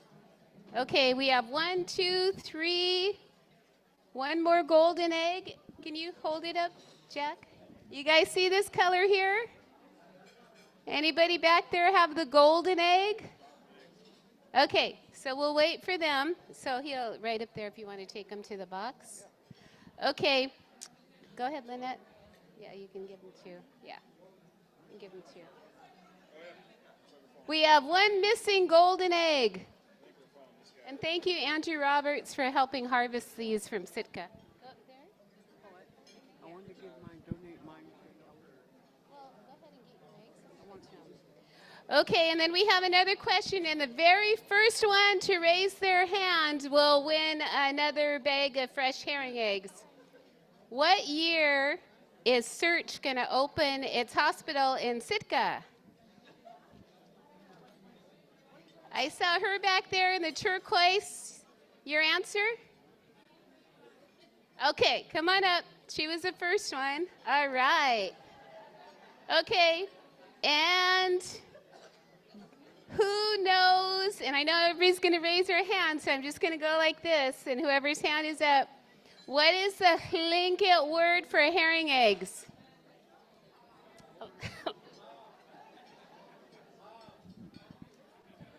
Of course, there's Lance is the very first one. If you missed that, you would be in trouble. The Tlingit word for herring eggs is qa.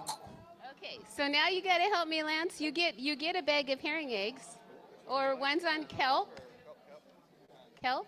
Okay, so the Tlingit word for herring eggs.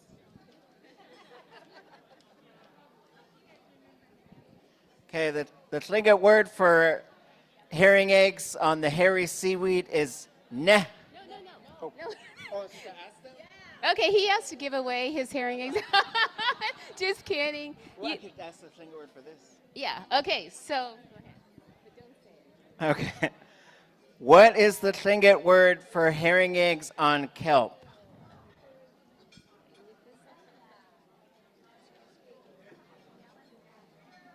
Oh. She said that. She said nah. Oh.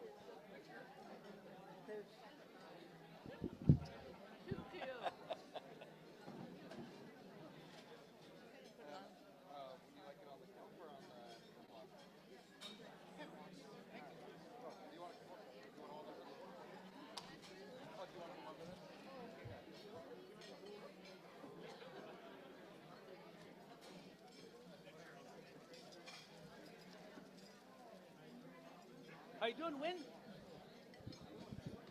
Dilbert Kadek. Dilbert Kadek.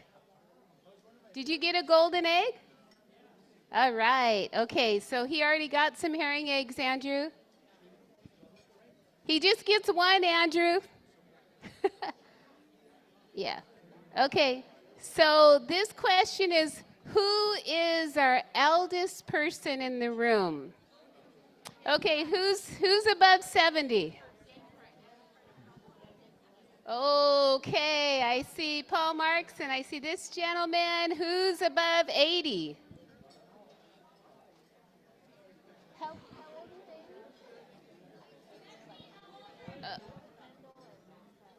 80? Okay, 90-year-olds? Anybody in their 90s? How many can, okay, can you stand if you're in your 90s, please? No, we won't. No, that's okay. Shirley Kendall's in her 90s. That's one. Harriet Belisle, Jim Price. Okay. Anybody else in their 90s? Gilbert? Gilbert is 90. That's four. How many bags do we have? Okay. Anybody in the audience? Okay, so fantastic. Harriet, you're not exactly 90, right? Okay, she gets one. And then Gilbert Stokes. Gil, how young are you?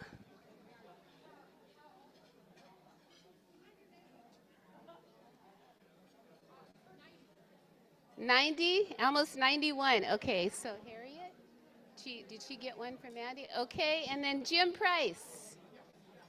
Jim Price, right over here. Okay, and then we had one other person, right?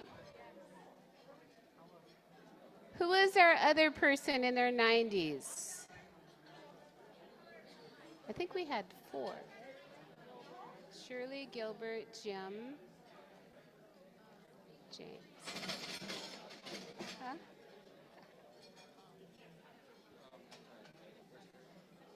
She got one. Mom? Mom, did you get your eggs? Yeah. Yeah, Harriet?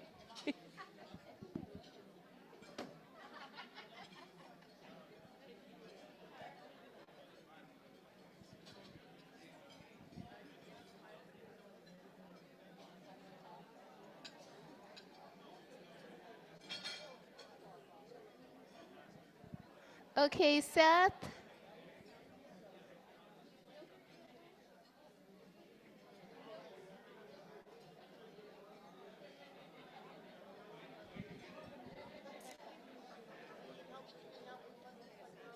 I know, right?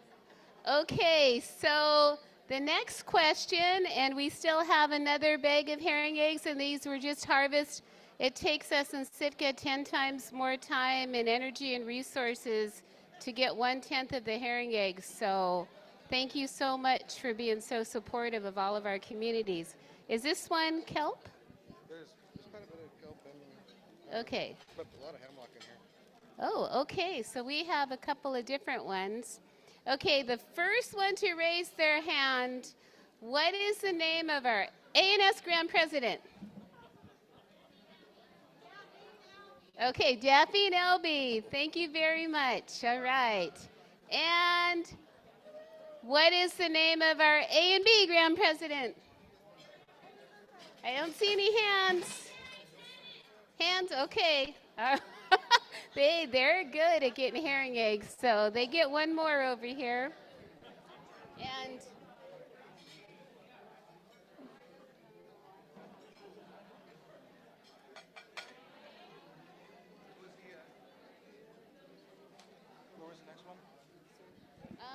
did our two Seattle delegates get their herring eggs who knew the Grand Presidents? Okay, right here, right here. Okay, and Cass, you're gonna need to help me with this. Okay, this is a little bit harder trivia question, okay?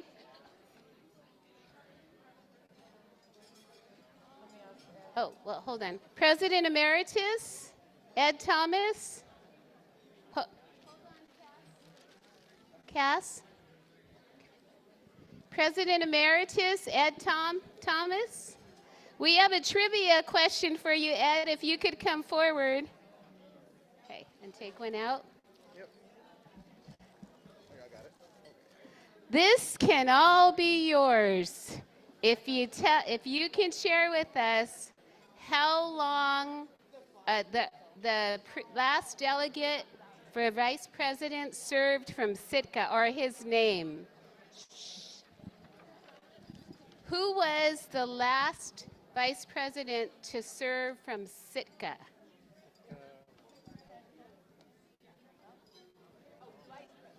Vice President. Cass? He's guessing. Nope. Oh, so Cass, our Grand President Emeritus, says that the answer to the last vice president over 20 years ago to serve from Sitka is Mark Jacobs. Is that correct? Mark Jacobs Jr., good job. Ah. Thank you. That was a close guess, Jackie. Okay. Okay, so we have 2 bags left here. Is there another bag over there? Jackie wanted to know when I was going to call for gold coins, and all the delegates got gold coins. So, all right. What can we? Okay, on the floor right now, including the audience, for a bag of herring eggs, who is our youngest delegate? How old? 20? When's your birthday? March 17th. Anybody younger than 20? Huh? Any delegate younger than 20?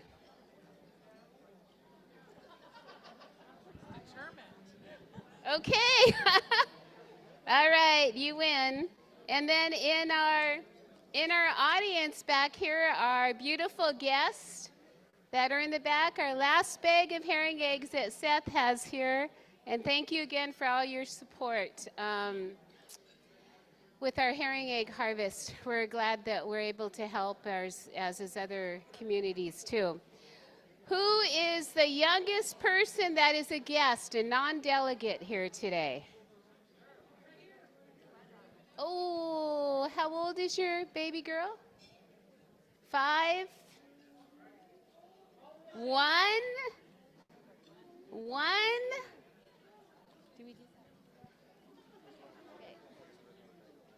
Okay, guess what? We happen to, so 1 and 5. Any other young people, babies back there? Paul? Okay, come up here, Paul. When's your birthday? Lance, you better help me with this one.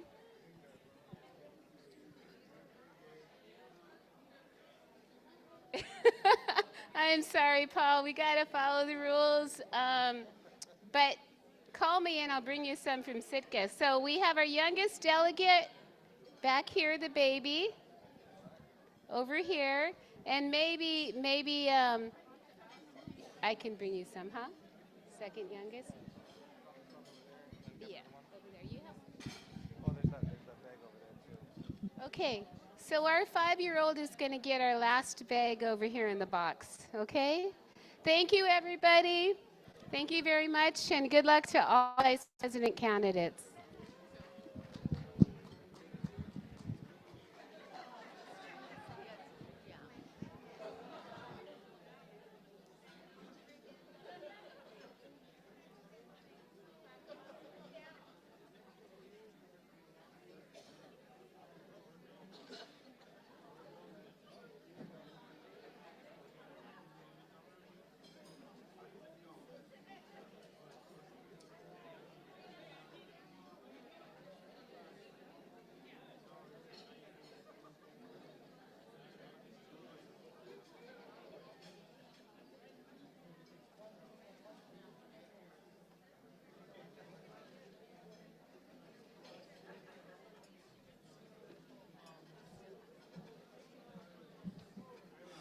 We're going to call back to session here in 5 minutes, so we'll give our delegates a few minutes to get back to their table.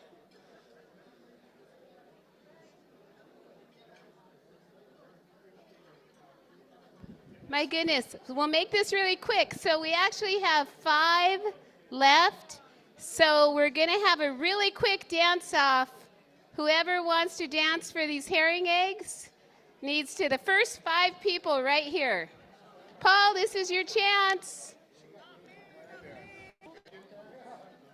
Indian dance, whatever you want. We've got one participant, Paul Marks. You can dance for these herring eggs if you like, Paul. Okay, ready? Who's singing? You can sing? Okay. Here, I'm gonna sit down by Red. You want? Okay, sure. Yeah. Okay, that'll work. Yeah. I'll sit right alongside you. I just have a bad back.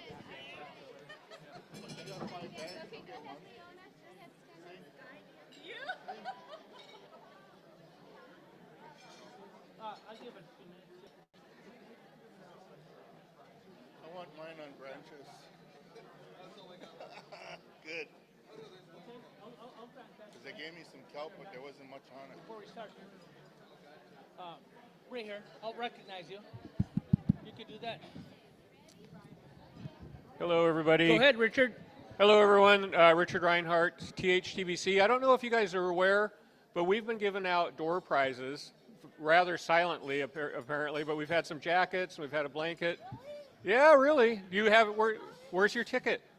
Go find your ticket, because we have one. And I'm going to have to go by the phone number because I can't quite read the name. It's 752-0487. 907-752-0487 is a winner.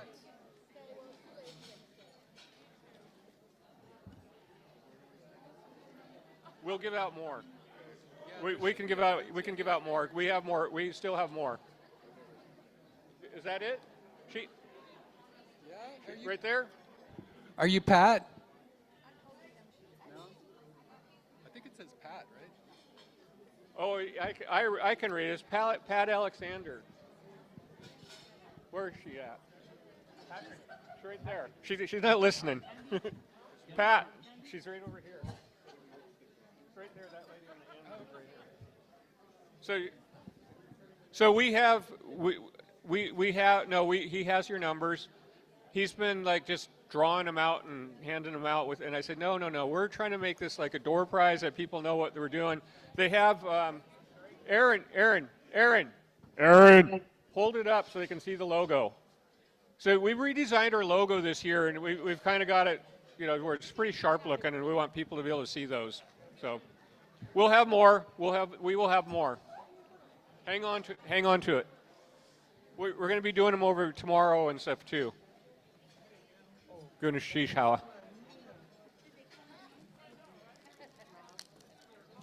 Sometimes they don't say their name in community. Yeah.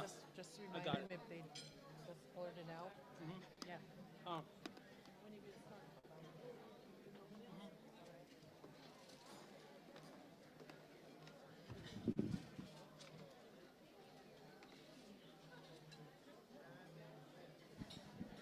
With respect for our time in mind, we'll do the herring egg dance-off on the next break, and the 5 strongest dancers will receive our last bags of herring eggs on hemlock trees from Sitka. Thank you, everyone.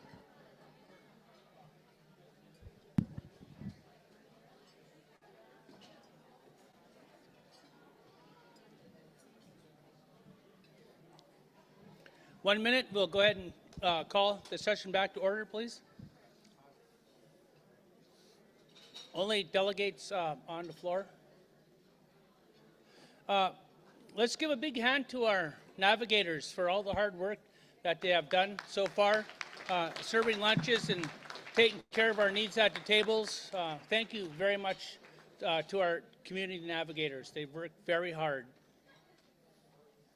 Rob Sanderson Jr., second vice chair. I'll be chairing the session this afternoon. Delegates, welcome, and to the newly elected delegates to Clinton Haida, welcome.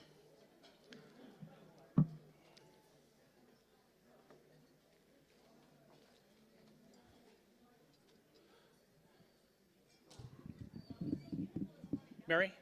Mr. Chair, Gwyneth Chish, Mary Marks, Juneau delegate. like permission for suspension of the floor to allow my granddaughter Danga Marks to sit with the Juneau delegation. Granted. Gwyneth Chish.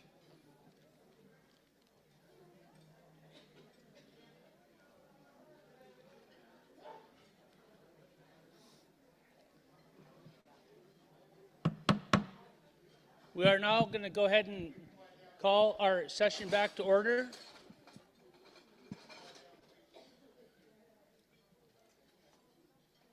At this time, I would like to invite our Chief Operating Officer, Roald Helgeson, up to give his report.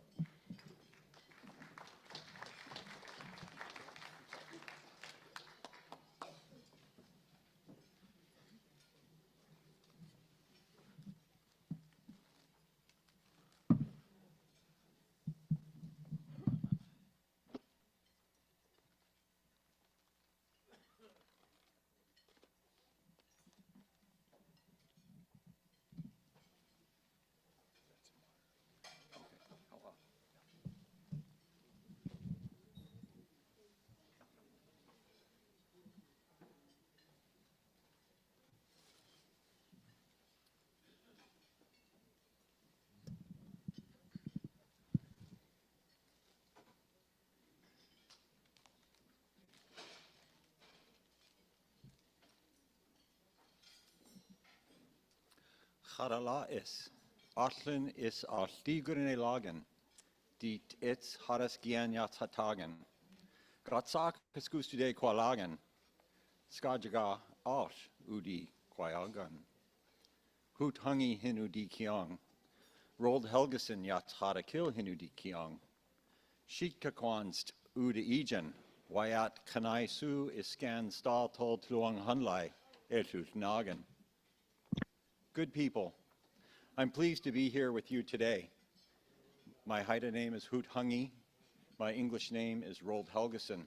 I grew up in Sitka. My family comes from Heidelberg, and I'd like to recognize the Heidelberg delegates, and we come originally from Haukan. I currently reside in Meadow Lakes, Alaska, and in Juneau, and I'm very honored to be able to provide you the Tribal Assembly with the Chief Operating Officer's report. Tribal operations encompasses 40 departments across 10 divisions. One of those new departments is our customer care department that we just started recently. And this new department is going to receive, resolve, and trend low-level concerns, while if there's an issue of a patient grievance, that will continue to be managed by program compliance. Our hope is to provide better services for our tribal citizens across our organization. The finance department, who's been managing millions of dollars, a 500% increase in grants alone since 2017, and then the ARPA monies, as well as transitioning to a new payroll and human resource system. Our grants and resources, there's a group of people who've been behind this 500% increase in our grants since 2017. Our grant portfolio alone right now without ARPA is $101 million in our grant portfolio. So a lot of hard work by grants and resources. I agree. I agree. And you know, they are the unsung heroes. They're the people we go to and they work all night long to get those grants proposals done. They chase us around to get us to write our portion of it, and then they get it all packaged into a nice bow to get it turned in time. So we appreciate our grants and our resources department. Information technology continues to address cyber attacks and expanding our network and our capabilities, and we have challenged this group of people by moving into new buildings, into new communities, and they're constantly having to think of different ways of delivering those services. Self-governance, and I want to recognize Gail DeBull, as President Peterson recognized Gail earlier today. I want to recognize her again for the work that she does to support our tribes Nice job across with that. the region. She's truly source. committed to self-governance, recognizing it's not just our sovereignty that she is supporting, but that of our local tribes across Alaska. There's a special projects group of people, and that is really the team who is the backbone of our office. They manage and been supporting the BIA facility agreement submissions. I'm going to talk more about that in a minute. And they helped us go live with the Mendenhall Glacier Recreation Area co-stewardship. And we'll talk a little bit more about that in just a moment. Then our Tribal Citizen Support Services. This is exciting. 35 people who are truly across the entire United States working remotely. They've been doing this citizen support work around community-directed ARPA programs. These are predominantly tribal citizens who've been able to work for their own people from where they're at. And they're also closing out the rescue relief programs. In the area of family services, we have our child welfare crew, and they are managing 226 kids in 10 different states for Indian child welfare. 226 kids in 10 different states.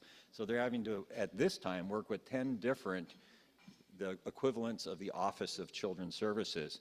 And I do also want to mention, as President Peterson said, we've had incredible success in working with the state of Washington. Our tribes down there have really, I would say, whipped them into shape. Let's not, maybe we don't say that. Maybe we say they've set the standard, and we hope to learn much from the way things operate in Washington to bring that up here to our own state. Our elders program, and you see some of our elders team that are helping out with the elders tables here. They have served 369 elders in our congregate meal program this last year. 369 elders were right in this room for the congregate meal program. And they also assured that there were 205 elders with emergency assistance. I also will say that they do a weekly Zoom with elders, and it averages about 30, give or take, if you add them up across the year. There's been about 30 elders who've participated in that weekly Zoom, and I got to join them on a couple of them. Our general assistance program averages about 77 applications a month, while there's in December there were 131 active temporary aid to needy families cases. Our tribal child support unit assured the payment of $1.4 million to custodial parents in 2023. $1.4 million. You may say, well, that's down from 1.7, and the difference in that is all about the size of the Alaska Permanent Fund dividend and the garnishment on that. So that's why that's down to 1.4 this last month. But our Tribal Family and Youth Services also includes child care licensing, outreach, and recruiting to assist families with completing the paperwork and receiving applications for the President's upcoming advisory committee on foster care. And then a very new program, our Tribal Home Visiting Program, which is for expectant mothers and families with young children. And watch for more to come on our Tribal Home Visiting Program. You heard so much about public safety this morning.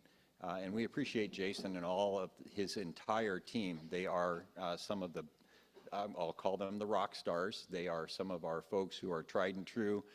It doesn't matter the day or the night. When they're called, they go. Whether it's landslides or whether it's water outages in communities. And it never seems to happen during a weekday between 8 and 4:30. It always happens at night in inclement weather and usually over a holiday weekend. They don't grumble, they just go. And so we appreciate that perspective of our team, that they're going to be there for our tribes and for our communities. But they're also working on trying to get the best information to our first responders. And we've been working on the training of VPSOs and other responders across the entire state. We're helping the entire state in this case with the comprehensive opioid addiction and recovery program. And that training, this is the second year in a row we've done that training in 2 different sessions in which we have seen people from all over the state of Alaska come in. We've been hosting that program. It's quite exciting. Our Tribal Occupational Safety and Health Department is assuring that our tribal citizens and our staff are working and playing in a safe environment. We want to make sure these buildings are done right. The environments that we're in are right. It's safe for our tribal citizens and it's safe for our staff. And I mentioned our Office of Emergency Management and their first response. including supporting the Wrangell Cooperative Association and the very first tribal declaration of emergency that was signed off by the President of the United States. We keep hearing about these tribal declarations and how they are possible to be approved for FEMA. Sabrina has done really yeoman work to make sure that she could stand side by side with Esther and the Wrangell Cooperative Association to help them in completing it. And we're so proud that they were able to move forward. Wrangell needs that support, and we appreciate being able to join them. In the area of our Village Public Safety Officer program, you heard we have a new graduate who will be working in our community of Cake. And we have been also working to get more VPSOs per community. Jason has been successful for budgeting purposes that we can have 2 and 3 VPSOs now per community. That's a big step up. We still have to fill those roles, but now at least we're funded for those roles. And that's because of the advocacy that our team has been doing in the area of village public safety. We've also going to add the community of Klukwan to our team. And when Klawak was in need, when they had a vacancy in their police force due to a tragedy, we were able to step up and offer some support along with the state troopers in the community of Klawak. And then there's our wildland fire crew. And if you were paying attention to social media, you'll know that we did red card training down on Prince of Wales Island this last week, so that we were training a whole group of folks on how to do wildland fire. For cultural heritage and education, we have 232 active students who get a child care subsidy through our child care development program. Alice and her team are working hard there, as well as supporting not just Tlingit and Ida programs, but other programs that are doing child care education across our region. Cultural heritage and education. This is exciting. Look at all the trainings that are going on across this tribe. Cedar bark weaving. You can make not just hats, but you can make octopus bags. No matter where you go, you're seeing classes that have been developed and are happening by our local artisans. And cultural heritage and education, our team there, have been pushing out these classes as fast as they can. And I say to folks, some folks have said to me, hey, what about my community? And just as fast as we could snap our hands, Marita made sure that we had a training going on in their community within the next month and a half. If you have an interest in your community, let us know. We would love to partner. And as President Peterson said, we want to make sure that if there are local knowledge for these classes, we want to engage with that knowledge. We're so proud of the work of this team. I think they've just done a stellar job. In the area of early education, and that's Head Start, our Little Eagles and Ravens Nest, which we call Learn, and Hayu Katangi Kuti, our Tlingit language immersion for our littles, they are working hard on an integrated services concept for an early education center. You saw that first in the community of Craig, because the Craig Tribal Association came to us and they said, we have land. We want to see a merging of childcare, Head Start, Tlingit and Haida language immersion all together into one. And it's so interesting, 7 miles away, the city of Klawak had the same thought, and they approached us second. And so now we're working on land control, and we have resources to move forward with these early education centers. But we want to spread that out across Southeast Alaska. As you heard, to every location where we have a Head Start at least, we want to partner and more as we see this model. But if you looked at the presentation on the early education campuses this morning that President Peterson shared, they all looked the same. And they didn't look like they were something out of Southwest United States. They looked like they were something out of Southeast Alaska. And so as you see these models as we're coming forward, we're trying to have similar facilities that are going to meet the needs of our littles as they are working on their education. Speaking of Head Start, I want to talk about something. We talk regularly about advocacy at the federal government level. And for many years, many of you as delegates have stood with the ACF agency, the one that's over Head Start, and you have said, Income should not limit Alaska Native and Native American children in Head Start. And for years and years, we came up against a brick wall. I'm here to tell you, in the last month, no longer are there income limits for Alaska Native and Native American children for Head Start. All of our kids are categorically eligible for Head Start. It's a huge improvement as we move forward.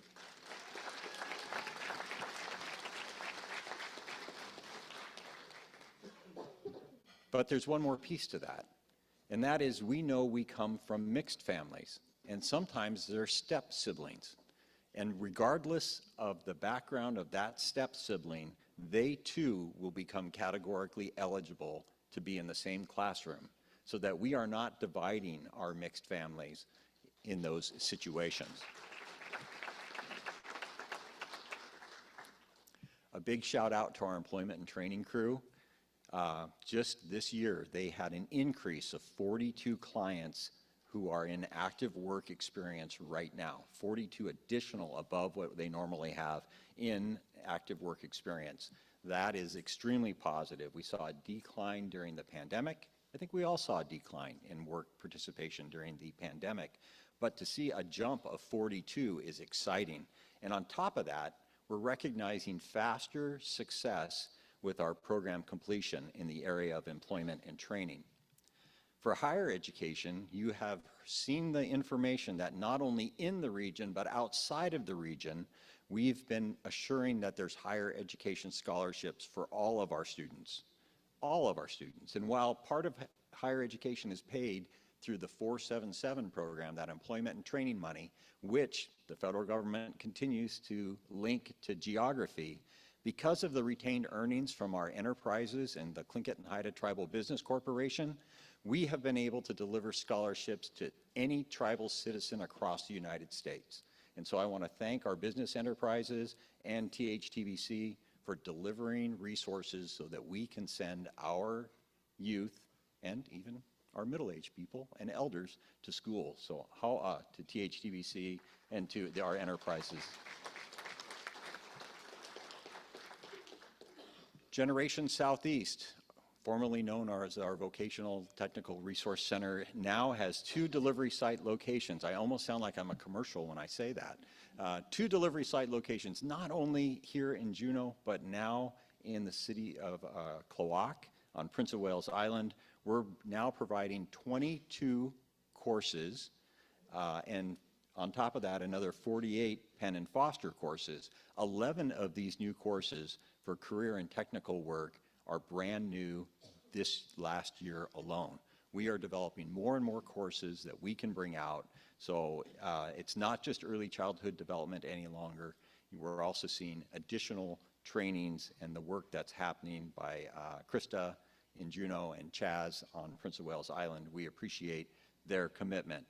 We also appreciate the confidence the city of Klawock has had in us, as they have said, please come in. We would like you to manage this vocational technical center into the future.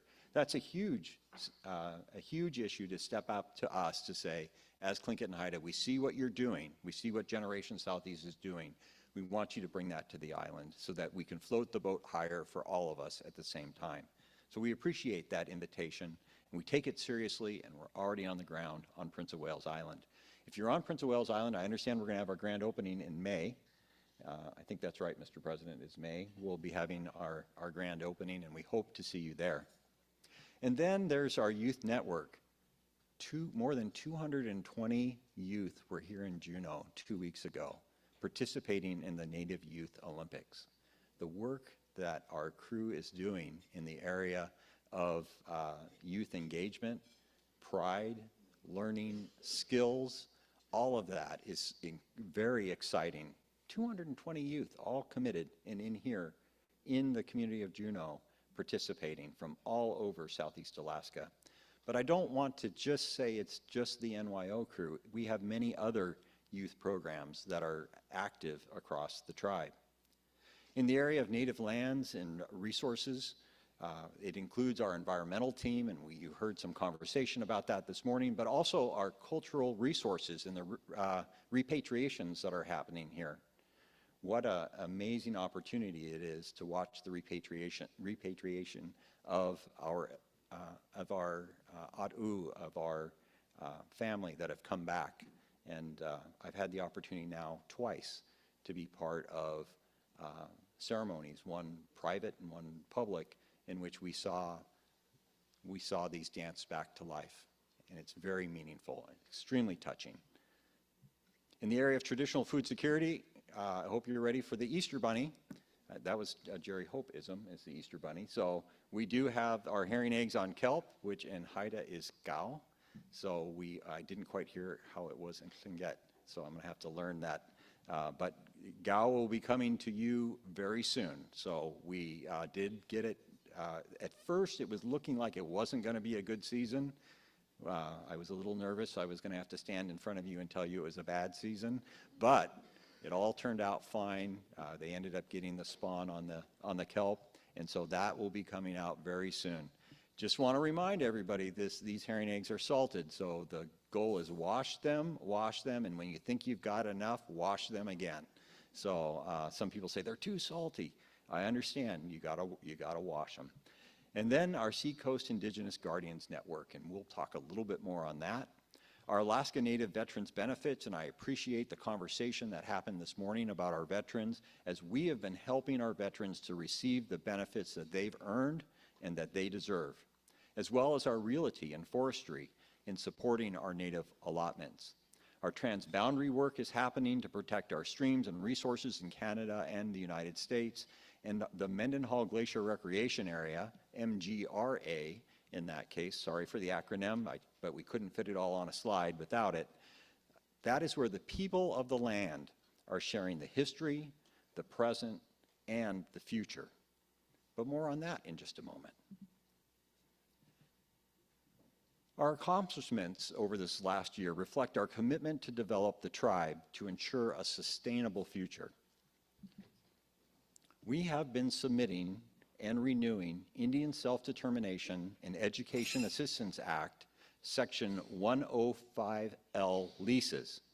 The lease, you've heard me share before, is really a facility agreement. It's not truly a lease. But the Secretary is responsible for entering into what would otherwise be a full-service lease with a tribe when we are carrying out our programs, functions, services, and activities. For those of you who are some of the compact negotiators in your communities, you know programs, functions, services, and activities are the code word for what it is we're doing for the Bureau of Indian Affairs or the Indian Health Service or anyone else under the Indian Self-Determination Act. But so what's the bottom line? The bottom line is we renewed 19, we submitted another 11. The annual value of that is now $7.2 million to this tribe that it did not have before. And by the end of this fiscal year, that will have been a total of $18.6 million into this tribe. So when people ask the question, how are you paying for these buildings? How are you expanding this? Is it hitting your indirect rate? Is it sustainable? The answer is, it is, through these Indian Self-Determination Act compacts and through the Section 105L. Other people say, well, wait a second, could they take it away? And the answer is, it's a matter of settled law. The Minelik Association did a final offer with the United States government over village-built clinic leases in the Northwest Arctic Borough, and they won. We have to remember Jeff Stromer and Hobstrass and the work that they've done with the Minelik Association, because what they did is they settled forever that we will have access to these resources and will be holding the United States government to its obligation, that they can't simply just give us some money and say, go on your way. They are responsible as if they were running it themselves, that the BIA has to assure that we have the facilities in order to work out of. And so we're very excited as we move forward. So we are able to grow, and these funds come to us as part of our compact, and they are unrestricted when they come, but obviously we're responsible to keep the lights on, to pay rent where we need to pay rent, to pay depreciation where we need to pay depreciation. There's also regular increases in these funds that are linked to the Consumer Price Index. So as inflation pushes and the CPI changes, so does the amount that we receive for the 105L. And it's significantly more money than what we would have received in the indirect alone. Many of you have worked in the grant world and you know that, yes, we have indirect rates, but there are grants that do not pay a full indirect rate. They have a capped amount. That is not the case that we have to deal with anymore. We can get full payment at a full market value for our facilities. It moves us from a place of scarcity to the point that we can deliver services that are needed and are deserved by our citizens. This allows this tribe to increase our services and meet our citizens where they're at. But it's not just about for Tlingit and Haida. We've also been supporting our other tribes across Southeast Alaska and actually even beyond. As folks from the North Slope of Alaska down to the Lummies have asked us, how are you guys doing it? Can you share with us what's going on? And we have done it. With the Craig Tribal Association, the Chilkoot Indian Association, the Hoona Indian Association, the Chilkat Indian Village, Heidelberg Cooperative Association, the Organized Village of Cake, we have shared our information with them and we will walk side by side to see that they get that same opportunity. Because their success is our success. Their citizens oftentimes are our citizens or they are our families. We're also been expanding offices in multiple Tlingit and Haida communities through the 105L, and it's been providing jobs in those communities. Tribal citizens going to work where they're living. And we've been renting our spaces mostly from local tribes and tribal organizations, whether that's Syrian Anchorage or whether that's Sitka Tribe of Alaska in Sitka. We've been trying to first spend our resources and rent space where the tribe is at. As I mentioned, Tlingit and Haida has expanded Generations Southeast to Prince of Wales Island, and we're so pleased on that partnership. But we've also partnered with Tlingit and Haida Regional Housing Authority and the Zach Gordon Youth Center in providing behavioral health support for unhoused teens in the community of Juneau. And we appreciate that invitation to join that conversation because we recognize the significant impact for unhoused teens. But you know, it's not just Juneau where we're doing this work, as we were approached by Covenant House Alaska in Anchorage to learn a very startling fact, that a significant number of homeless teens on the street in Anchorage are of Tlingit and Haida descent. Those are our children who are on that street. And because of that, we've been working in a partnership with Covenant House to sponsor some of the transitional housing units, as well as offering full-time permanency navigator services for Native youth experiencing homelessness. We've also assured that if you didn't know, the Anchorage Community Council had worked to have education tutors as part of their community-directed program, and we've tried to make sure that those youth are also connected in with those tutors in the community. Speaking of community-directed programs, our crew has worked really hard with our communities for the $27 million that's been allocated in community-directed projects. That has included supplemental household relief, that includes elders and veterans and student support, burial support, nonprofit support, and other interventions to address the economic impacts of the pandemic. Those were the brainchild of the people who are in this room that came up with those ideas, and the staff of Tlingit and Haida who've been working hard to carry it out. But not only are we planting the seeds of opportunity through ARPA, but we've also been looking at our Evergreen program that brings elders back into the workforce. And it is for those who are 55 and older, and I just want to say that coming up on 55, I'm not sure 55 is an elder, but that's okay that we can be included in the program. I think Jason actually can be part of this.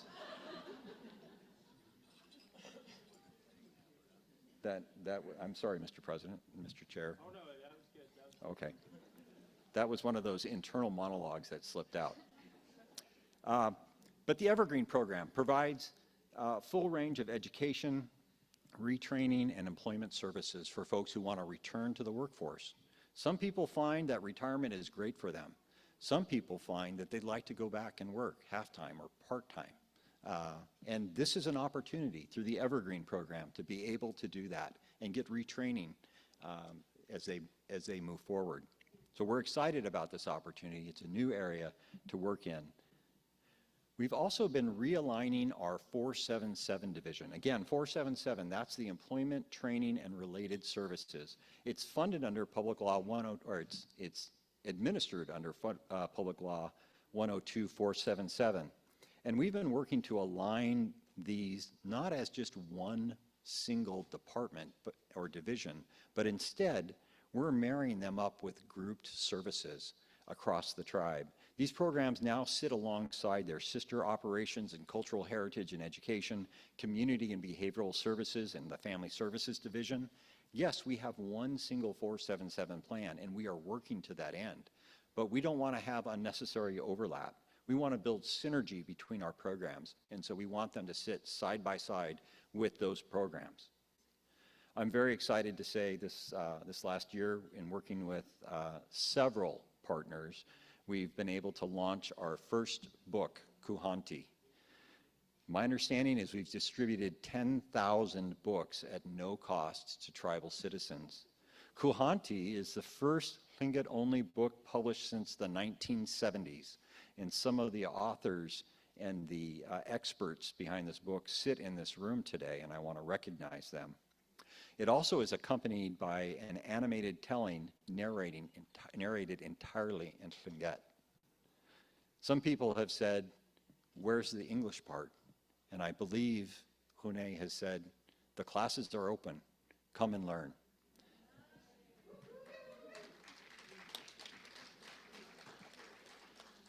We're also creating a new Hadkil or Haida language program to complement our Hayu Khatangikudi, the early education immersion program for Tlingit.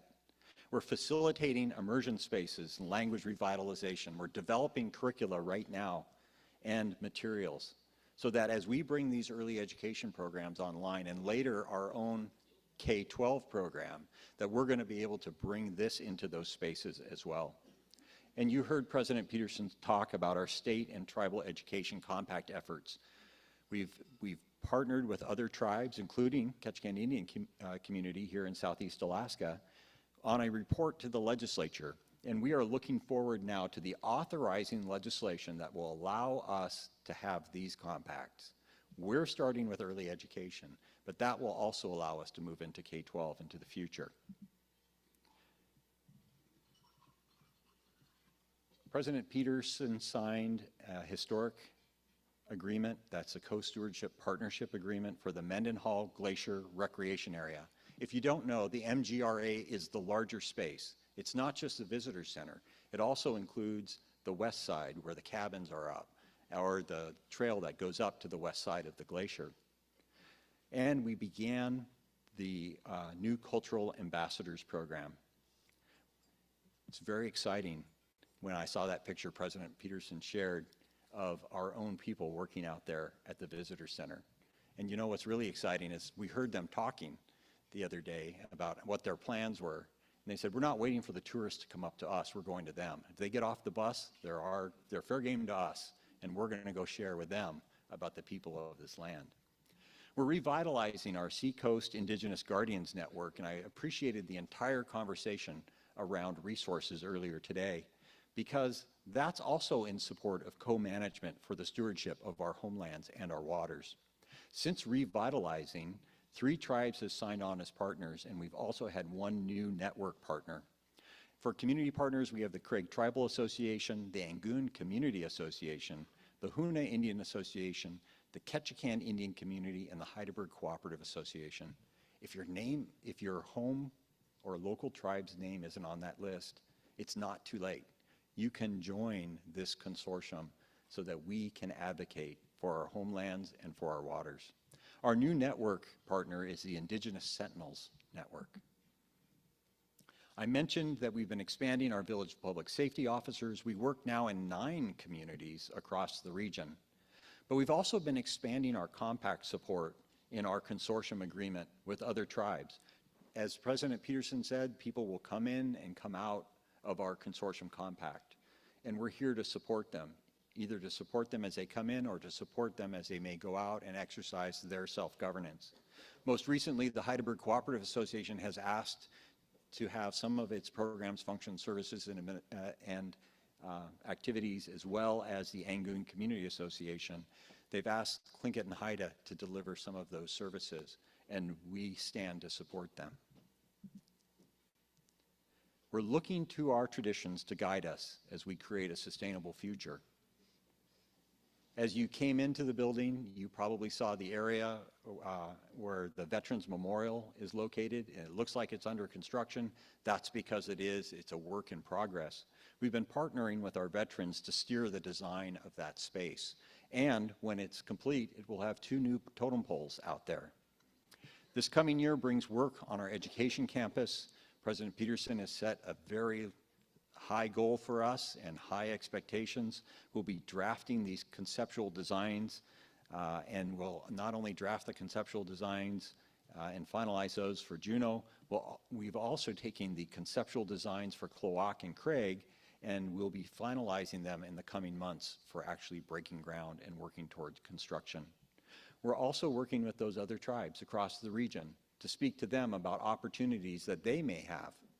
We just recently spoke with management in Sitka tribe about opportunities there. We look to reopening the Haven House. The Haven House is a non-congregate shelter for women here in Juneau. We acquired the house, and then we had some historic flooding. And we learned that in order to really address the flooding, you have to raise the pad. And so, if you know, raising pads usually means all new building, and that's what we've been working at. And while we're doing that, we're also going to max out to get as many beds as we possibly can, right up to our conditional use permit for the Haven House. It's on Melissa Drive, by the way, if you're wanting to know where it is. It's a beautiful looking building, and our own Southeast General Contractors has been out there working on the Haven House. It will have space for 11 women who are in reentry and recovery, folks who are coming back to the community, and we're so excited about that. And very soon we'll have the completed renovations, and we'll be moving into the newly acquired office space right across the street here in the Juneau Indian Village. Whether it's 410 Willoughby, again, that's right across the street, or whether it's 400 Willoughby, which is down next to my favorite pizza place, Bullwinkle's. My office won't be there, though, but maybe it should.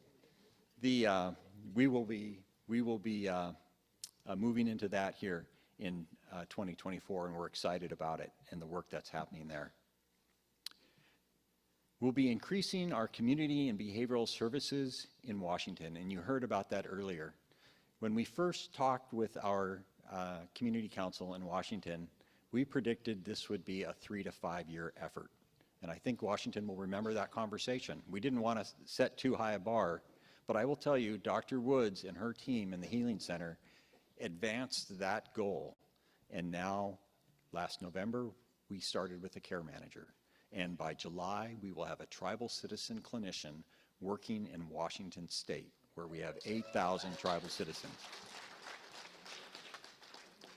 We continue to provide support for our Head Start families. We're going to be implementing a new curriculum around cultural relevant parenting, and we'll be expanding our new cultural ambassadors program out at that Mendenhall Glacier Recreation Area under the co-stewardship agreement, because it's not just all about interpretation out there. The co-stewardship agreement is about the entire space. This means we're going to be not just interacting with over 1 million visitors to tell our story at the glacier, and that they are Tlingit and Haida employees, but we'll be sharing our values, our culture, and our connectedness to the land. As the tribe grows and expands, we'll continue to use the 105L program to submit additional facility agreements to the Bureau of Indian Affairs. We'll begin the accreditation process for our non-congregate shelters, because it's not just we want to do the right thing, we want to do it in the right way that meets the highest standards, our own standards as tribal people against our values, our Southeast Alaska tribal values, but also the best that anything the Western worldview can throw at us. We'll be happy to meet and exceed it. We'll be increasing the number of virtual and online employment recruitment events and open houses across Southeast Alaska, across Washington, Seattle, and soon, our soon-to-be office in California.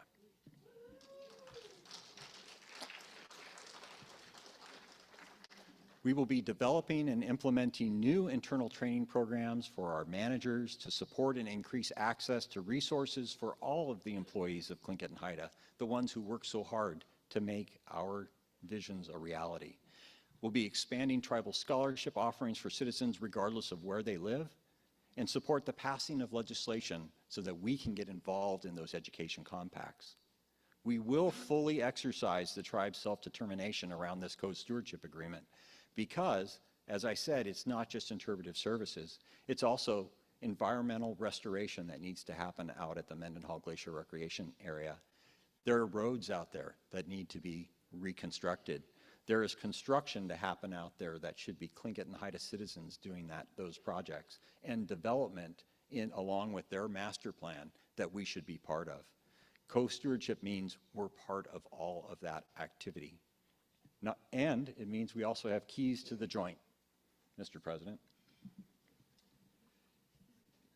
It's our great pleasure to serve our tribal citizens under the leadership and direction of President Peterson and under the direction of our Executive Council and you, the Tribal Assembly. Our work is accomplished by over 600 dedicated staff, focusing on the delivery of needed services through our Southeast Alaska tribal values. We thank those 600 staff for the hard work that they do on behalf of our people. We appreciate the opportunity to share with you, our Tribal Assembly, our leaders, on the activities over the last year. Chief, thank you for your time today.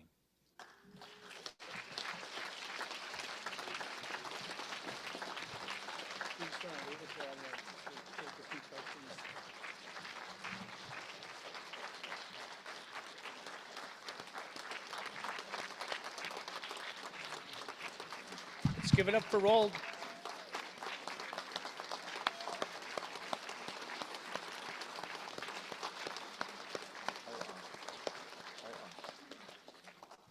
If there's any questions for Mr. Helgeson, I'm going to go ahead and entertain several people between the next speaker. I just conferred with President Peterson. So if there's any questions, Rold can take them now. Please state name and community. Thank you.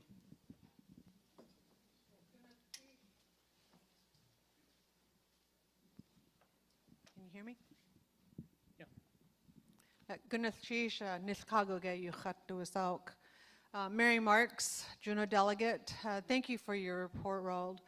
I want to thank you for working with our people, our community, with collaboration, especially when our theme this year is rooted in tradition.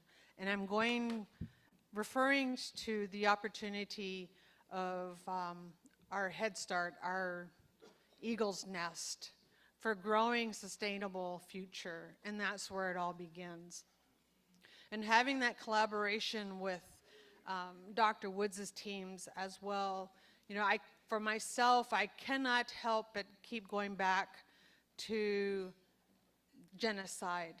And I bring that up in this conversation because, having rooted in tradition, genocide was not our tradition at all. So having said that, now that we're having the ability and the collaboration with Behavior Health, Dr. Woods' team, to be working with our families at various capacities in our different departments that have been created through this mission. And I want to thank the elders that saw the vision.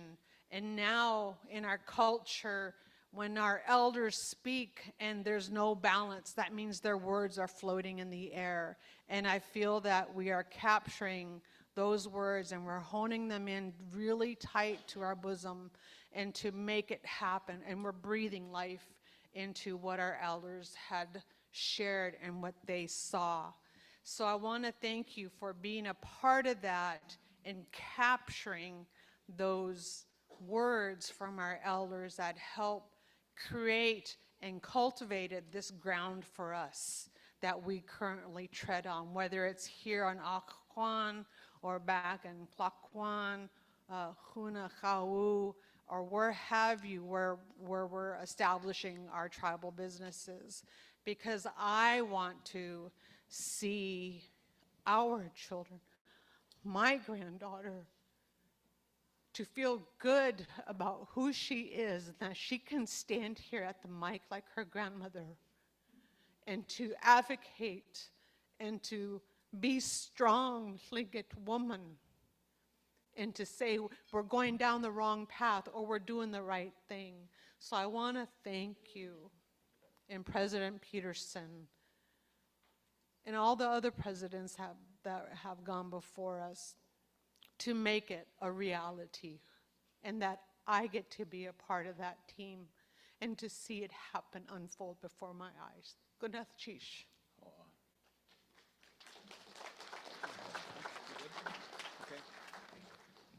Lance, go ahead. Yeah, Kone Lance Twitchell, Juneau delegate, Hao Ataguang. I just want to first acknowledge Roald for his incredible kindness and the leadership that he executes on behalf of Central Council. Back when he worked at Search, we hosted a meeting in Skagway, and I said, you guys should all go visit my grandma. She's very nice.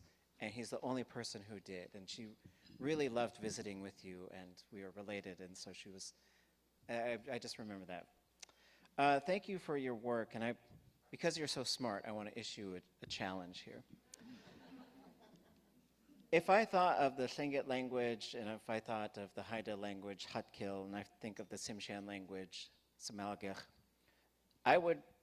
the unfortunate reality is I don't think any of those languages have more than 10 people who are fully conversational and can speak the language at a very high level.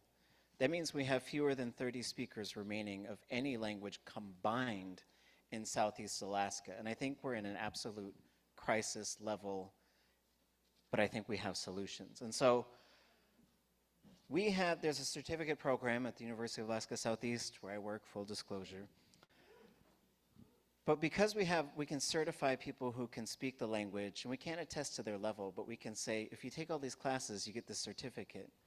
What if they made more money because they could speak our language? And what if there was a way to do that and say, we value our languages so much that we will put money behind this? And I also want to just sort of acknowledge that this is trauma-inducing for a lot of people, or to say there's Kohanti, but there's no English version. But that doesn't mean it's not accessible to you. So we're creating workbooks, and the workbook will have the translation in it. And so it's not like if you don't speak the language, this is not for you. But instead, everything is for you, including these doorways without doors for language classes. So that's my first challenge. My second challenge is to partner to develop language houses where we can have adults who live full-time, that's their job, they live in the language, and we have, especially as we're getting into these land back initiatives, so that we can have people there who are sort of long-term residents, 2-year commitment, that's their job. Then we can have folks who are kind of in a medium term, so I say, I can't do 2 years, but I'd love to be there for a month or two. And then we have folks who need to go there to brush up on their skills, so they get a spa treatment. They're not sentenced to time in the house, but it's a place where people want to be. And then I guess my final challenge is, I don't know who Mendenhall is as a human being, but I don't think he's important enough to take like a dozen Tlingit language names off of the land. And I don't think he did it as an individual. But the glacier has 2 names. The name that I've heard is Sit. The name of the lake that's around that glacier is Sit-Ah. The name of the river that runs out of it is Wush-Itluchuhin. And so I think all of those things have this guy's name on it. And honestly, I don't think he's ever been here. So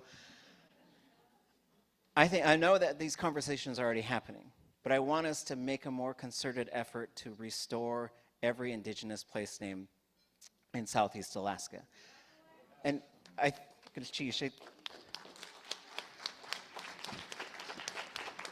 and because some people are very scared of our languages and our scared of us or don't like us, but I don't care, is I think we can start with saying we can do spelling adjustments. So Yakutat comes from a Tlingit word, Skagway comes from a Tlingit word, Kasan comes from a Tlingit word.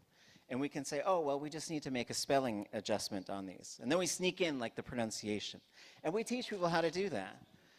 Then I think the second level is probably restoring places that have truly offensive names to them. I'm going to share a sensitive story here from Gukhdakashu Joe Hotch, who said there's a place up north of here in Tlkut, Jilkhat territory, where women were sexually assaulted. And then they named the place Seduction Point.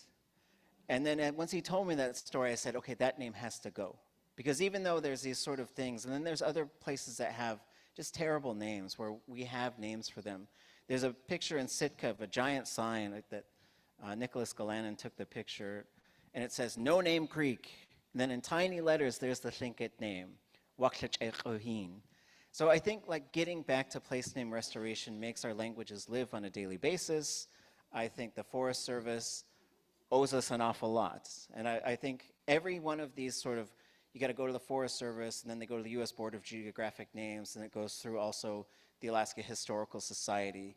And so, hello, you've got to go through a white entity and a white entity and a white entity to reestablish our names. And then what they tell us is, well, is it popular? Is this what people want?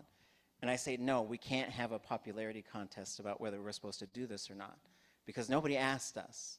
Nobody came here and said, hey, let's have a vote, all the Haida people and Tsimshian people and Tlingit people. So place name restoration, those are my challenges. I know you could do it, Ro. Jeez.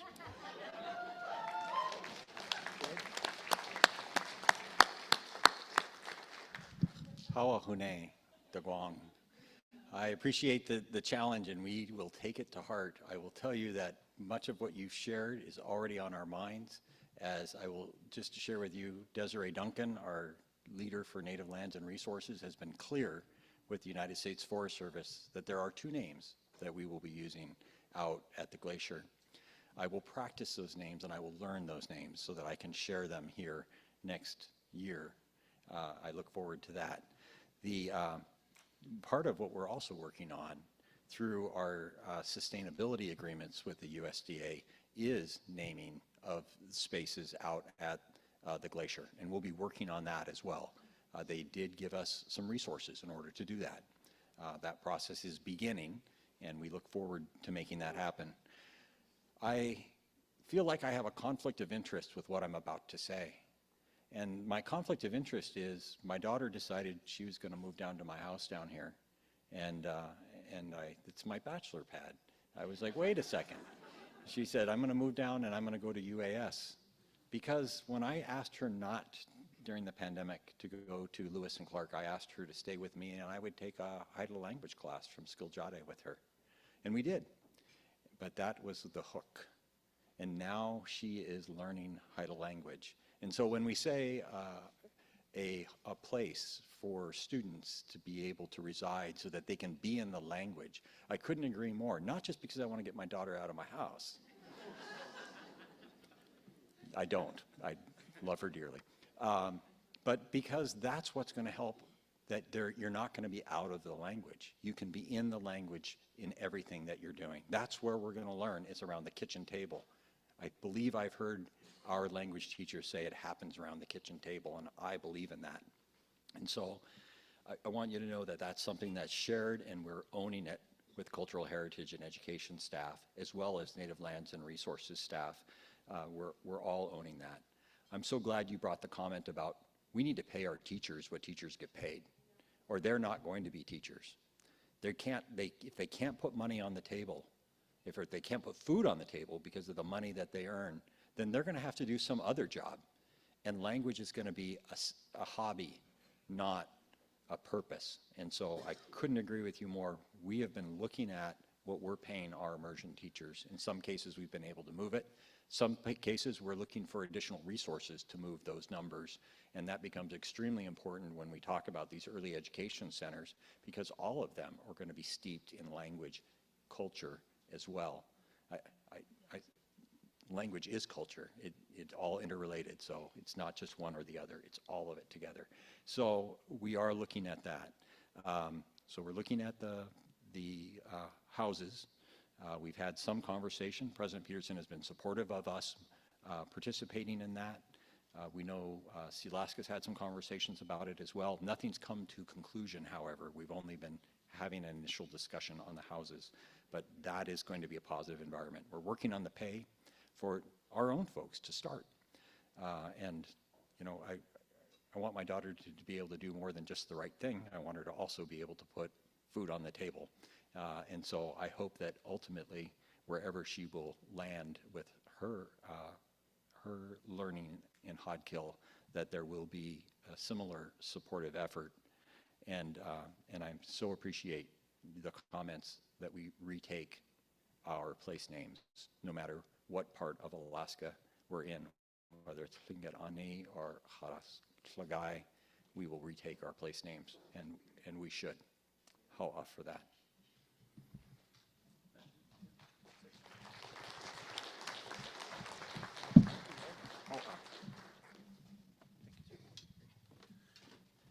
Next, we'll have Chief Development Officer Will Ware come forward and give us a report.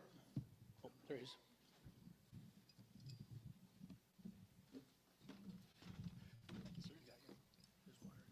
Okay, great, thank you.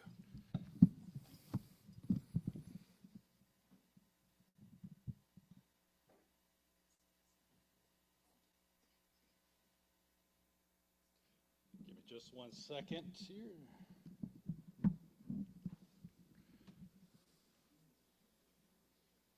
Is it working? I just have to say that over the years, Roald and I have had a friendly competition over who can give the shorter reports or speeches, not just here at Tribal Assembly, but pretty much every executive council. And we go back and forth. It's tough because I'm Tlingit and he's Haida. And so yesterday he tells me my report's 20 minutes. So I worked fervently to trim mine down, and he went 40 minutes. Oh, this popped out, huh?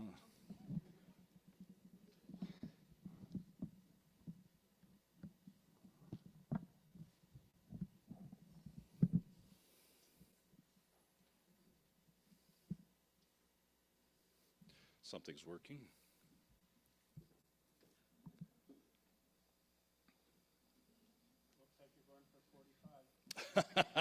The time hasn't started quite yet, has it, President Peterson?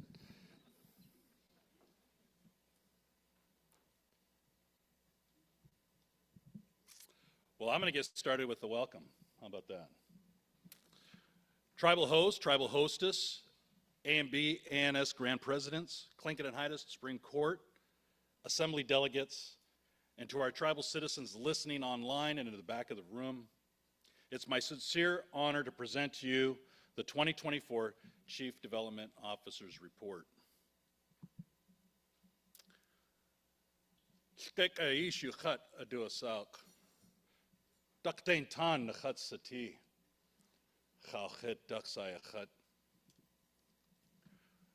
Tlingit name is Skek Aish. I'm Duckdane Tan in the Hitsadi of the Freshwater Mark Sockeye House. My English name is Will Ware,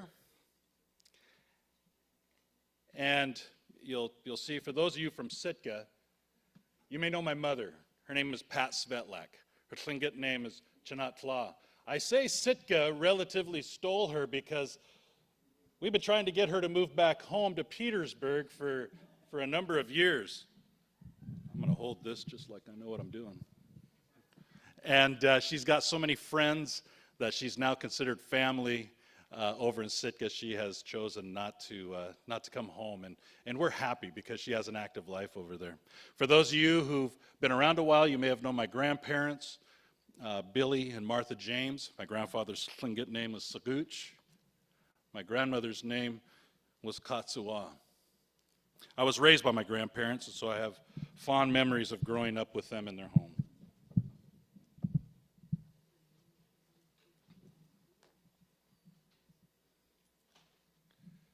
got my teeth clean right before that picture.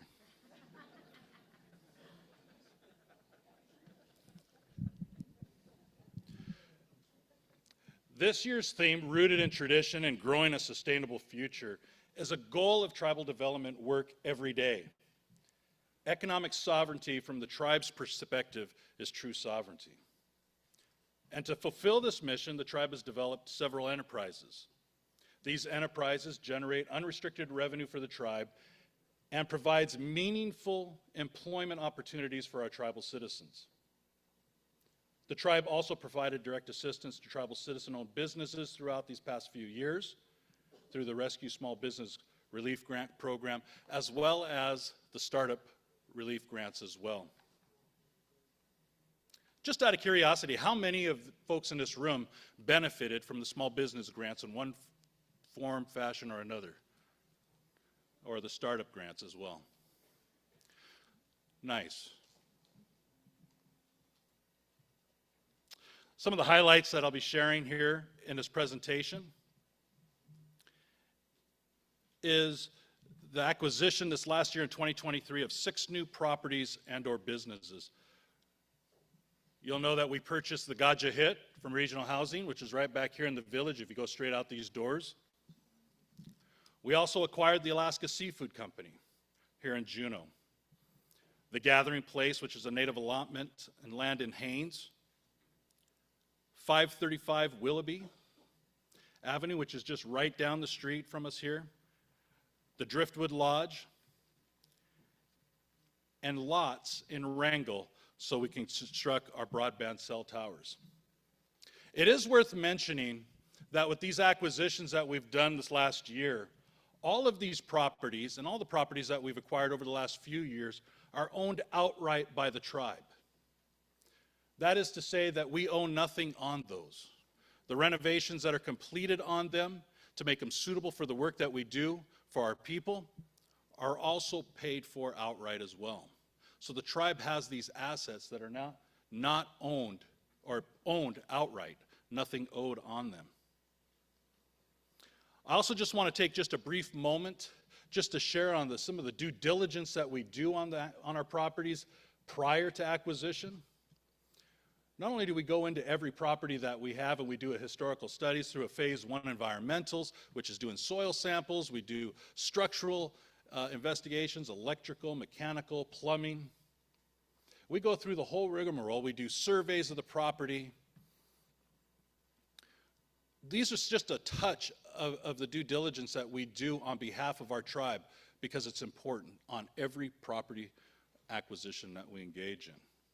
Where has this seen true benefits to us? Well, I'll tell you an interesting story on the 535 just for a moment here. Right down the street is a piece of property that has the fence around it right in front of Marisol's, in front of Foodland. We acquired that at the end of this last year. But it was offered to us from the same sellers that we got 400 and 410 Willoughby from. Well, as we started doing our due diligence, we had some concerns with some of the things that were on with that property. There was a structure on there that we knew needed a tremendous amount of abatement. It had asbestos in the building. It had lead pipes. It had an underground tank that we weren't certain was not leaking. There was a tremendous amount of things that we just had a lot of unknown factors associated. And the known factors that we had about it gave us concern, so we passed on it. What ended up happening afterwards is the sellers, before they could sell it, they had to go ahead and mitigate all of those issues. The building ended up having to come down at over twice the value of what was estimated to us if we were to acquire that building and the property. The land had to be cleaned. We ended up getting that property for the original asking price. And so we walked into that property after we purchased it with $400,000 in equity the day we signed on it, owned outright by the tribe. I only mentioned this not for a pat on the back, but just to give you confidence in the work that we do as your tribe here to make sure that we go through all the aspects that we need to, all the due diligence processes required, because we know we have to answer to this delegation. We answer to an executive council. Our executive team discusses these things exhaustively. Additional highlights for the 2023 year is that we've continued to develop a draft master plan for the Cowie Creek subdivision. That's 86 acres talked about already of land over on Douglas, purchased in 2019. I'm happy to report that we are continuing to develop our partnerships with Clinton and Hyder Regional Housing Authority as adjacent landowners and CBJ as well via a Thriving Communities grant. Other exciting topics I'll share more in detail later in this presentation is our work with our Title Network, which is our broadband initiative, and our Small Business Resource Center. Finally, we've renewed our facilities maintenance contract with Kira to better capture the full scope of work that they do for us.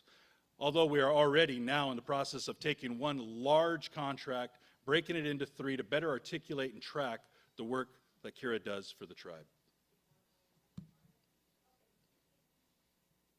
Here on this page here, in this slide, you'll see the number of different departments, divisions, and enterprises that tribal development oversees. And as you can see, there's a number of them. And again, as mentioned previously, these enterprises, these activities help the tribe with our goals of economic sovereignty and sustainability, but also provides employment that provides livable wages, and of course, essentially helps the tribe with this land back initiative.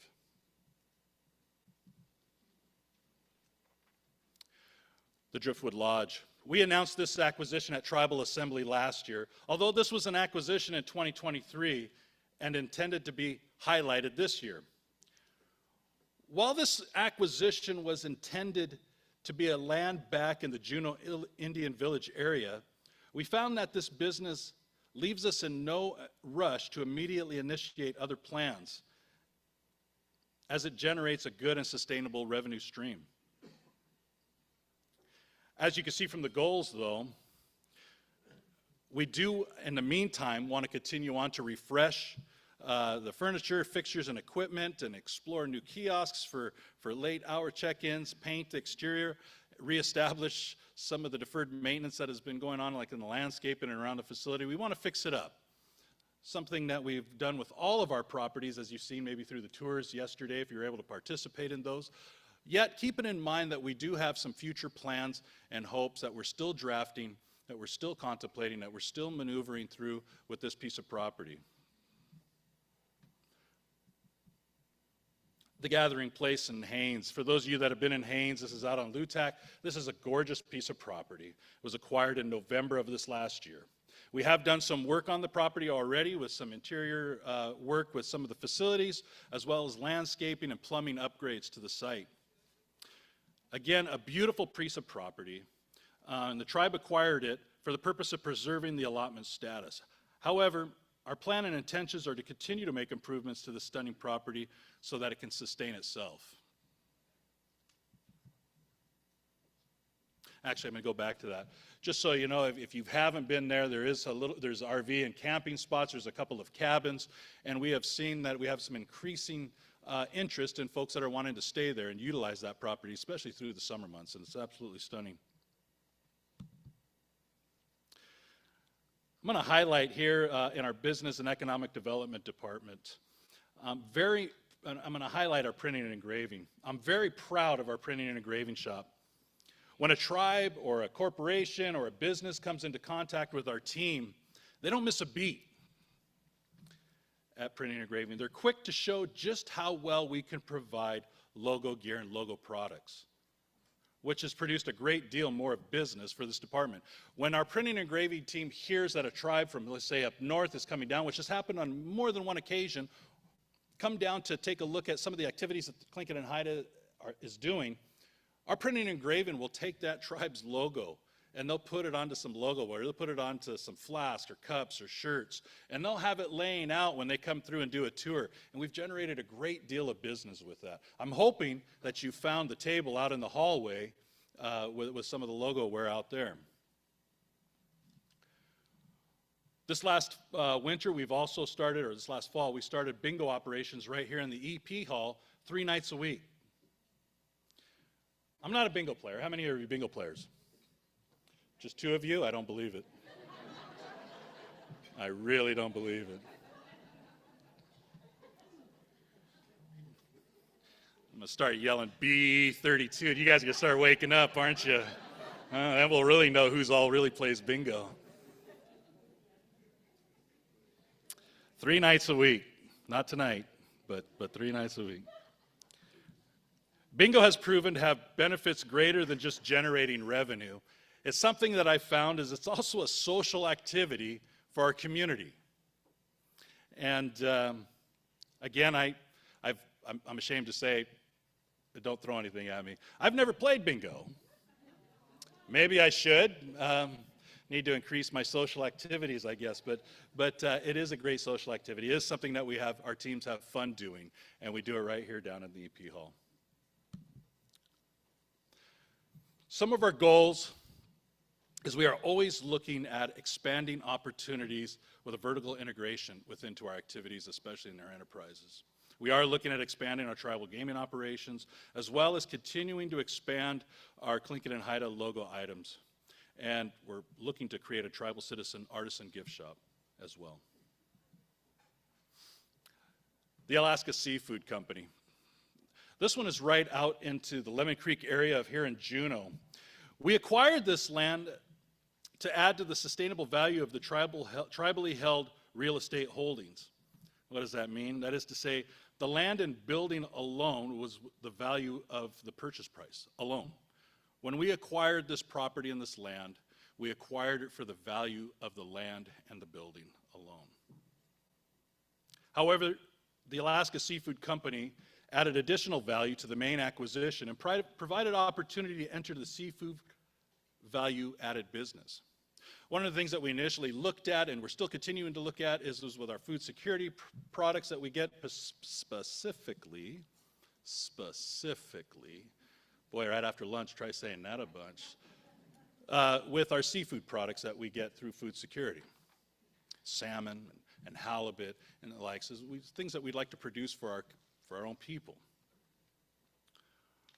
While we also negotiated with the previous owner, Dick Hand, to continue to operate the plant as the GM, unfortunately, Dick passed away at the beginning of this year. However, with long tenured staff, we're confident with our growth opportunities for this year. What does that look like? Well, we ended up having to temporarily suspend our custom processing because we had so many wholesale orders this last year that we were still trying to get caught up on.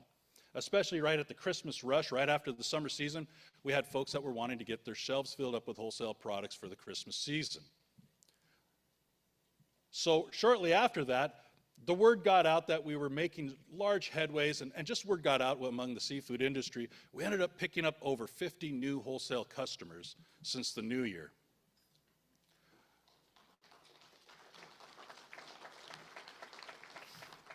So we're now looking at creating some more effectiveness and efficiencies over at the Alaska Seafood Company, which means possibly bringing on a second crew, that there's a slight overlap. So it just created some greater efficiencies for products that are going into the retort machines and into the smokers.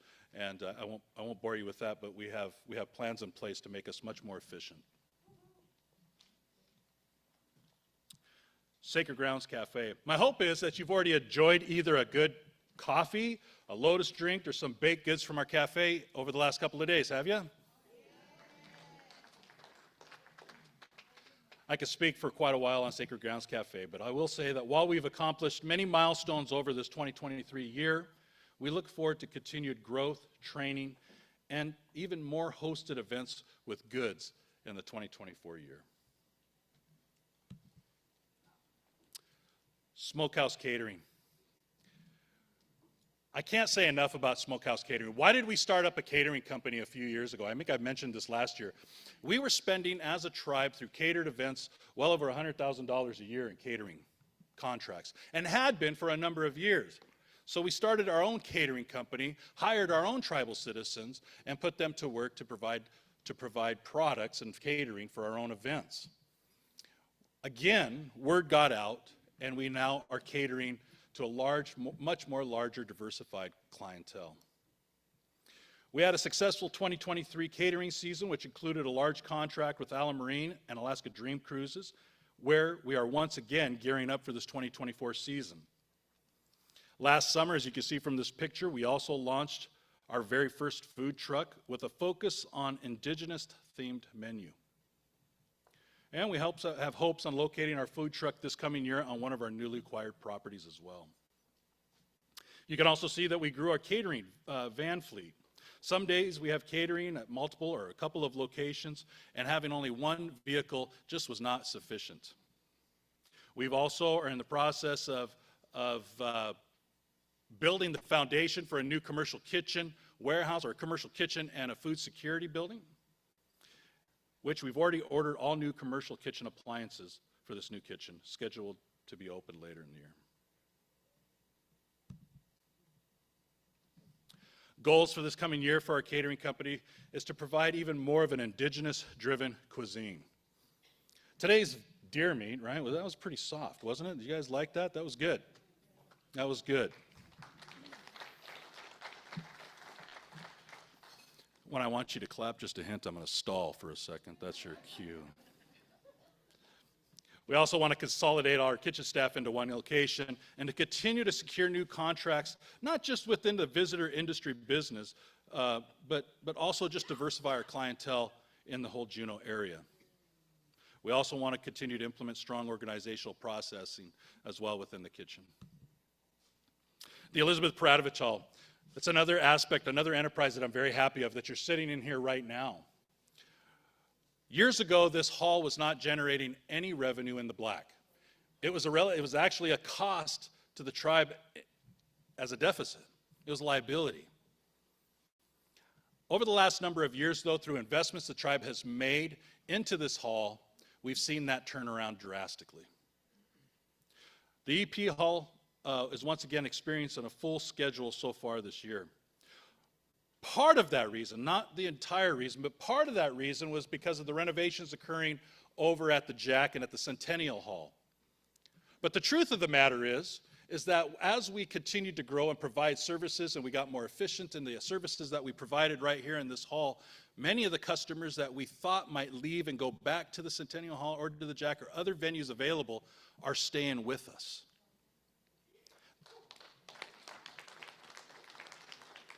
Some of those options, as you can see here, is an added 3D modeling component to offer customers a more immersive experience on what their event could look like.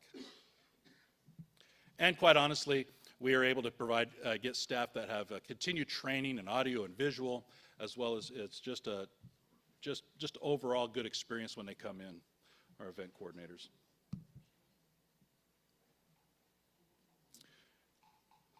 We do continue to strive to provide the best-in-class service.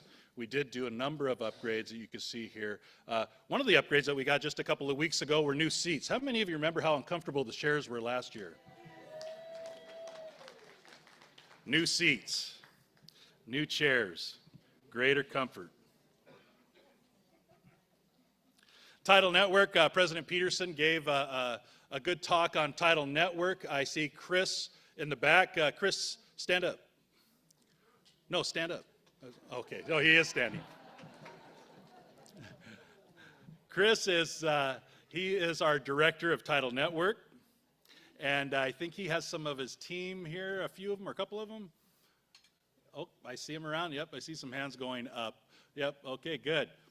If you have any questions, comments, or interest in joining a partnership with Title Network, please see one of the three that are at the back of the room. They'll probably have some sort of Title Network logo wear they've done really good at, but you're going to want to touch base with them. Some of the highlights that we have for this last year was we leased 2 cell towers and acquired a plot in Wrangell for new tower construction. Mentioned already, we got 2 new cell on wheels for the Wrangell project that were implemented, I'm going to say out on Shoemaker Road, while the towers are going to be constructed. We also launched a pilot Starlink program to enhance connectivity in Cake and Pelican, and have partnered with Cake Tribal Corporation to bring affordable high-speed broadband to Cake. Something that is really interesting is, and worth noting is that the 4 of the last 5 new hires have been tribal citizens.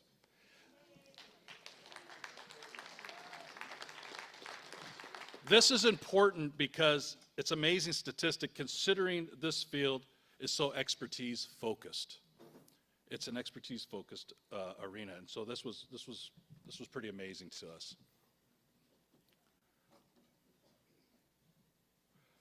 So some of our goals for this coming year is advanced network infrastructure projects in Wrangell and in Sitka starting this spring and summer.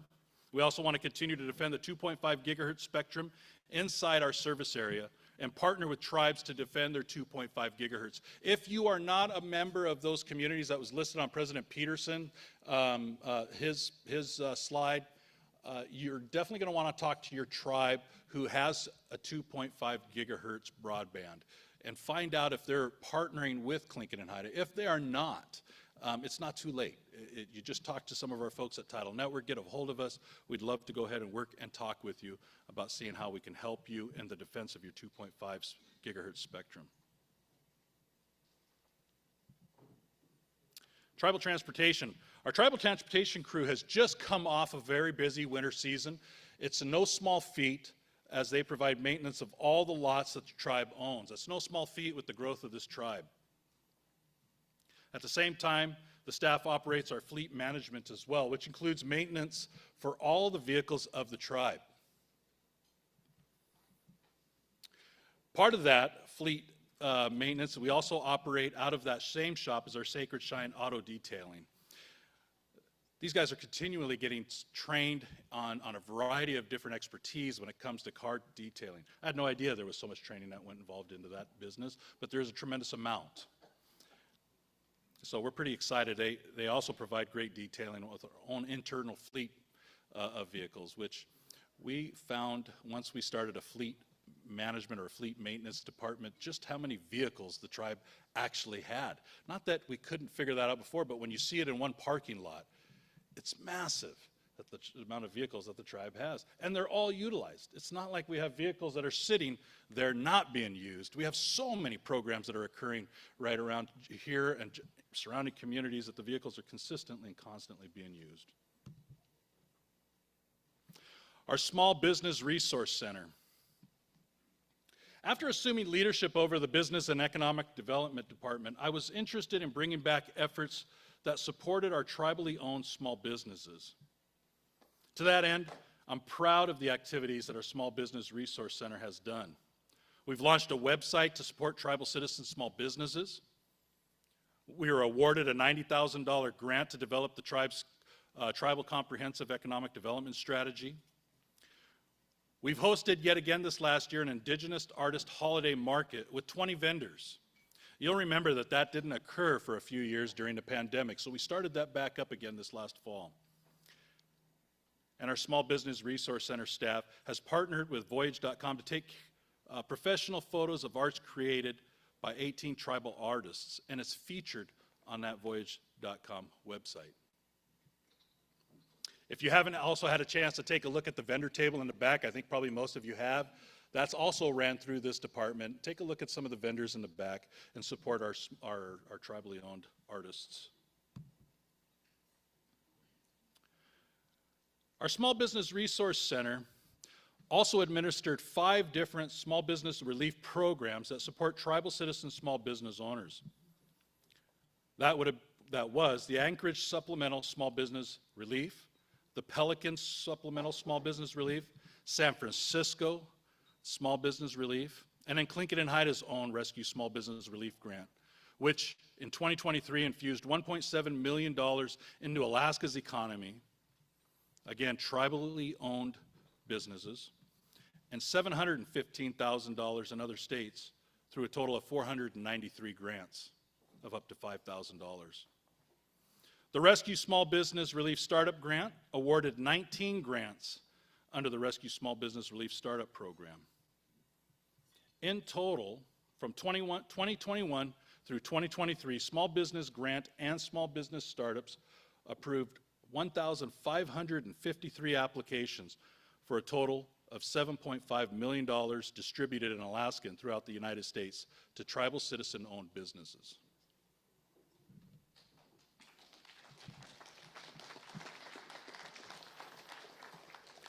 How many folks here participate in a Certified Tribal Artist program?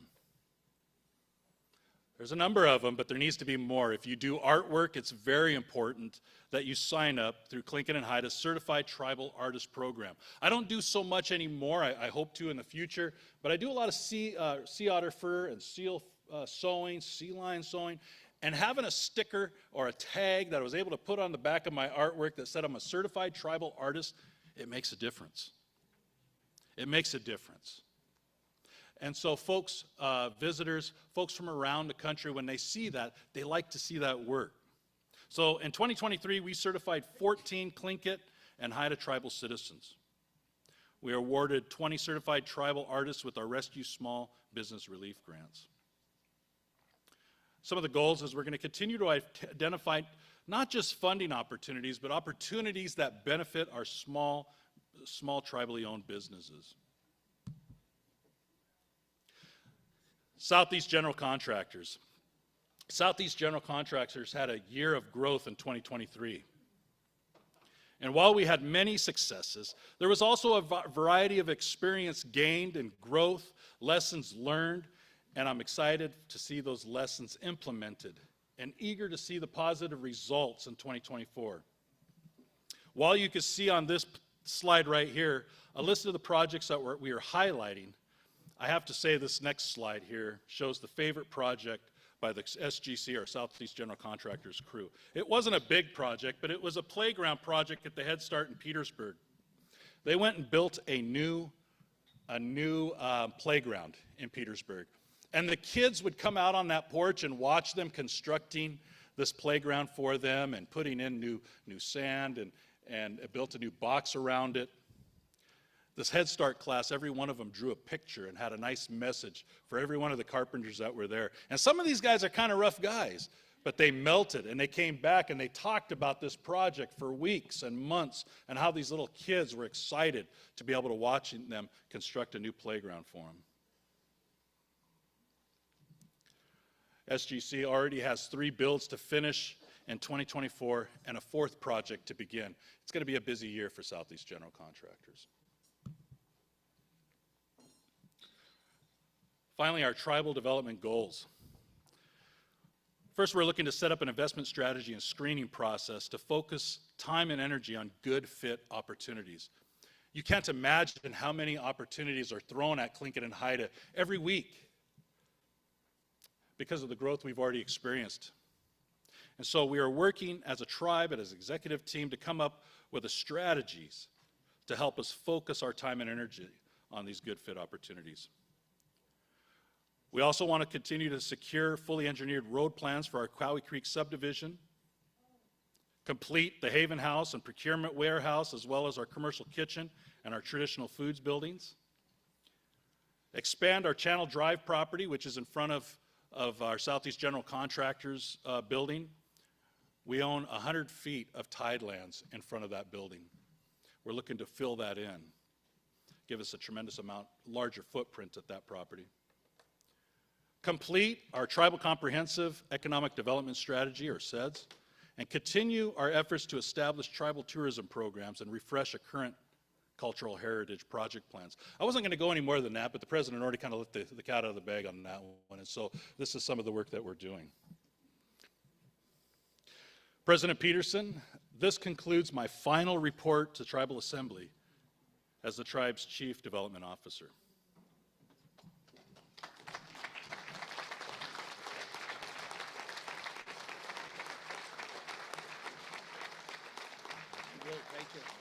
What's that?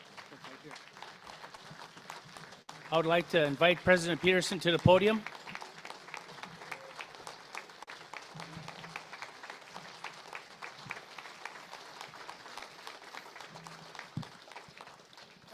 I don't know if you caught that last comment. So Will's not leaving the tribe, but he is leaving the chief development role. He's very excited. I guess we'll share. His family is evolving. His 3 oldest sons have all just gotten married within the last about year. Yeah. And he's welcoming their first grandchild. And he decided he wanted to take a change in what he's doing. So he's going to stay with the tribe as a contractor and see through a couple pretty major projects. But I wanted to thank Will. As I'm celebrating 10 years as president, Will had come to the tribe about a year before me, and I kind of feel like we grew up in these roles together and have accomplished, I think, quite a bit, these acquisitions, the new businesses. And, you know, it's a little bit, change can be hard, even good change. And so this is one of those moments where I find myself excited for Will, excited for his family and their direction, personally sad for me, to kind of feels like, you know, you're losing your sidekick in what you're doing, but I know he's not leaving us, and I'm really excited where we're going and the projects he'll still be here working with us on. But so you probably have all seen we're advertising a few jobs, and those are the chief development, and we're looking at rebranding it maybe a little bit as we're changing and shifting. But I want to just on behalf of Tlingit and Haida, myself, the executive team, and the executive council, we do have a gift for Will. And I'm just going to ask you all, the last few years have been some pretty incredible announcements, and if we can all just give Will another round of applause.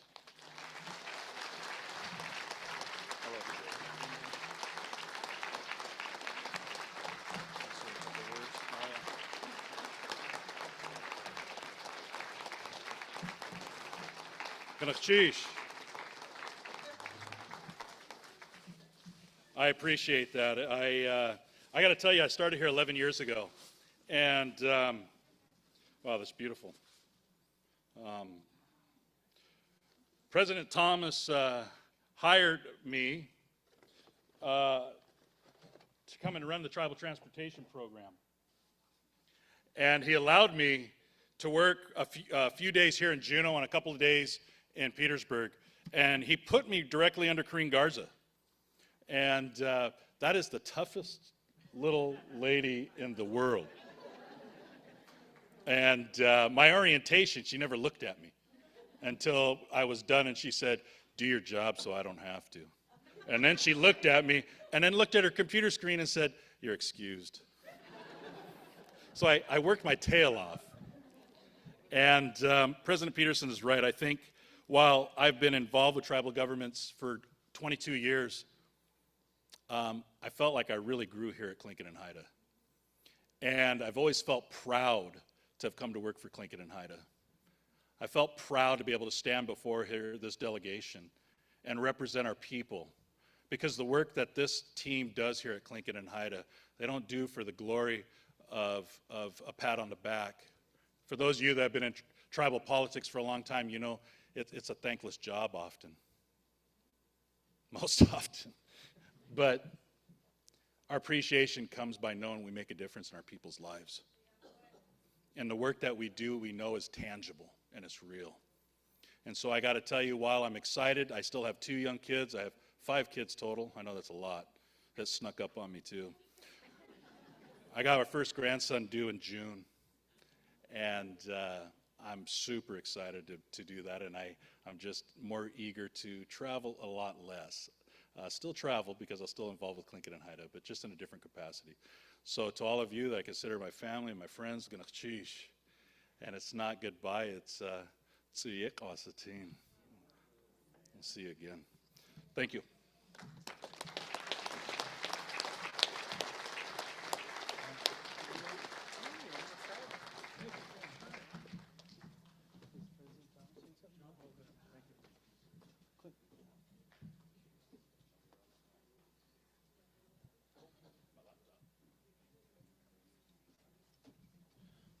Yeah, back already.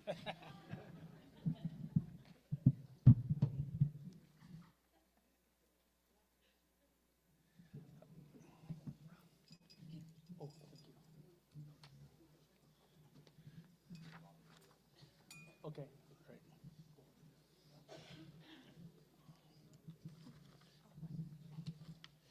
Next, we'll have our Chief Financial Officer, Charlene Robertson. please. Oh, there you go.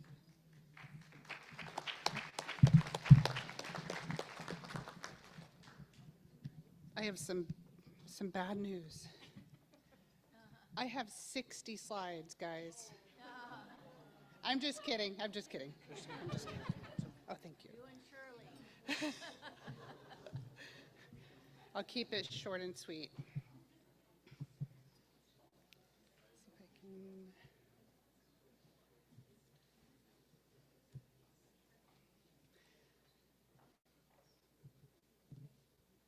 Good afternoon, delegates, President Peterson, Executive Council, and our precious elders. Gunashad Duasak. My English name is Charlene Robertson. I'm your Chief Financial Officer, and I've been with the tribe for 4 months. I started in December of 2023, and I've enjoyed the journey so far. I grew up in Sitka. I am of the Raven Coho clan, and my parents are Jerry Brown and Charlie Williams. I currently reside in Anchorage, Alaska, with my husband and my 2 children, and I look forward to working for the tribe and serving our people.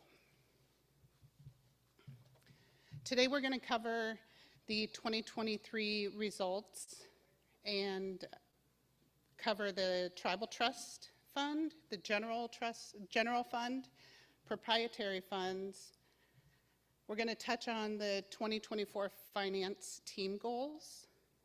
We'll cover the 2024 proposed budget amendment, the 2025 proposed budget, and then I'll introduce our audit and finance committees. The Tribal Trust results for 2023 were as follows. We had a beginning balance of $19,979,212. We earned interest in the amount of $2,696,399, and we paid fees in the amount of $42,943. That left our ending Tribal Trust balance of $22,632,668. Our general fund performed well in 2023 as well. We had a total of $15,964,306 in revenue and $14,357,682 in expenses. We had a transfer out of $489,924, and our net fund change was $1,606,624. That left our ending balance for the general fund at $3,024,778. Our proprietary funds in 2023 also had a great year.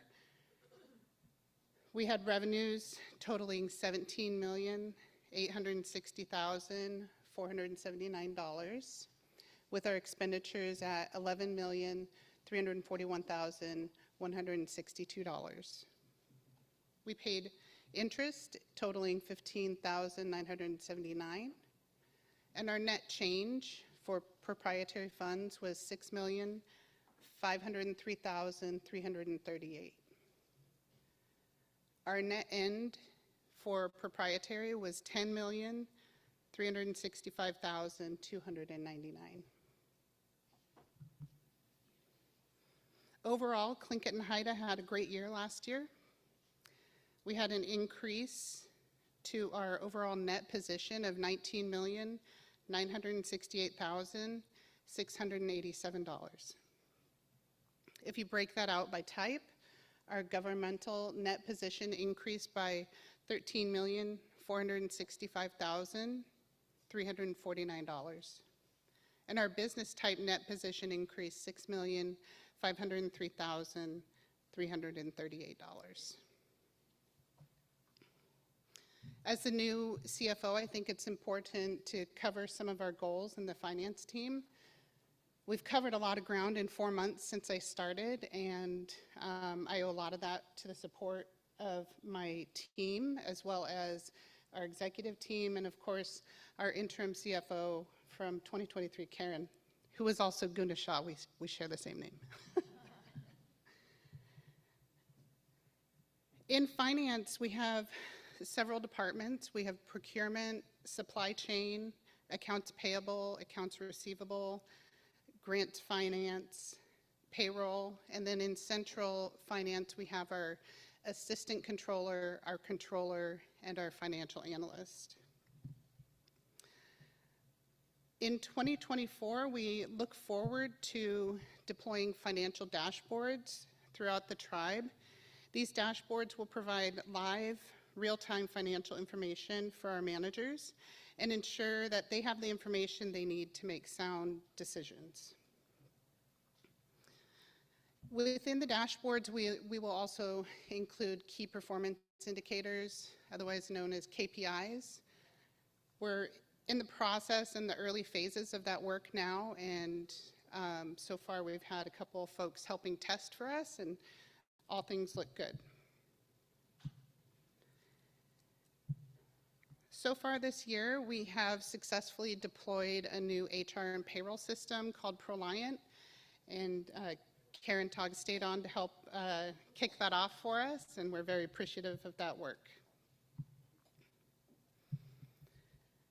We look forward to some process improvements for 2024, including adding and reviewing the current softwares and systems that track fixed assets, our lease requirements, contract management, as well as our travel and reimbursement systems. And finally, probably the most important piece of what we're going to do in finance is a focus on building a sustainable future for the financial team, ensuring that our team are cross-trained, that they are built up and developed and supported by others. Our training focuses will include compliance, best practices, as well as other government topics. In a few minutes, Chair Jack will present the 2024 budget amendment for review. I wanted to highlight a couple things that I know has already been touched on a little bit today, but we were able to include 3 new departments this year: our community navigators, customer service, and our occupational safety departments.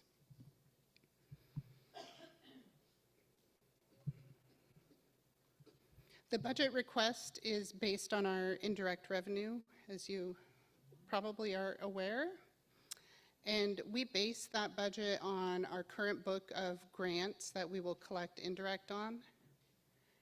And we tracked that historical information year over year as well to come up with our budget estimate for 2025.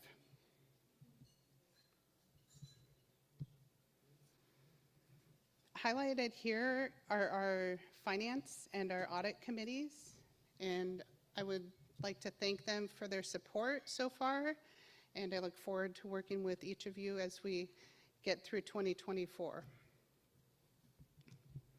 See, I told you it wasn't 60 slides. Thank you.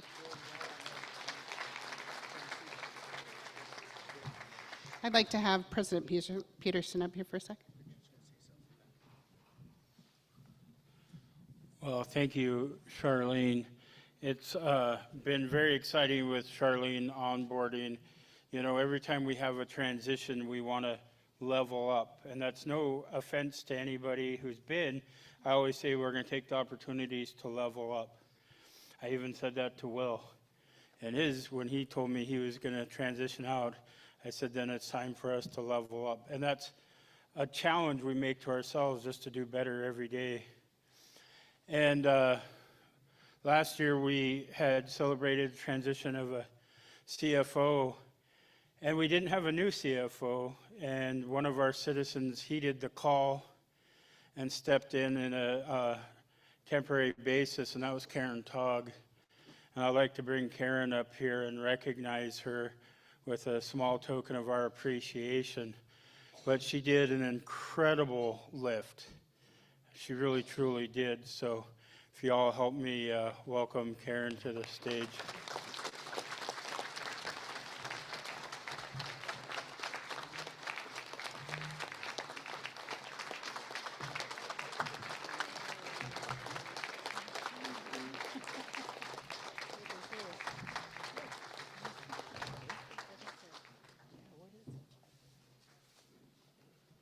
It's heavy.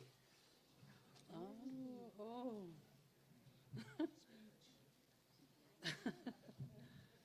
Oh, goodness geez. Goodness geez, Hawa. Thank you. It was a pleasure, honestly. I thought it was only going to be rolled 60 to 90 days. So 11 months later, here we are. But I appreciated working for everybody, for the tribal citizens. It was enjoyable. I learned a lot about the tribe that I thought I knew, but really didn't know. And it's a wonderful place to work, and they're doing great things. So it made the 11 months go really quick. And you have quite the president here, I'll just say. Goodness geez.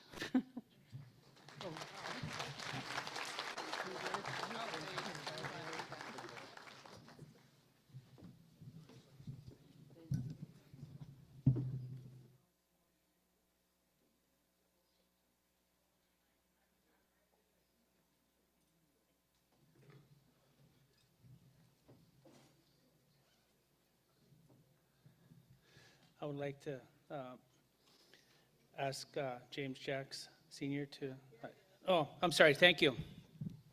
Introductions of budgets. James Jacks Sr., Finance Committee Chair, please come forward. Thank you.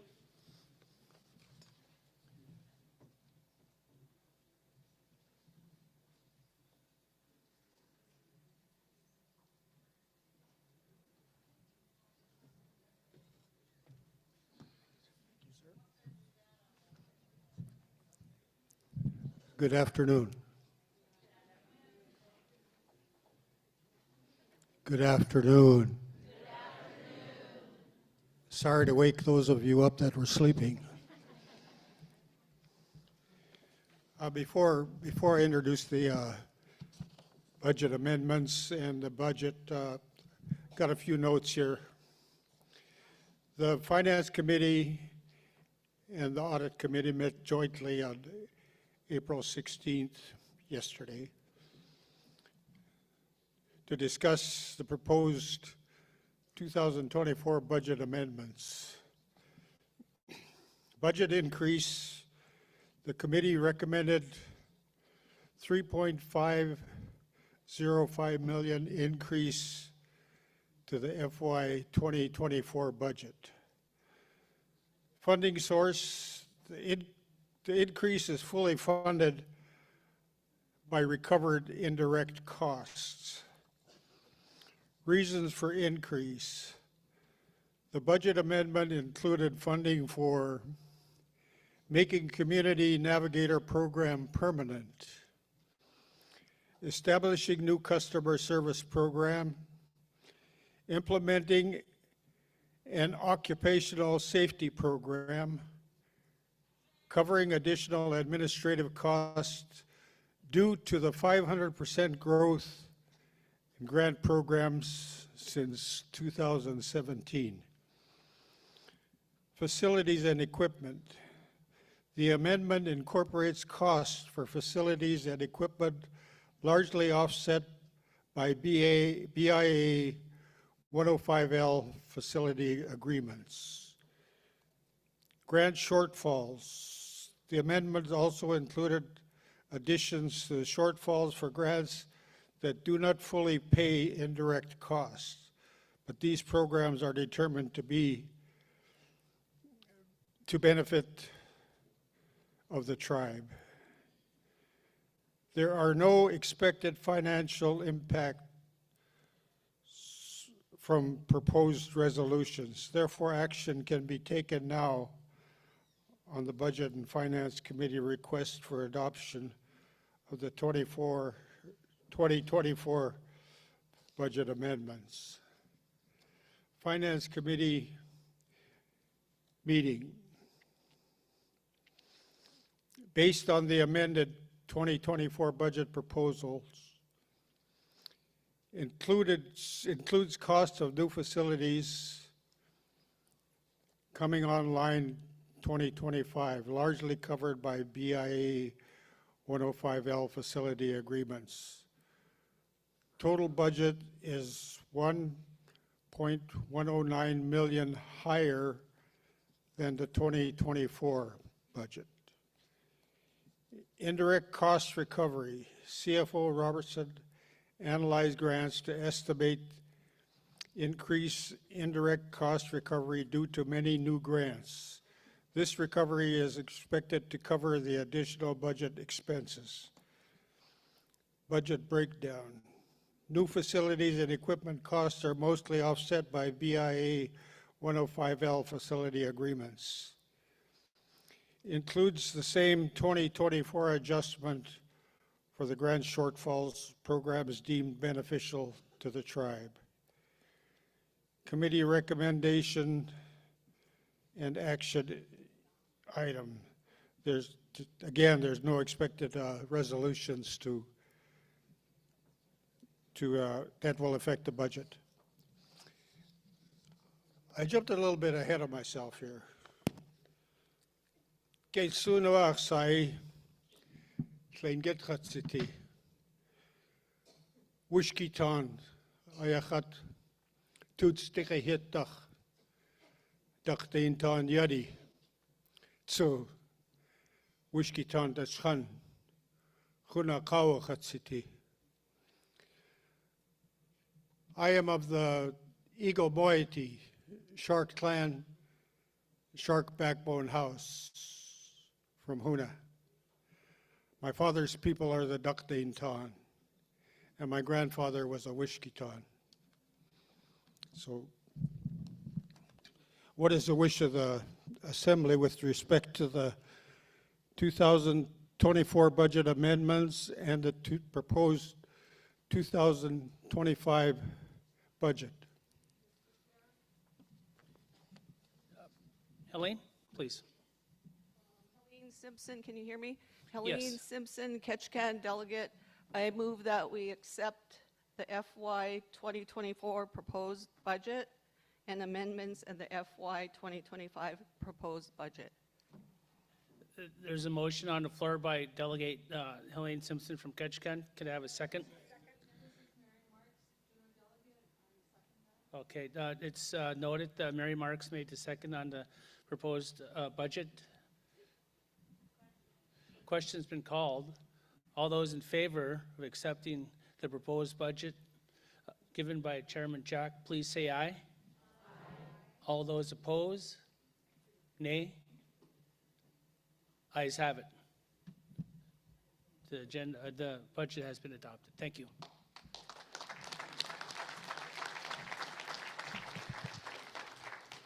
Thank you. I'd just like to thank the committee members that were in attendance for the meeting yesterday.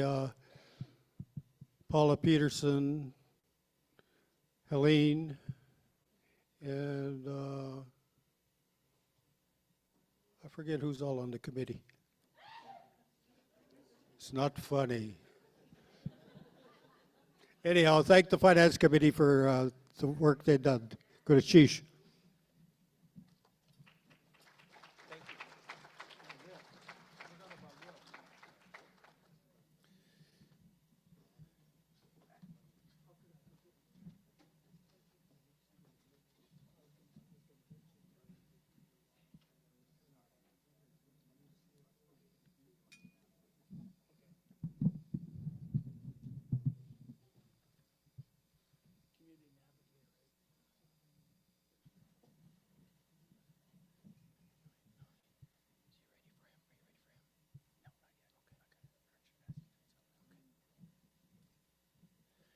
So, thank you again. So we want to acknowledge a birthday here. Well, who is that again?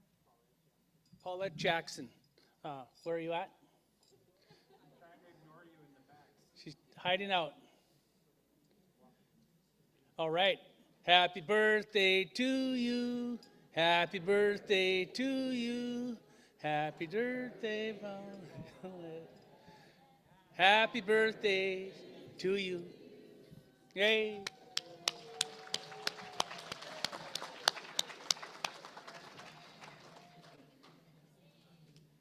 Next, I'd like to welcome, let me see here, what we got here. Richard Reinhardt on Clinton Haida Business Corporation.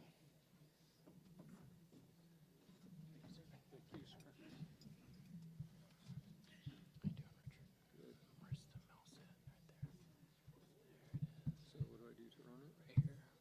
Then you just click over. You need to get up to the top. There you go. You just click over. Yake yagayi. Shiao yaktaneki. Yake yiksatini. Good afternoon, honorable people. It's good to see you all. Tashi ohatu asak. Kiksadi ayahat.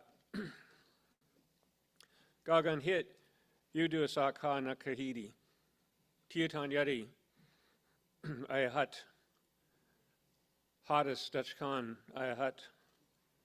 Shakwan away uhan. I am, I'm called Tashi. I belong to Kiksadi clan. Our people's house is called the Sun House. I am a child of the Teton, grandchild of the Haida, and from the ancestral people of the Shukwan or the Stickeen River area. Clan Gunishchish Jahawa. President Peterson, members of the Executive Council, delegates, honored guests, President Emeritus Ed Thomas, Tribal Host Sedutes, ANS Grand President Daphne Albee, and friends. Yake Sequan, I love you all. Thank you for being here and allowing me to speak with you today. My name is Richard Reinhardt Jr.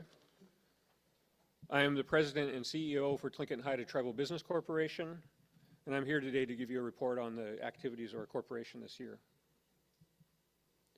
We're going to go over a few things, who THTBC is.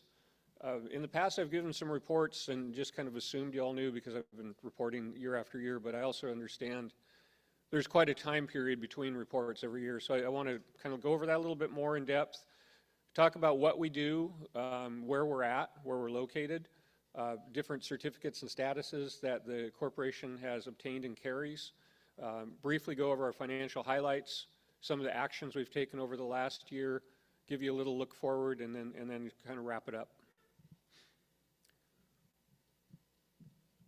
THTBC, or Tlingit Haida Tribal Business Corporation, is 100% owned by Tlingit and Haida. So we have one shareholder, and that's you. That's Tlingit Haida Tribe is our sole shareholder. The Executive Council formed THTBC in 2010. They hired me in 2014. You know, it's been 10 years ago that I stood up in front of you all, had my plan, 100-page plan in hand, and it was just me. Today, there's like 1,700 employees. I have a few people in the audience. In the back here, Mark Bartle is our Senior Vice President of Operations. I see next to him Aaron Greenberg, who is, I'll get back to Aaron, but he's here to enhance our relations with tribal members. I see Brett Stauffer, our CFO over here, and Virginia Robinson, our General Counsel. As I said, we have about 1,700 employees now, and we, I'll show you the financial highlights too. But kind of put it another way, we have over 400 pickup trucks and vans running around logging 2 million miles a year. So it's kind of been a lot of growth over the last 10 years. 2016, we acquired Kira. That had a lot to do with the growth. And since then, our revenues have tripled, earnings quadrupled. And we're going through a rebrand, which you'll kind of see. You see it up in the top corner there. Our logo is kind of a little brighter, a little shinier, a little different. Some of the other things that we're really promoting and changing is the name Kira is going to fade away. We don't use Kira so much, and we will be going a lot more by Tlingit and Haida, THTBC, Tlingit and Haida Tribal Business Corporation, or just TNH. Kira is, a lot of the subsidiaries have that name that are certified, so it's going to be around with us for a while, but that's going to fade out, and THTBC is going to take over. We're governed by a board of governors. Vice President William Micklin is our chairman, has been since the beginning. Richard Peterson is on our board. And just real quickly, when we started 10 years ago, Ed Thomas he and I served on Sea Alaska board together, knew each other for a while, and he'd been trying to recruit me for a while, and at the time I was working for the Nisqually tribe. And I used to commute like 2 hours each way every day on a good day. And that got really, really old. One day I broke down my car at 10 o'clock at night. I'm waiting for a wrecker to come tow me away. And I called Ed and said, hey, I'm ready for that job now. And so the first thing I did when I opened an office is I found the closest hub zone to my house. And my drive is about 10 minutes after that. We also have myself, Lieutenant General Wendy Masiello. She's a retired 3-star general from the Air Force, and she's had just a number of commands in the Air Force. She also used to be the head of the Defense Contract Management Agency, which was about 14,000 people and as a really important agency within the federal government for contracting. And then most recently, Mr. Helgeson, your COO, is also on our board of directors. Our mission is to provide our customers with excellence in service, foster employee professional development, and uphold our commitment to continuous improvement. Well, we try to uplift the prosperity of the tribe. And our vision is to deliver those things in the most efficient, effective way that we can, with innovation and with the goal of empowering our tribe. Our values are always integrity, team empowerment, mission-driven. We've had what I started the company with. When I started up, I kind of thought, like, how do I want our company to run? What would I want it to be? And so number one on top is integrity. You got to always tell the truth. So that's one of our principles: always tell the truth. And then the next couple are, none of us are as smart as all of us, and that's just a really important statement. It's like I listen to everybody in the room. I take in all those thoughts, and I don't make decisions just on my own. Everybody has input, and we share information and keep everybody fully informed, and we do a number of other things to achieve our mission, and that's to improve the economic prosperity of our tribe. So a little bit about what we do, and this is like I was saying, I didn't want to forget this. Out of our 1,700 employees, approximately 1,200 of those are in base operation support services. Mr. Bartle's over that whole section, so he has over 1,000 people that report to him. And we do bases like Fort Carson or U.S. Air Force Academy and a number of other places around the country in multiple states. But what does that mean? It means, like, basically we during the spring and summer, we mow the grass. In the winter, we plow the snow. But we also run the power plant. We run the water treatment plant. We run the power plants. So we're kind of like a small utility in a way, and we're kind of like a small municipality in a way on the things that we do. We do fire protection, elevators, vehicle maintenance, grounds maintenance, refuse collection, custodial services. So a long ways from, if you all remember when we started, people were like, we're going to be janitors? We got buckets and mops? And yeah, actually that's how we started, because that gave us the experience qualifications we needed to qualify our first 8A. And it was in a code that allowed us to do all these other things, so that we expanded it when we did our acquisition of Kira. This is a couple of pictures from Fort Carson and the Air Force Academy of just some of the things we, showing a little bit about what we do.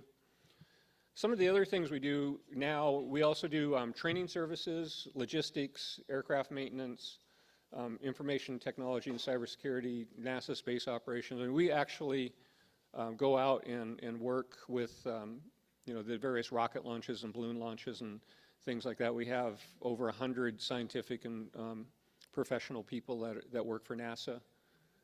We do have, the other side of the business is what I call the IT professional services side. That's 300-400 people. A lot of those are secret and top secret cleared, and they're doing the information technology, cybersecurity type work that they do. And my next slide will show you all the different places we are. We're heavily concentrated in Colorado, in the southeast U.S., and then a lot of those other little dots that you see everywhere else are the IT and cybersecurity people that are around various places around the country. You can also see we are overseas some. We're in Guam. I think that's our furthest away by far, and that map is not to scale. We're in Cuba, in Guantanamo Bay, Cuba. We're in Puerto Rico. Previously, we were in the Bahamas, and we were in Honduras. We are looking in the future for, in our plans in the 25, 26, we're going to be out in the far Pacific. The U.S. government is going to spend a lot of money, just billions and billions of dollars for what I'm just going to term as the China threat. So that will be out in like the Philippines, Guam, Tinian, Japan, South Korea. All that whole area will be a huge, huge opportunity for growth, and we're going to look into taking advantage of that. We have a number of entities. A lot of you are familiar with how 8As and subsidiaries work, where you can have multiple subsidiaries at the same time. We have about 30. Of those, 24 of them are active, and a dozen have sizable employment with 100 or more employees in them. We have what is called NAICS codes, or those are different industries that we're approved in. We're in like over 30 states. We have 11 8A companies, 6 hub zone certified companies, 4 secret level and 5 top secret level cleared companies, and 9 SBA Minor Projet approved companies. This is a little legal description, and you can read all that on your own leisure, but basically it's the 8A and hub zone program, which says that the U.S. government has a desire to do business with small businesses. They certify a lot of them as 8A companies, and they certify others as hub zone companies. We have companies that are both. Kind of the trifecta that we try to go for is to be 8A hub zone and have a top secret clearance. That's a very sought after formula. Next, I wanted to go into the financial highlights and where we're at. I put up, I didn't have 2014 here. It was real small, like 200,000 revenue, and probably had about the same amount of loss. 2016, we acquired Kira halfway through the year, and it was running at about 50 million a year at the time. And then you can see the growth that we've had, and we've kind of leveled off around the 200 million range right now. We've had a few good years. 2023 wasn't as strong as we wanted for a number of reasons. A lot of that was accounting adjustments, but we believe we're really on track for a number of reasons, and we'll be back to the growth level we want starting in this year, and everything is, all indications are we're on that track right now. That translates into, so I put up here the sales revenue. Sales or revenue is the same thing. The net income over the last few years, and then the dividends paid. And you can see that we paid out, based on the income, we've paid out $1 million the year before, then the 900,000, the 500,000, so approximately $2.5 million. This year, we're going to pay a dividend of a little over $250,000, but then next year, we believe we'll be back on track, and we'll be bringing a dividend of $1 million back to the tribe. That's in our budget, approved budgets, and that's our goal.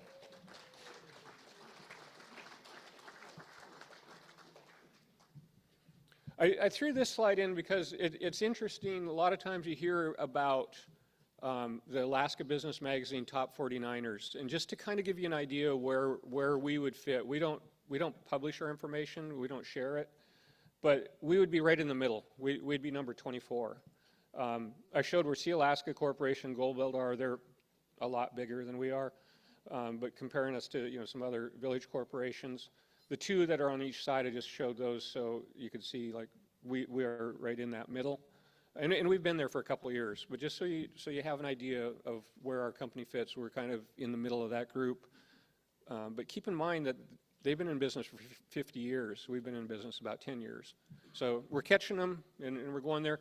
Also, I wanted to note, and this part kind of goes to something that's really inherent in our company, and all of my people that are here right now could attest to this.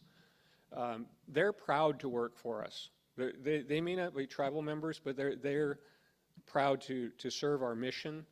And this is just a little reflection. When we moved our offices in Virginia, and we were able to move to a bigger office at a pretty fair rate because there's kind of an overbuild of offices there right now. And when we were going through the leasehold improvements, we had some money left in the budget, and we could have changed the carpet, but we said the carpet was in pretty good shape. So we took a little bit of extra money and we put up that mural on the wall there. That is actually about a 20-foot by like 8-foot mural on the wall, and Virginia Robinson back there headed up that project for us and saw it through. The design is a Rico World design, and it actually pops out from the wall, and you're going to see this a lot in our stuff that we publish. We'll have it in the background and take it in pictures and things, but it just kind of shows the pride that everybody in THTBC has of working for the tribe. A lot of them used to work for private equity companies or Wall Street companies. They love working for the tribe. They love the mission. So looking forward, as you saw on the financial slide, we had a challenging year last year, and we had to do a lot of different things. Part of that's reflected just in my title change. So in the past, I was always the CEO, and now if you notice, I'm the president and CEO. Because we used to have a president and a COO. He was president and COO. And we used to have a kind of a SVP of business development or chief growth officer. And we had a different controller. And we've made changes in the organization. It was kind of tough. But throughout most of the year, my board would know, they could tell you, and I think Executive Council seen the reports a few times, we were actually projecting a loss for the year, and we managed to break even.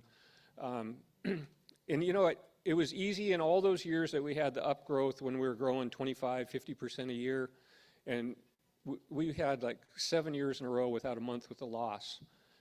And it's easy to manage when you're doing that, but the real test is when things get tough. How do you make it through that?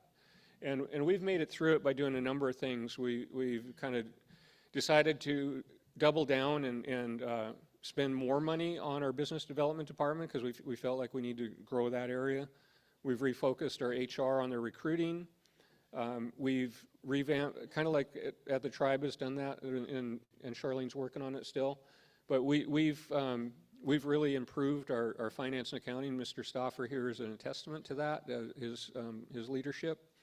And we've rebranded. So we've done a lot of those things, plus we're going into some new areas that we think will have a lot higher profitability. And then in our operations side, they're reinventing themselves and bringing a lot of innovations to the industry. Our plan going forward is we will continue to be committed to our base operation services. That's kind of like mainly who we are. But our plan is to grow our IT and professional services over time, not quickly, but for over time that we'll grow that side of the business in a more value-added approach. We will remain for a while, it felt like we were getting to be too much the low-cost provider. And even though we're really lean and mean, it doesn't always do us the best on the bottom line. We're going to continue to be a value provider, but we're a low, at lower cost, not lowest cost. We've taken a lot of our processes, organized those, but still keeping ourselves kind of lean and mean and not being overly bureaucratic. We're teaming up with large companies, and we're going after a lot of sole source work. We're moving into aviation, construction management, disaster recovery, and we're looking for a potential small acquisition in the IT professional services space. Now, the last slide and this one those are all not things I'm saying we're going to do in the future. We've been doing them for about 9 months now, so it is ongoing. You know, in conclusion, we've been in business for 10 years, and all the acquisition debt that we used originally to acquire Cura has been paid off for about 5 or 6 years now. We've paid back $2.5 million in dividends to Tlingit and Haida. I would say just conservatively, the estimated value of your investment today is about 30 to 35 million. It'll show about half that on the books, but it's really worth double what that's showing. You know, and like I just touched on, we had a tough year, but we've made it through it, and our future looks really, really good. We're confident that we will bring in the plan and bring you the money next year. So, Guneshish Hawa.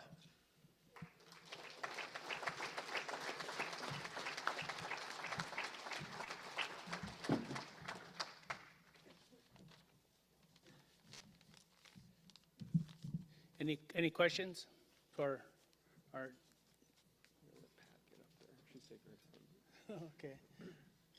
All right. I'm going to go ahead and limit the amount of speakers because I do want to get us out of here on time. You know, beautiful day. That's part of my job is to keep us on task. So thank you.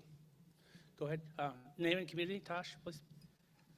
Tasha, Anchorage delegate. Thank you, Richard, for your report. I'm always really excited to hear what you've been working on and excited to just see the growth and the expansion. I think it speaks a lot to your leadership and your experience that you brought with you to that position. We definitely had selected the right person for the job.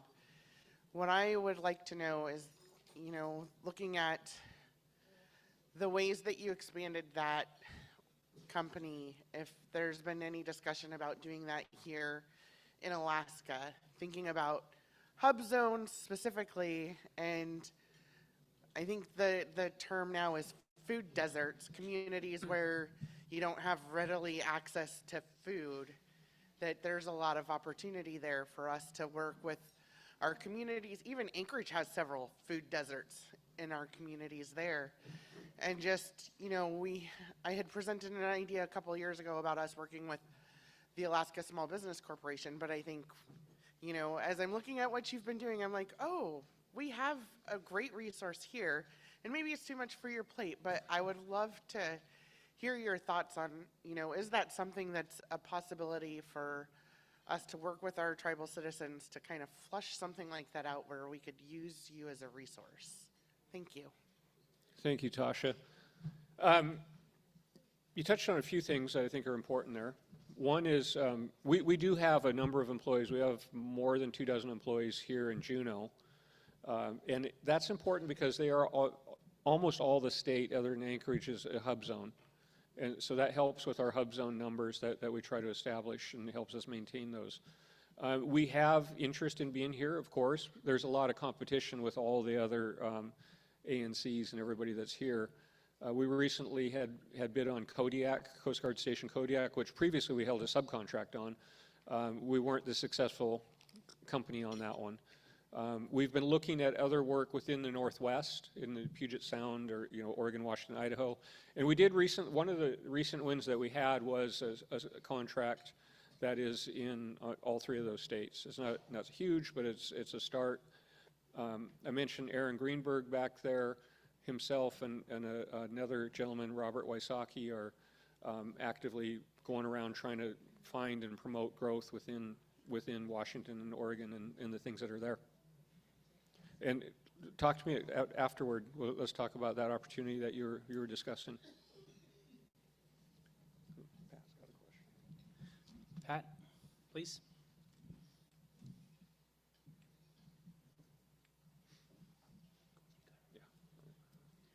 Good afternoon, Mr. Reinhardt, Pat Alexander, Sitka.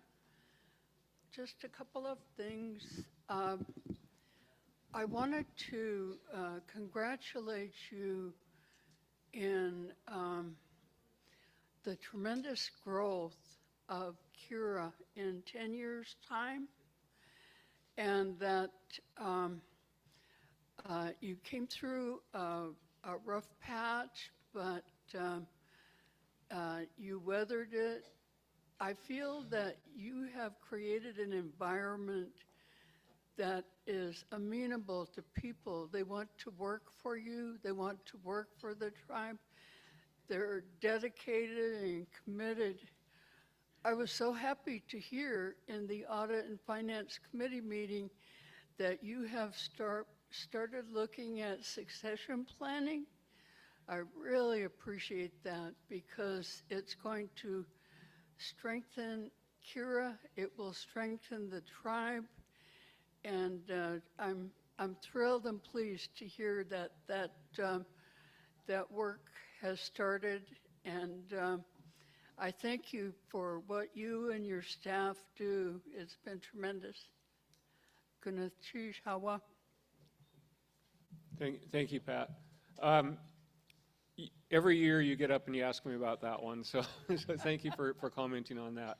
And it's not like I haven't tried. I have tried many times, but I can proudly tell you that we have made some progress and we have started on that. And some of that has been, Mr. Wysocki has been hired into the company in a strategic position as a vice president and is heading up a lot of our growth initiatives for the construction management, disaster recovery, and the Northwest business development. That's interesting. Mr. Aaron Greenberg back here is actively out meeting people. He's our tribal liaison. Anybody, Aaron, stand up again, please. Anybody that doesn't know Aaron, please introduce yourself, get to see him, meet him.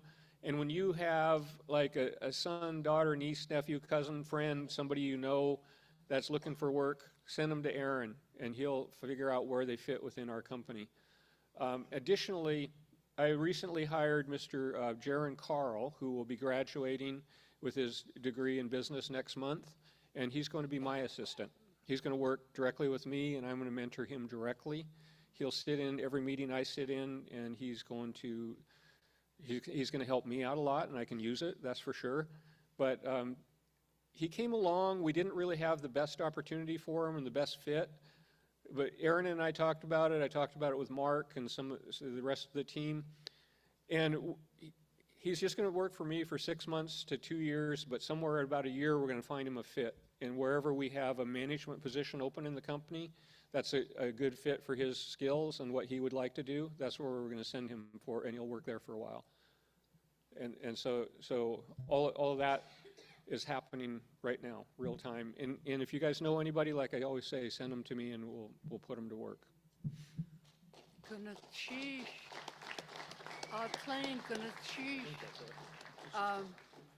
Thank you so much for all of that work and for allowing me to talk to you every 2 years about this. I really appreciate it. Thanks. Guneshish Hawa. Thank you. That's it. Yeah. Okay. We're going to take a few moments here before we go into our candidate forum here, so Jan can get up here and get prepared. During this time, I was handed a note by the staff to remind our delegates tomorrow committee meetings will be held at 7 a.m. Tribal Government Rules Committee will meet in the back corner by the main entrance of the Elizabeth Pratovich Hall. The Health and Human Services Committee will meet in the front of the Elizabeth Pratovich Hall underneath the projector screen. The Government Affairs Committee will meet on the 3rd floor of the Andrew Hope Building in the Tribal Court space. So that was from staff. And another important announcement is our memorial service tomorrow. So just a reminder to let's get the names of our loved ones we've lost in our communities. I've always said that for years as the presiding over that service, that to me it's always one of the most important sessions. It is to me one of the most important sessions in Tribal Assembly. So thank you very much. And Jan?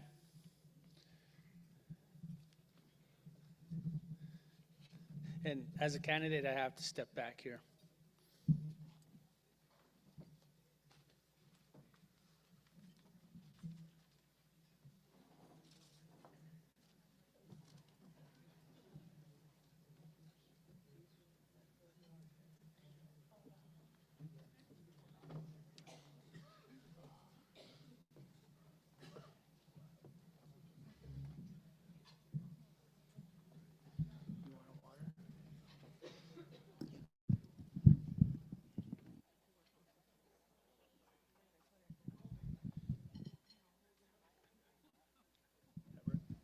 you.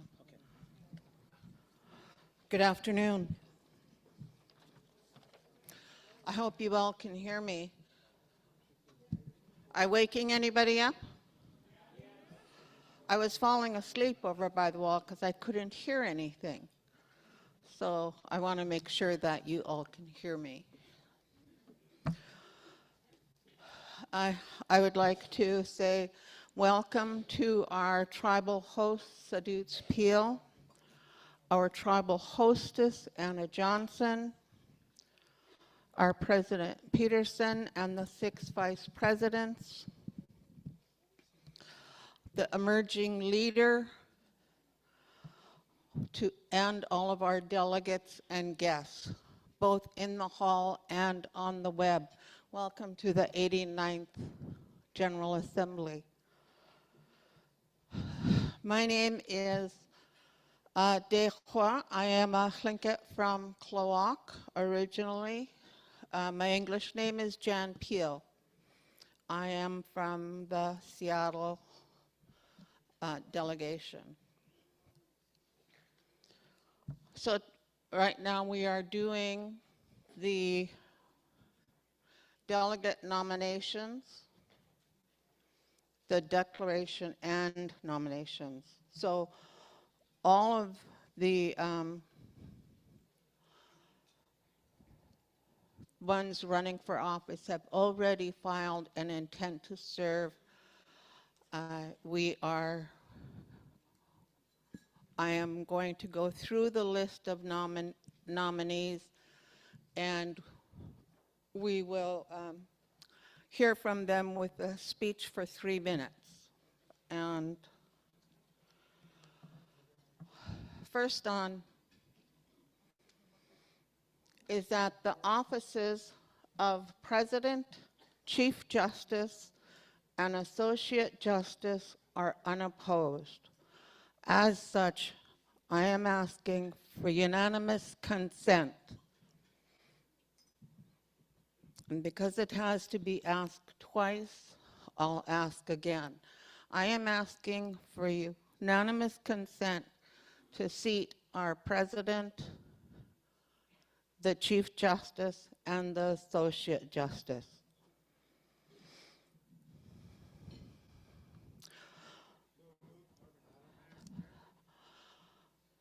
I actually don't need, I have put through the unanimous consent. I'm just waiting to see if anybody objects. And with no objection, so moved.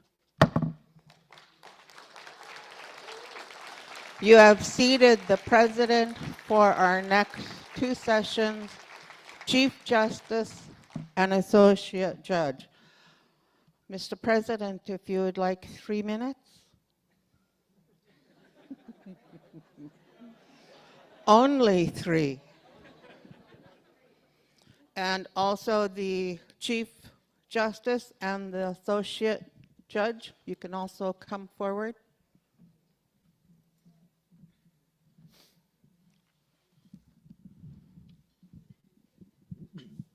One of my favorite people to work with the past 10 years has been our chair, Jan Peel. And I got to say, I didn't know that was happening. And I didn't know I was just getting reelected right this second. So I'm a little caught off guard. I said it in my State of the Tribe address, this is my heart work. I have just come to love this so much, working for serving our people. And you know, I think sometimes we talk about our past, and I know we always get up and offer apologies that we might offend somebody. And I do that to our people, because sometimes I do. But I'm pretty unapologetic about advocating for our people. And sometimes, you know, you saw me this morning, I'm going to call out those who just don't seem to support us or stand with us or show up for us. But for those who do, I hold in the highest esteem, because so many are and do. And many of our elected officials when I was a young mayor from Kisan and the tribal president there in Kisan, I would have to wear my mayor hat to get anything done for Kisan, but it was the tribe at the time that really got things done in Kisan. You'd have to, if you said tribe up at the hill, you'd have to whisper it. And I'm proud to say those days are gone. We might still have to battle, but we don't have to do it in a whispered tone. And I think that's progress, and we have elected officials who work hard. We have elected officials that are Alaska Native, but we have allies too. And I'm committed in the next, this term, to continue to grow. You saw our plans, and it means I have to roll up the sleeves and work with everybody. And I'm going to do that, but when there are those that stand in the way, I'm pretty village, so I'm not afraid to move them aside when need be. But again, I'm just really excited about where we're going, what we're doing, and building that long-term sustainability into our growth and working with our executive council to do so. Again, it's truly just the most humbling experience to stand before you and to know that I'm trusted for another term. And, you know, my commitment is I'm going to do better today than I did yesterday. And while we might not always agree, I'm not going to fight my own people. I'm going to support my own people. So I look forward to the next 2 years of advocating and working and building.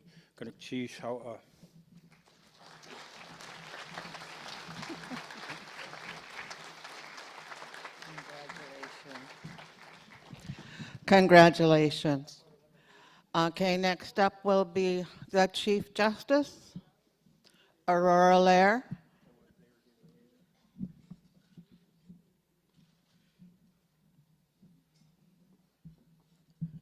Mahalo, Gunakchish Hawa. I, like President Peterson, am a little caught off guard and very humbled and excited to be up here giving what is now an acceptance speech. So I'll make adjustments as I go through and try not to make it too awkward. But I did have some things I wanted to share with all of you. So good afternoon, everyone. My name is Aurora Lair. Kawanya yuchat duasak cha'ak nakhasati nanya ai ahat. Nechadiyadi ayach dachanu uch. I'll get some help from Kune, hopefully, to be able to pronounce these. Ohokuokalani ko'uinoa. My Hawaiian name is Hokuokalani, which means Star of Heaven. My Tlingit name, Kawanya, was given to me by my great aunt, Jackie Clark. My parents are Daphne and John Albee. Hi, Mom. My grandparents are Janet Darris, Leroy Lair, Jake and Johanna Kabwag, and my great-grandparents are Elizabeth and Joe Williams Sr. from Saxman. And I'd also like to say hello to my husband who's watching online, my love, Quillen Summer Olin. I love. I was here to ask you for your support. All of you elected delegates have the important task of electing our officials, and that includes the Chief Justice. I believe I'm well qualified to serve in this position, and I hope to make all of you proud.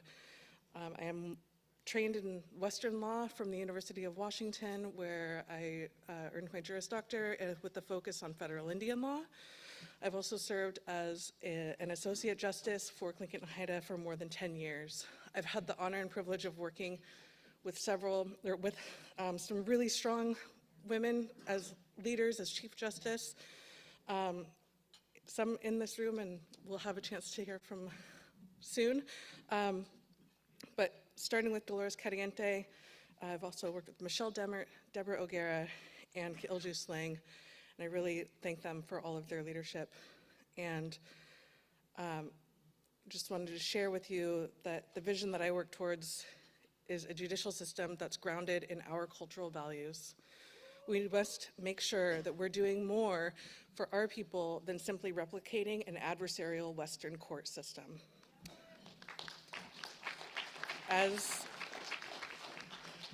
As my fellow Associate Justice over here, Cheryl, says, we have the answers to the test. We know what we need, and we have the ways, the mechanisms to make that happen. Whether that's making sure that our judicial officers are, culturally grounded in what they're doing with our way of life, and developing and implementing a test for Bar Association membership, which has, again, these ideas are coming from within. So want to make sure that we're using the tools that we have at our disposal, peacemaking, wellness court, and doing all of this because we know that we're stronger together in partnership with the justices, with our administrative branch, Office of the President, and all of you as elected delegates. We're going to have to work through some structural fun stuff. So Chair Jack over here with the budget committee, we'll get together. And again, thank you, mahalo, nui loa, knuchish. Thank you.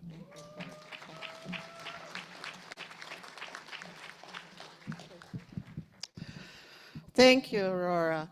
Up next will be the Associate Judge, Cheryl. I'm trying to remember. They said your memory is one of the first things to go. Mine left. Fairbanks. Oh, there's a Demerton there. There we go. I might have them in the wrong order, but I have all three of them. Go ahead. Goodness, Chief Jan for helping us through this process. She helped chair a Zoom call last Saturday, and Usani, it's good to see all of you, and I was especially, my heart was warmed by that warm welcome this morning to see our people come in, led by the Honor Guard and led by the elders, and to see our president and our President Emeritus and the delegates all coming in gave me such pride. And I would like to say that my name is Sequethqua. I was named by my grandmother, Sethkwe, from the Takwanadi people of Hinyaquan, Gunischish to the Takwanadi. I'm Cheryl Demert Fairbanks. Klinka Simsian Cha'ak Kuhisitan, and on the Tlingit side, and on my Simsian side, Lakshibu, House of the Wolf. My parents are David and Alice Demert. My father is Gus Waite, the strongman, and my mother, CTU. My grandparents are George and Lillian Demert from Klawak, and James and Lillian Leask, both my grandmothers are Lillian, from Ketchikan.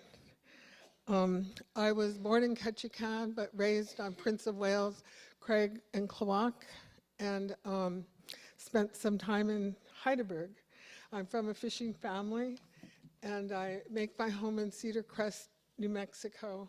So I traveled quite far, but I brought you the sunshine, I want you to know. Serving on the judiciary has been an honor and a privilege, especially since all of us are tribal citizens, and working with now the Chief Justice, Aurora Lair, and former Chief Justice Lisa Lang has been very, very challenging as we're a new court. But like Aurora said, we give thanks to the justices and chief justices who have gone before us to lay that foundation. And really, as an appellate court, we're looking for error of fact or error of law. And so to correct any errors on the lower court, because really in our court system is where our sovereignty will be tested. As an associate justice, like our new Chief Justice said, it's to strengthen our court because we're a fairly baby court compared to the US Supreme Court and some of the other courts. And not just to replicate what the state and federal governments do, but to really structure our court in a way that it aligns with our own core values, our own language, our own culture, and our own way of life. And so, as you know, We've had a lot of violence and issues in our time. Okay, I'll just say that my vision is that we have our own justice center, our justice and peace center, so that we have our justices and judges in a place where we can really mentor some of our young people. So Ganesh Chish. Thank you, Cheryl. Don't go far. Don't go far. Thank you, Cheryl. She doesn't know yet that I threatened to throw them off the podium if they don't quit after 3 minutes. So keep that in mind. Most of the vice presidents realize that I don't think I've actually pushed anybody off yet, but I wouldn't mind trying. So what we will do right now is if we could have the 3 that have been elected to please come so we could do the oath of office.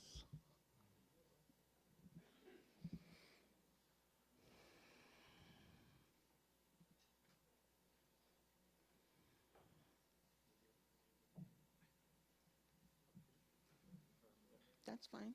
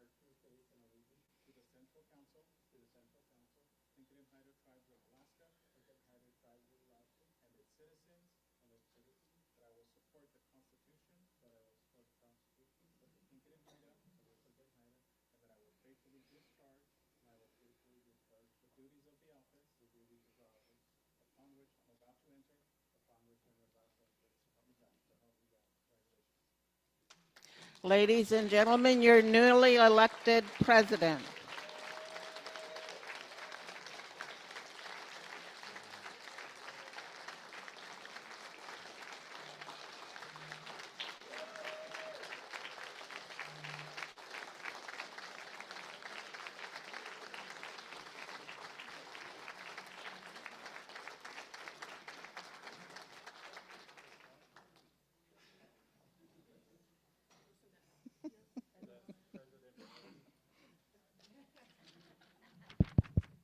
President Emeritus is bossing us around. I'm going to swear in our Chief Justice and Associate Justice. Do we want to do it one at a time, or they're the same? Okay. If you'll raise your right hand. I state your name. Do solemnly swear and affirm that I meet the qualifications established for the office of Judge for the Central Council, Clinton-Haida Indian Tribes of Alaska Tribal Court.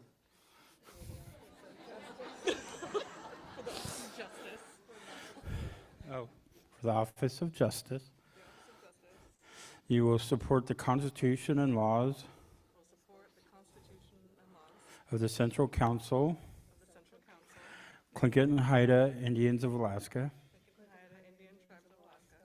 and faithfully and impartially discharge the duties of the office to the best of my ability.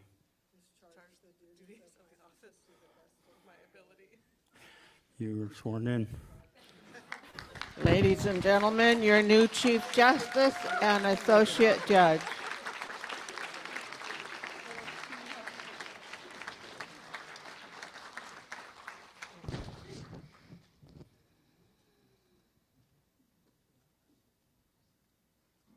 Let's get one of the justices together.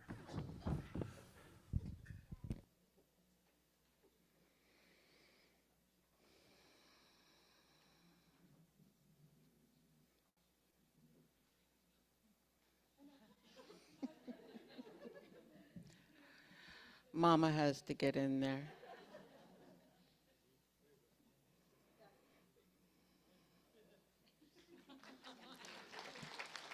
Congratulations to the three of you.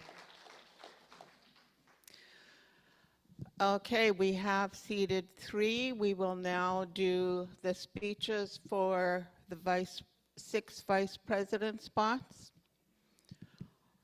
And as I call your name, we could have you line up. Each will have 3 minutes to speak.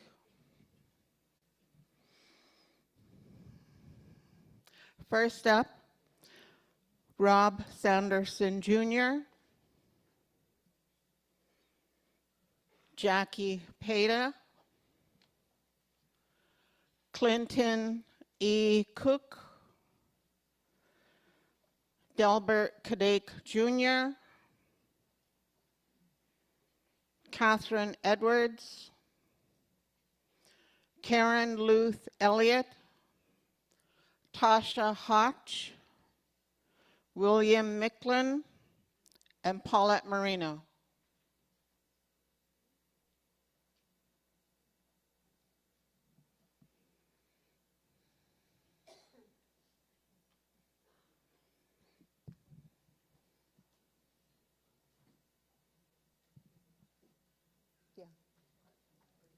First up is Rob Sanderson Jr.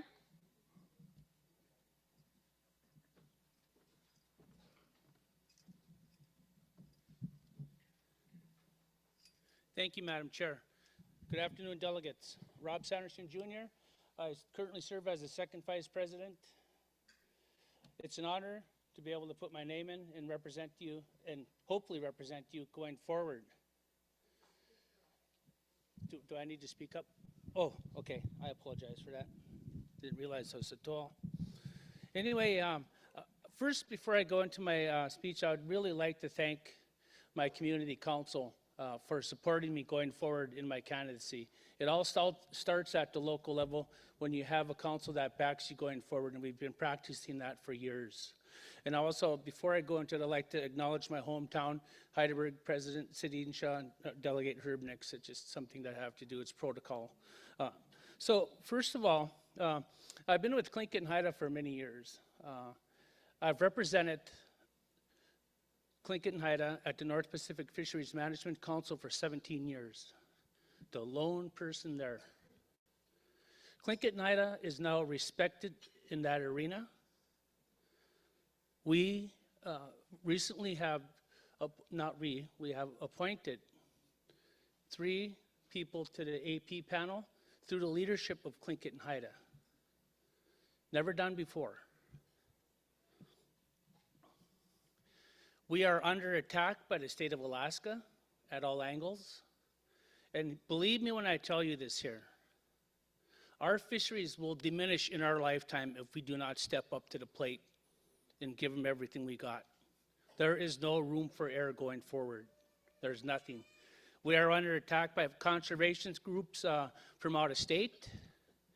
It's not under the, it's a very real possibility that we can get shut down here for 7 years in our king salmon fishery, not just for commercial, but for home use subsistence, which I don't like to use that word.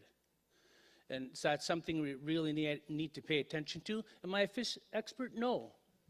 I rely on good people for years. Barbara Blake, you know, she got me going years ago, and when we made a vote that went wrong up at AFN, and she corrected me because the whole floor voted something else, which should have been voted yes. So from that point on, I start really looking into my homework when I do represent the tribes. I'm very well aware this is not my seat, this is your seat. When I testify before the Board of Fish, before the Board of Game, NCAI, I served as the NCAI area vice president for 12 years, on and off as the primary and alternate, and now filled by our Vice President Clinton Cook. So with that, these probably were the most challenging 2 years during my tenure on the Executive Council, but we got through it. Tlingit and Haida is well respected at the national level in many arenas because of the hard work that President Peterson pushes the executive council to. So with that, drug addiction. I would like to thank the president for acknowledging Ketchikan for that. Time's up? Okay.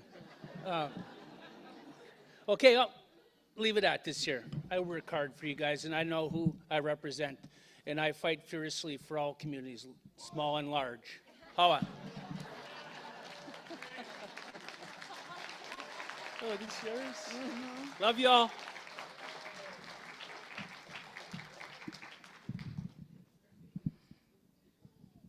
Thank you, Mr. Sanderson. Up next, Jacqueline Pata.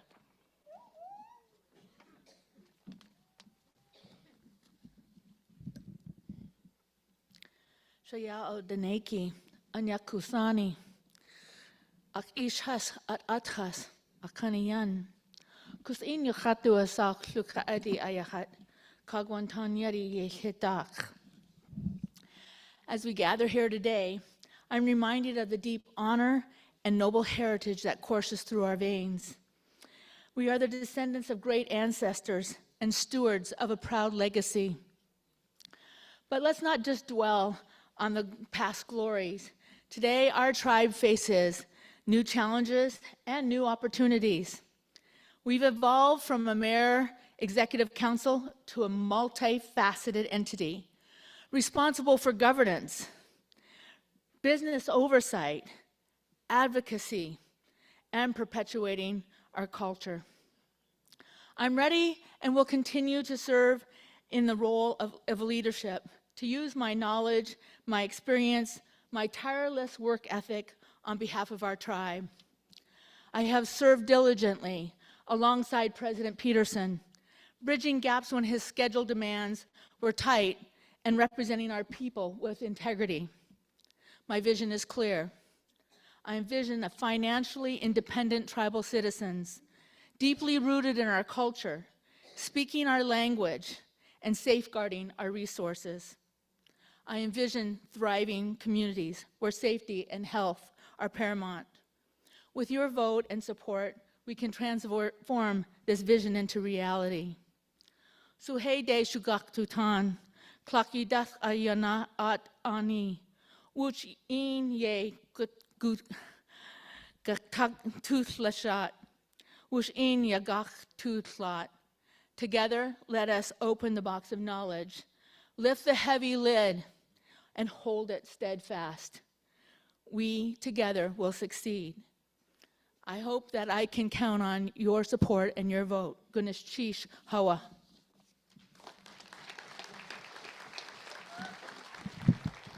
Thank you, Jackie. Up next, Clinton E. Cook, Sr.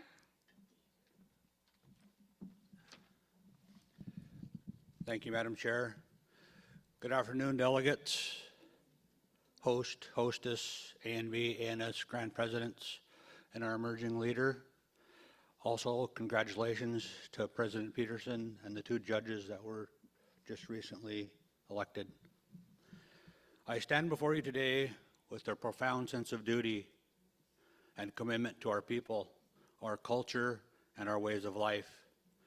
My name is Clinton Cook, and I'm honored to be a candidate for the Clinton-Haida Executive Council. As we gather here, we are merely individuals, but a collective body bound by our shared history, traditions, and responsibilities to our people, our ways of life, rooted in the land and the waters that have sustained us for generations. Those are under constant threat. As your Vice President, I pledge to fiercely protect our subsistence rights, ensuring that our people can continue our ways of life as our ancestors did for generations. I am deeply committed to defending tribal sovereignty. It is our inherent right as Indigenous peoples to govern ourselves, to make decisions that affect our communities, and to safeguard our cultural heritage. I will work tirelessly to uphold our sovereignty in the face of many challenges. Economic sovereignty is also paramount to our collective well-being. We must build sustainable, self-reliant economies that empower our people and strengthen our communities. By investing in local businesses, supporting entrepreneurship, and fostering economic development initiatives, we can create opportunities for prosperity and growth while preserving cultural values. Another crucial aspect of work is to protect ICWA, Indian Child Welfare Act. Our children are the future of our nation, and it is incumbent upon us to ensure that their well-being and culture continuity stay alive. I'll advocate for the full implementation and enforcement of ICWA, working to keep our families intact and our children connected to their heritage and, most importantly, their community.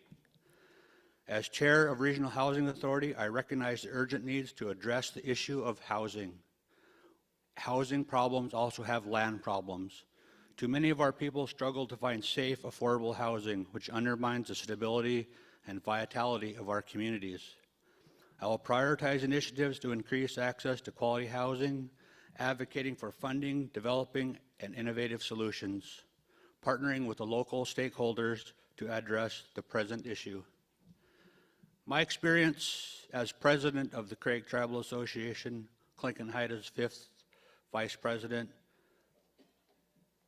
Clinton Haida Regional Housing Authority Chair, Alaska Area Alternate on National Congress of American Indians, qualifies me to serve another term as your Vice President.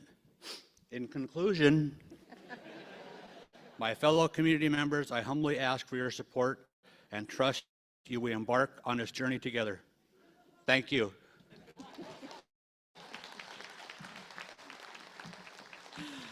Thank you, Clinton. Up next, Delbert Kadek Jr.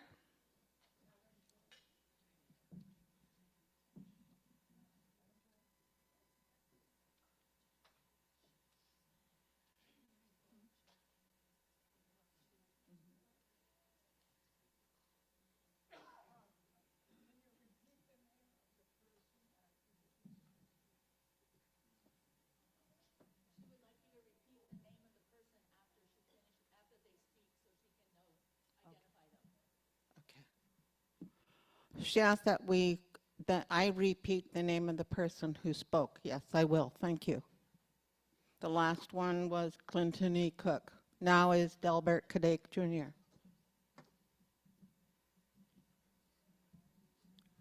Thank you, Madam Chair. President Peterson, VP, delegates, and visitors.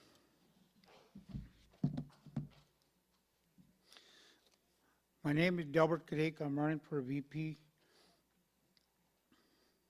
and I hope to represent all tribal members again. I appreciate the competence of the people for the last 2 terms to represent all the tribal members and every community. All I can promise is I will do my best. My goals would be to unite us. We are all one people. My tribe, your tribe, big tribe, small tribe, we all work together. We are all related to one another. Everyone is important and matters. We have come a long ways, and we can do a lot more to improve the quality of our tribal members' lives. Sorry, I lost my glasses a while ago. I'm using a weaker one.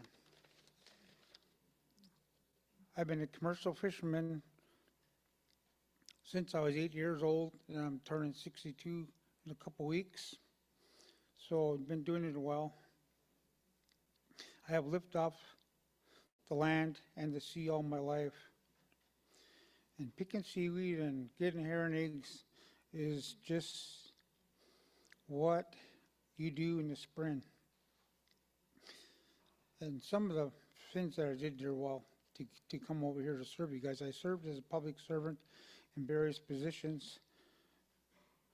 Clinton Haida, 12 years, 8 years as delegate, 4 VP, Cake Tribal, 27, City of Cake, 30 years. School board, organized village of Cake volunteer fire department for 44 years. I would like to put this experience to work and keep learning more to help all our tribal members to make sure they have a voice at the table. They are the reason we are at the table. We should have accountability when we say do our best to represent all. My phone number is still the same. And thank you very much. And your vote is your voice. Thank you.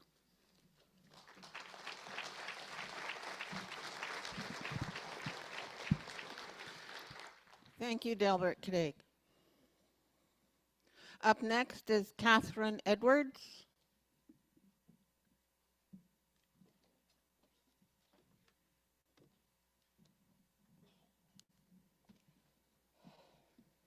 Anyat Kusani Hadala Isis Kashkani Klinkik Enak Yuhut Duasok Catherine Edwards Hinudi Kiyang Klinedi Ayahat Gaya Lus Gust Udi Kwalagan Angun Khan Ayahat Aber Aspen Di Au Uijan Atlain Gunishish Jahawa.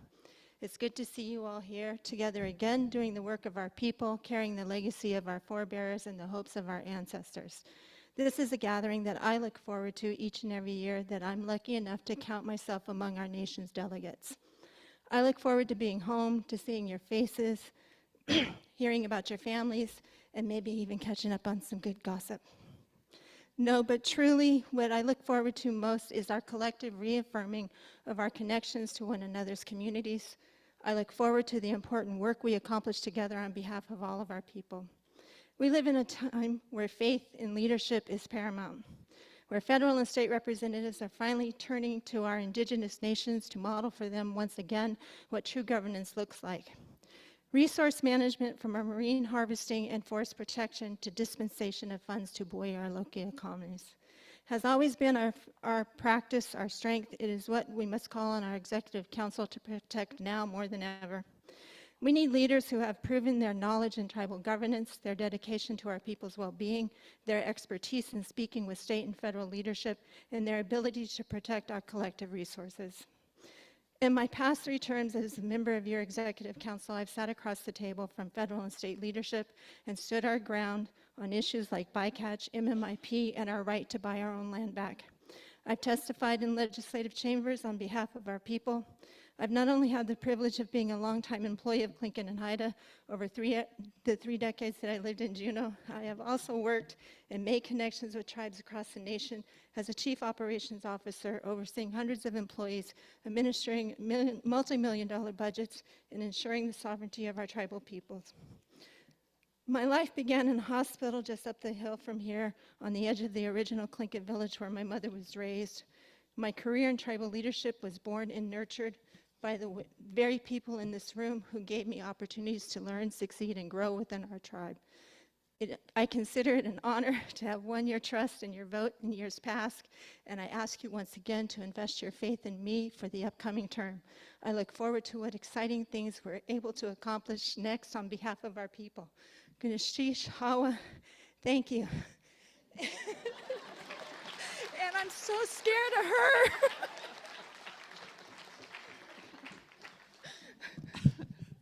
Thank you, Catherine Edwards.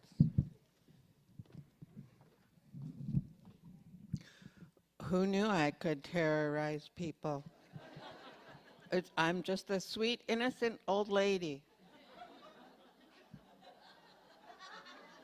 Some of you are laughing like you don't believe me.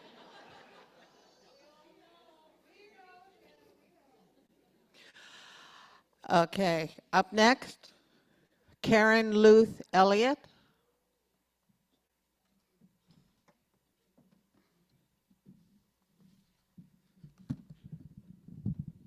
Get this thing comfortable. Hello, delegates. How are you doing today? Shahun Yuhwat Duasak, Dule Kana Karen Elliott Yuhwat Duasak, Yelna Katsati, Tekoanadi Ayahat, De Kenya Adi Ayahat, Hut Seattle Kwan Ka, Hinia Kwan Da. I want to thank President Richard Peterson, Emrys Ed Thomas, Tribal host Sadutz Peel, Tribal hostess Ann Johnson,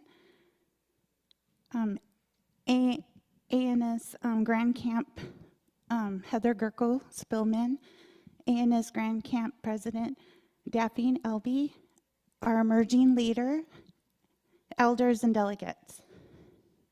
I'm Karen Luth Elliott, and my parents are Fred and Marion Luth. My brother also works here. He said he was going to hide, but I'll call him out anyways. My grandparents are Audrey Rowan and Thompson Pradovich. Also, my grandparents are Olive Ross and Philip Luth. I was born in Ketchikan, and I grew up in Saxman, Clowock, Craig, and Heidelberg. And now I live in Mill Creek, Washington. I've been awarded a bachelor's in American Indian Studies at the University of Washington, also with my master's in education policies. And with that, I wanted to bring that experience into what is going on already with education that we've been talking about all day.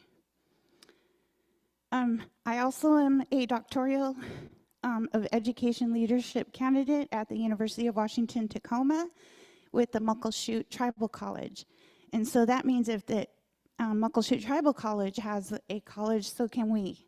So I'm really excited that President Richard Peterson talked about the tribal college.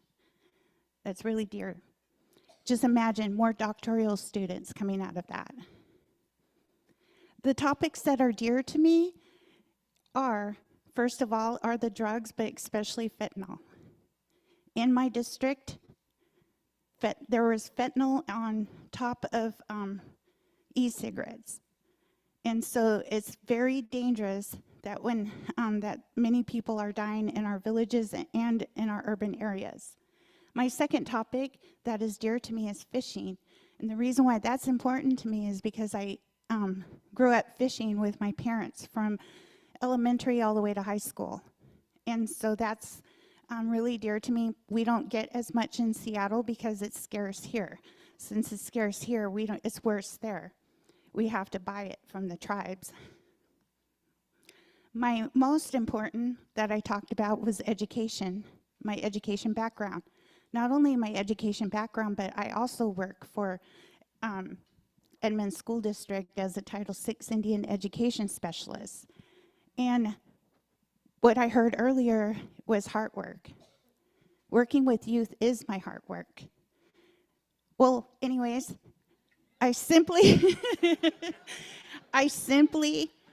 ask for your vote and your support. How Gunneth Tish.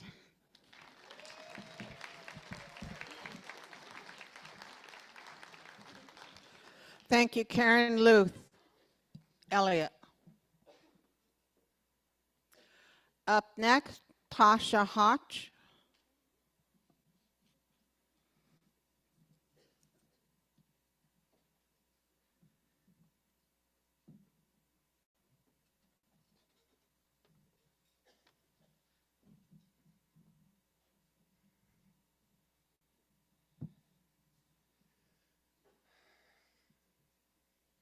If someone could find Ed Hotch and bring him back into the room.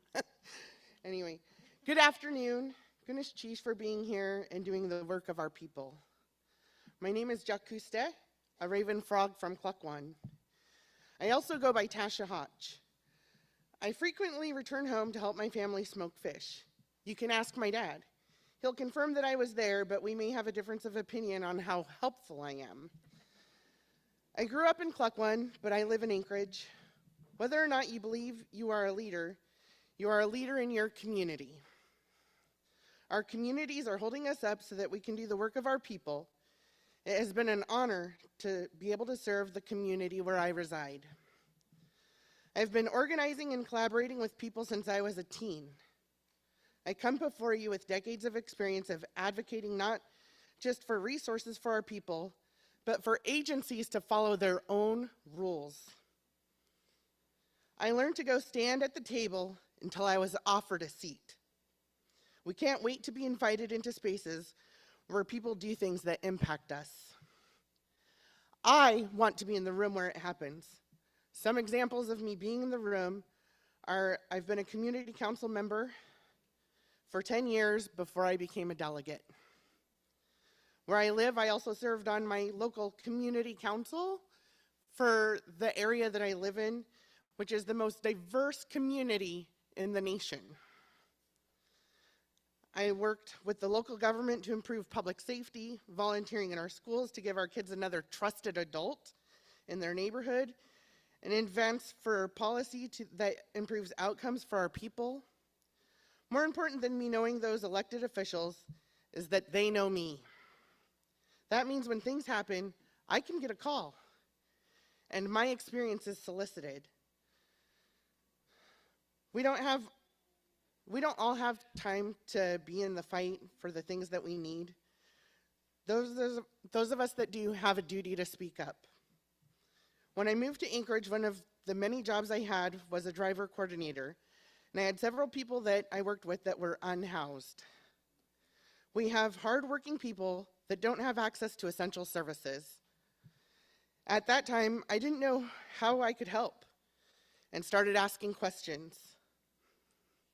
I now sit on a housing board, and I've been there for 10 years, working to help get people access to housing and community support systems. I was the first Alaska Native CASA in Anchorage, so volunteering in our state system with our kids, that's how I became really knowledgeable on ICWA, and just really passionate and explaining its importance to our elected officials.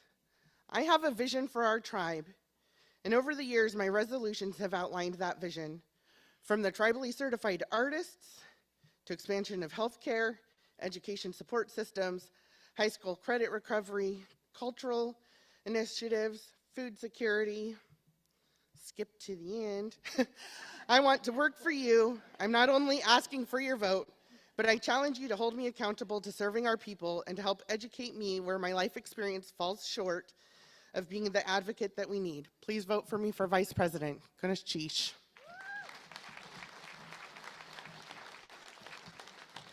Thank you, Tasha Hotch.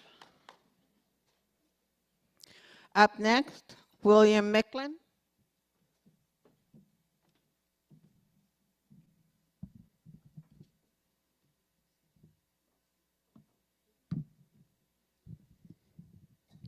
President Peterson, President Emeritus Thomas, AMB-ANS Grand Camp presidents, honored delegates of the Clinton-Haida Tribal Assembly, guests, Tleitla Shinach Will Micklin, Shinket Shinach Kua Yanyan Ish, the name of Olaf Abraham of Yakutat, remembering his daughter Chusha, Dr. Elaine Abraham.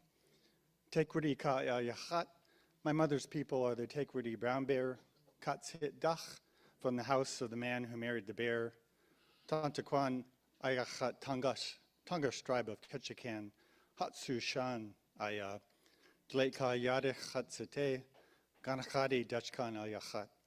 My wife's name is Kansha Wu, that is Emma Hamburg's name, from the Angoon Deshitan Arched Rock House of Basket Bay, adopted by Cyril George Sr., and I see Richard George, delegate from Angoon, his wife Barbara in the back, and Judy George as well, and I see Judy's daughters in the back, Jerry and Mary, and I can't see that well, but looks like Vivian might be back there.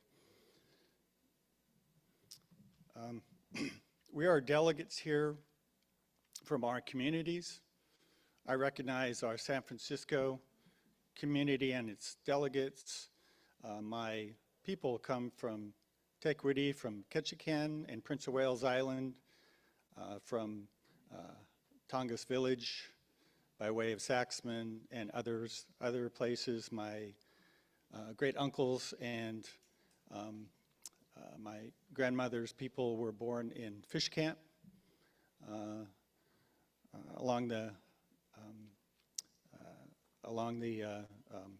Prince of Wales Island, and so I acknowledge my people's community. And today I ask for your support for a renewed term with the Executive Council. No one person can effect meaningful change without the collaboration of fellow Executive Council Vice Presidents and the support of the Tribal Assembly delegates and the cooperation of the President and staff. I'm pleased to be seeing through the accomplishments of the Executive Council in this past term and my contributions in support of the other vice presidents. Today, Tlingit Haida enjoys unprecedented opportunity. Our growth in funding, programs, services, and properties that are available to Tlingit Haida tribal citizens, where they are hard-won successes that we must defend and improve. That is the role of the Executive Council, and I ask for your support in putting my shoulder to that task. Gunashish, Hawa.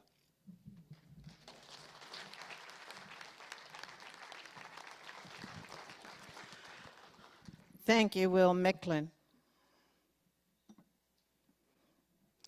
Our last candidate for Vice President, Paulette Marino.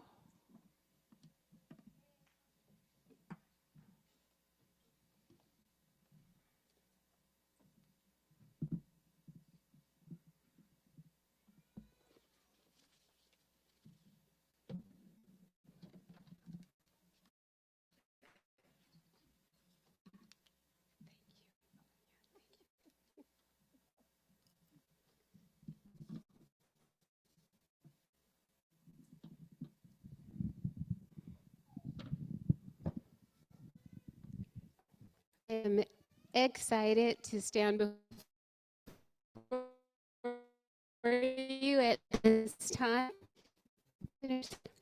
President Emeritus Thomas, Tribal Hostess, Mr. Peel, Tribal Host,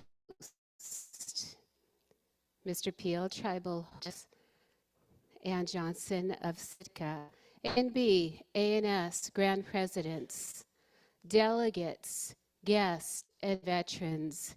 It's to come before you and humbly ask for your support to join in the greatness and the momentum that has been created by our current leadership.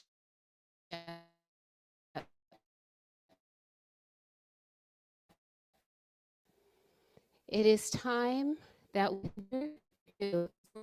In doing so, I'd like to say I'm of my mother's people, the Klinedi, Tikazak, Heel, Natsati, Klinedi, Ayahat, Kagwantan, Yeti, Ak Kwan, and I'd like to recognize our opposites, the Yanyedi, the Wishkatan, and those from this ancestral homeland. I am a woman of the Akwan, and I stand before you at this time humbly as a Sitka delegate and a representation for the last 14 years of living in Sitka. My priorities in running for vice president as a voice, an additional voice, is I've been on the water for the last 14 years with the harvesters, with the people who fish, with those who call it our way of life. I am one of them, but I believe in coming forward, it is time that we step forward for our policies. If I could take that experience from the ocean, the quiet, beautiful ocean, and join together in this team for policies, I would be humbled to do so.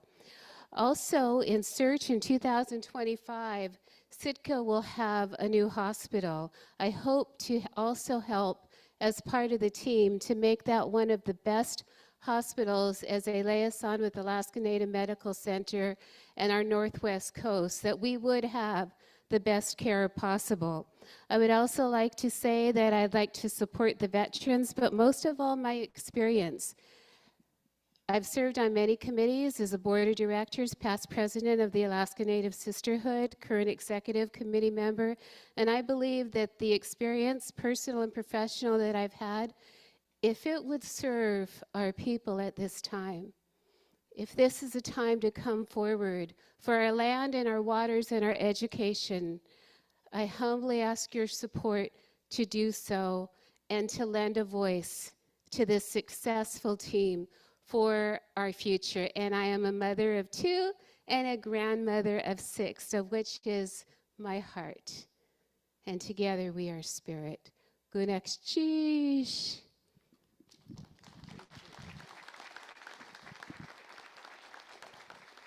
Thank you, Paulette Marino.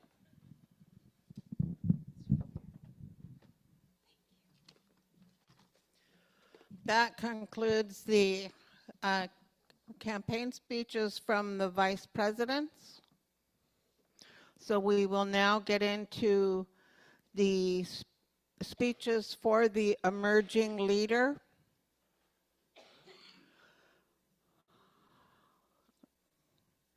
So there are a few of them that are pre-recorded, so we'll have them up.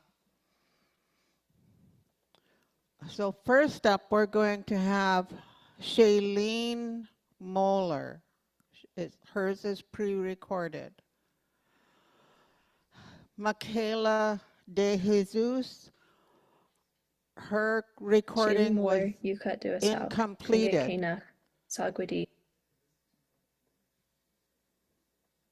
We'll continue right now with Shailene Moeller.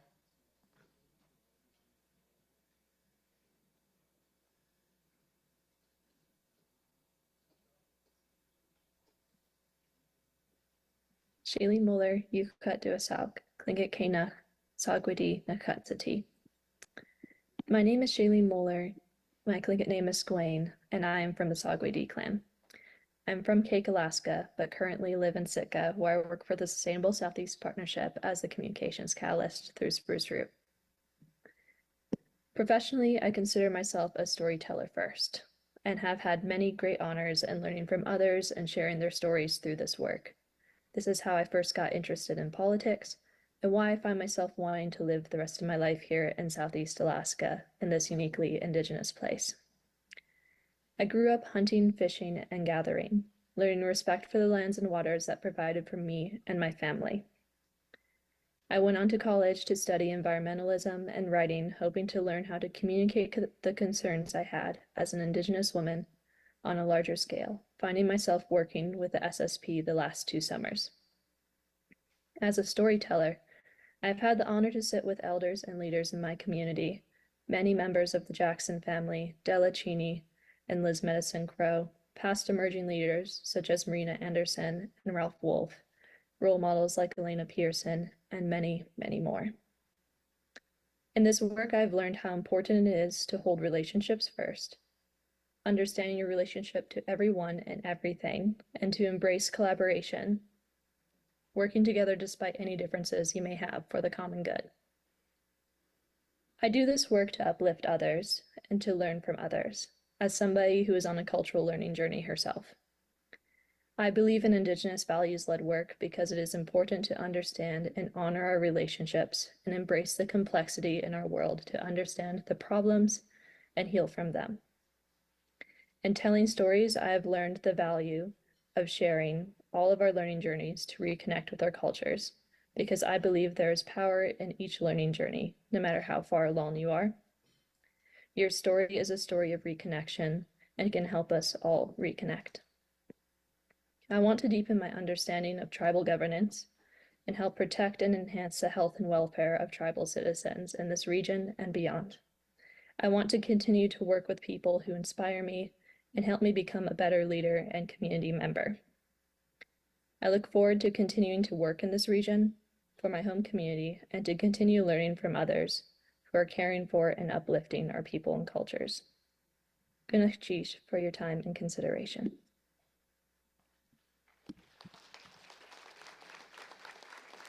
Thank you to Shailene Moeller. If we could have Nina Edward and Randy Estrin come up.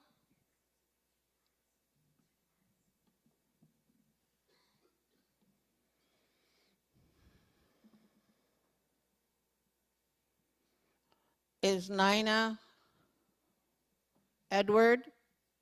Okay, here comes one. Randy Estrin.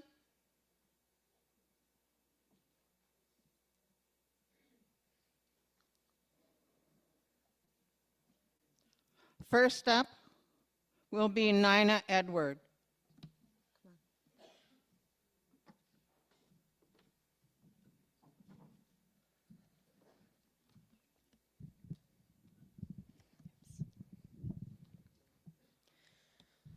Yak Yuksatini, Ishta Kuge Yukhat Duasak, Likak Nach Nina Edwards Yukhat Duasak. Shinget ka tut khanayachet. Kagwantan na chet siti, cha'a kadihit da khayachet. Deishitan dach khanayachet. It's great to see you all. My Shinget name is Ishja Kuge, and my English name is Nina Edwards. I am Shinget and Simpsian. My Shinget clan is Kagwantan, Eagle Nest House, and I'm a grandchild of the Deishitan. Pete and Margie Esquiro of Sitka are my grandparents. Gnechish Hau'a for accepting my candidacy to be your emerging leader. I come to you all humbly as a young adult finding her way in our community. Professionally, my passion is public health. I've had the opportunity to earn my Bachelor's of Science from the University of Arizona, where I co-directed their student government's Student Health Advocacy Committee. I've been honored to intern at the Alaska Native Tribal Health Consortium and Stanford University School of Medicine. But education doesn't solely lie in academic institutions. Protecting our subsistence ways of life for generations to come is public health. Protecting our youth through the Indian Child Welfare Act, ensuring their places in our kinship systems and our communities, is primary prevention. Our dance groups, language learning, and art forms are healing. That is public health, and it's something I'll never be able to learn in a classroom. As I move forward into my education and career, my goal is to promote health equity for our Indigenous peoples. I can't do that without learning how our tribal values are implemented in policy. That is what you all are doing here, and I've never been more excited to learn and to be a part of that. One of my favorite parts about living in Juneau is that I get to bring all parts of myself to my work. I'm currently the Youth Program Coordinator at Goldbelt Heritage Foundation and was previously the Youth Engagement Specialist Intern for Sea Alaska. In these spaces, I get to fully express myself as an Indigenous woman, an advocate, a big sister, and most importantly, as a learner. Like I said, I'm a young adult. I've made mistakes, but the truth is that our youth don't need perfect. They need us to come by our mistakes honestly, to show compassion, and to be courageous enough to ask them how they're really doing. Mentorship and advocacy for tribal youth is one of the most rewarding things I've ever done. Many political systems in place today do not serve us justly. They were never meant to. I'm proud to see my elders, safe adults, and young people coming together to build a world where our voices are heard and valued. We hold each other up, and our sovereignty deserves to be honored in every way. Gnechish Hau'a for having me here today to speak with all of you, and I humbly ask you to vote for me for your emerging leader. Gnechish Hau'a to Tlingit and Haida for hosting us, to our host, hostess, president, executive council, our delegates, and staff. Gnechish Hau'a.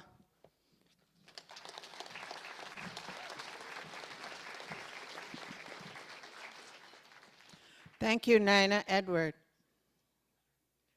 Up next is Randy Estern.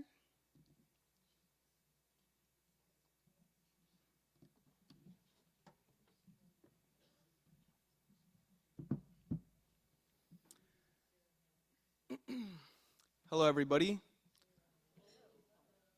I would first like to acknowledge whose land we are on, the Akwaan and the neighboring Takukwaan.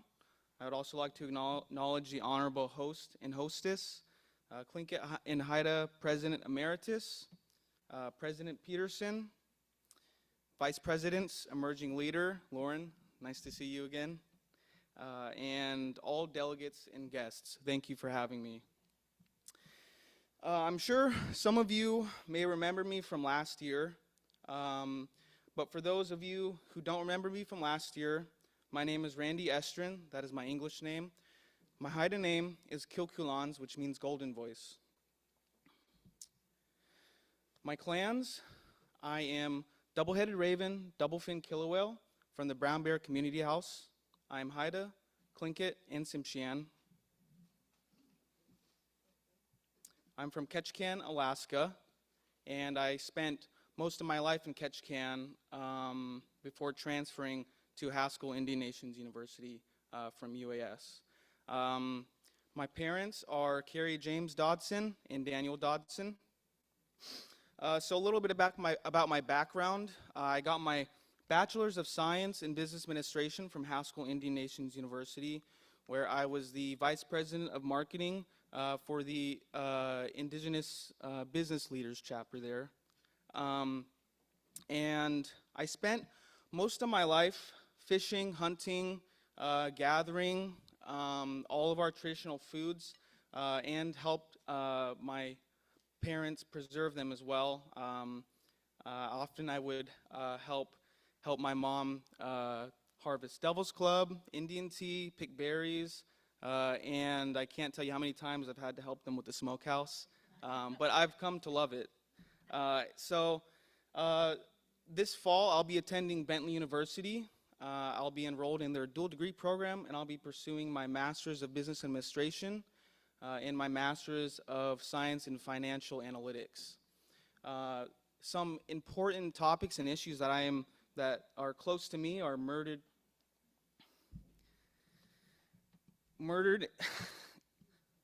and missing Indigenous people, the opioid epidemic,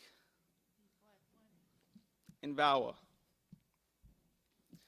I won't spend too much more time on those, but I would like to acknowledge those because they are dear to me. Some topics that I can talk about, though, is financial literacy in our communities. So having a background in business, attending multiple conferences during my undergraduate years, the Native American Finance Officers Association conference, I'm a Leadership Summit alum of them. The Hoover Institution at Stanford University, I attended their Indigenous Student Seminar, and I've seen how important financial and business education is in our communities, and how that can help bring forward other parts of our culture. With more financial resources, we'll be able to fund our own doings without relying on government spending and the limitations that they present on our programs. Gunakchish and Hawa.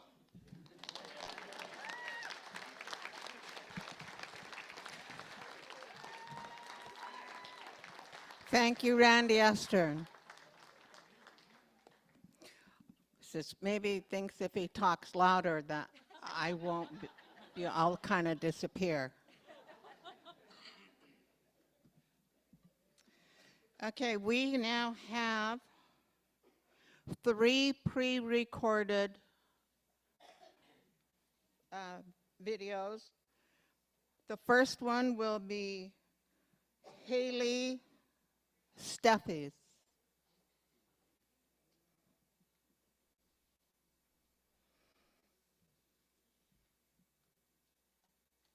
Gynachtis ha I adi siawad yn nechi, chai caniwchat dwysog, ieich nachat sy'n ti, dach dein ton eichat, chiganedi yadi chat the ti, chiganedish kan eichat, sheet kach ieichat yati. Thank you all for coming today. My Tlingit name is Kai Kun. My English name is Haley Steffes. I'm from the Raven Moiety, the Duchdain Ton clan, and I'm child and grandchild of the Chicanady.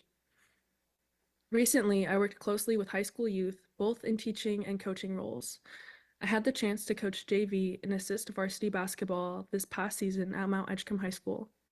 I also teach a place-based computer science class for Pacific High School students, where students are currently creating video games out of Raven stories. I am honored for the opportunity to speak with you all today and to have been asked to apply for this seat alongside you. We as Tlingit people understand that it is not our way to speak highly of ourselves, so I don't envision my role today being an opportunity to list off my qualifications.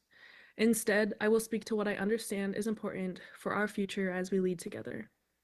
Today, there is a collective recognition of the significance of cultivating environments that support and elevate the voices of our young people. Youth have the passion and understanding needed to navigate the challenges of today and shape the future of tomorrow. By harnessing our energy and creativity, together we can create a new generation of leaders who will carry forward the legacy of our ancestors with pride and purpose. Tlingit Yukatangi is not merely a means of communication, but actually encompasses Halkasti, our way of life. And I believe it is important to honor and utilize both of these in all things we do. I believe it is important to elect future leaders who understand this as a necessity, and this is why I felt ready to apply for this seat. If you agree that this is an important qualifying factor, please consider casting your vote for me, and I will do my best to represent my community, clan, and peers well. Thank you all for listening today.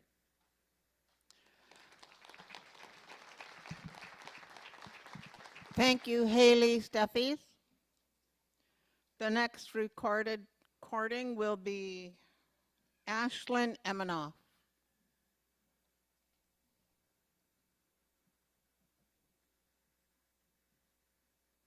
Since time immemorial, our elders have paved so many paths and so many ways to help our people, whether that be from teaching our ways of life to protecting them in Western systems. Ashlyn Eminoff yuchat duasak, kagwantan ayachat kaunanga. My name is Ashlyn Eminoff. I am Kagwantan and Aleut. I hope to become the next emerging leader so I can see how our council works for us and take what I learn and apply it in my path forward. Previously, I've learned from artists such as Dolores Churchill, Kay Parker, Lily Hope, and many others. Currently, I'm pursuing a degree in Northwest Coast Arts, where I've been extremely fortunate to have a youth apprenticeship to Holly Churchill, where she's preparing me to become a teacher in my community. From what I learned, I want to be able to give back to our people so that they can be connected to our ways of life. My goal is for our future generations to be empowered with the knowledge of our ancestors. I admire the strength and resolve of our elders and the work that continues to be done, like my grandpa Dell has done since I was young. Going forward, I intend to bring forth my knowledge to present and future generations. Ganesh Chish. Thank you, Haley Steffi. Oh no, I'm sorry. Ashlyn Eminoff. The next recording, Jolyn Trippy.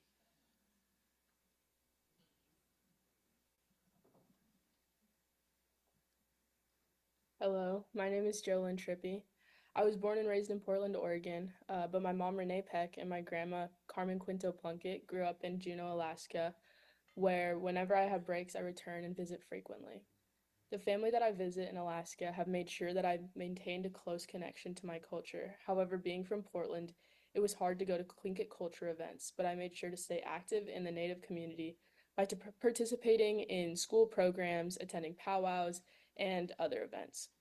I've been lucky enough to have a family with a long history of being active in Tlingit cultural preservation, advocacy, and education, like my Uncle Marcelo, who was the recent Grand President of A&B, along with my Auntie Misha and Uncle Josh, who have worked with children in a classroom setting through TCLL, as well as different summer camp programs. It is because of my family's efforts to spread Tlingit culture and knowledge that I'm so passionate about creating more accessibility to cultural education. Currently, I'm a sophomore neuroscience major and a Native American and Indigenous Studies minor on the pre-health track at Dartmouth College, where I engage with many different groups on campus. I'm on the women's varsity rowing team and a member of many of the pre-health organizations. Dartmouth College has an amazing and extremely active Native American community, and by being here, I've been able to interact with so many people of different Indigenous cultures through our student organization, Native Americans at Dartmouth. I've also gotten to meet other Tlingit and Alaska Native students, and together we are currently trying to establish our own subclub, the Alaska Native Cultural Committee, where we hope we can provide support for Alaska Native students, as well as spread and share appropriate Alaska Native culture and knowledge with other student and faculty. I'm also an Indigenous student peer advisor, where I work with Indigenous first-year students at Dartmouth, helping them with their transition into higher education and pointing them in the direction of resources to help ensure a successful college career. Being from Portland offers me a unique perspective on different events held by Tlingit and Haida and the accessibility of our culture to people in different regions. As the population of citizens living in the lower 48 increases, it is important that we provide them with access to cultural education and events. That being said, with Tlingit and Haida, I hope that I can help work to make more events accessible to people who may be far away from Seattle or Alaska, inspiring them to stay connected to culture despite our distance from ancestral homelands. I also want to work to provide support for college students and those who are in higher education or seeking higher education. Through this position, I hope to learn even more about my culture and be able to share it with others in Alaska as well as outside, helping preserve culture like so many of my family members before me. Thank you for your time and consideration. Thank you, Jolyn Trippy. That concludes the Emerging Leader Campaign speeches. I would like to take a minute to say I'm very proud of all these youth. We delegates are elected to X amount of positions. All of these youth are running for one office. And so they're putting themselves out just like the president and vice president. So they're getting their feet wet really fast. I say let's give the emerging youth another hand.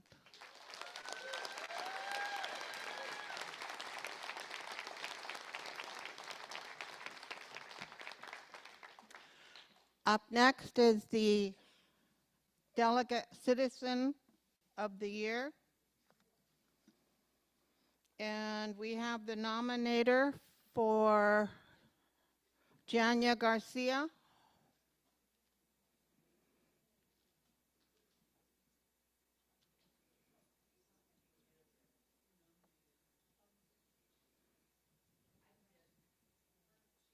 You going to speak?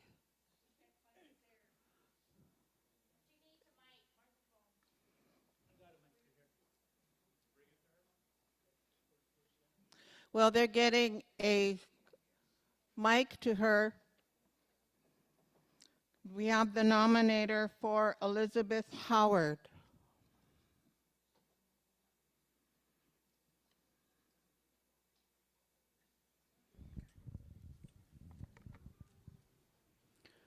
Good afternoon. My name is Laverne Wise. I'm from the Seattle delegation. I was honored to nominate Jania Garcia as our Citizen of the Year. She is a past president of our local chapter. She is a small business owner. She is very active yet to this day with our tribe. She handled all of our ARPA. Everything went through her and everything was well balanced. And she is on the Seattle Indian Health Board of Directors. And right, she's a double fin killer whale. She's Haida. Her mother was Adeline Garcia.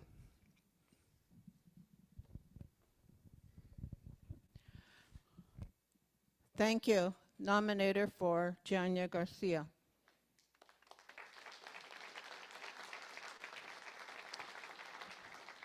Do we have the nominator for Elizabeth Howard? Yes.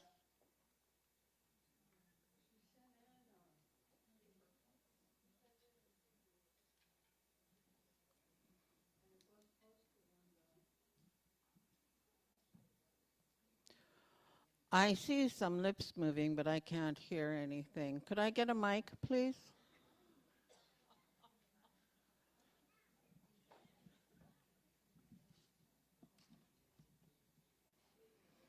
Raise your hand so they could find you.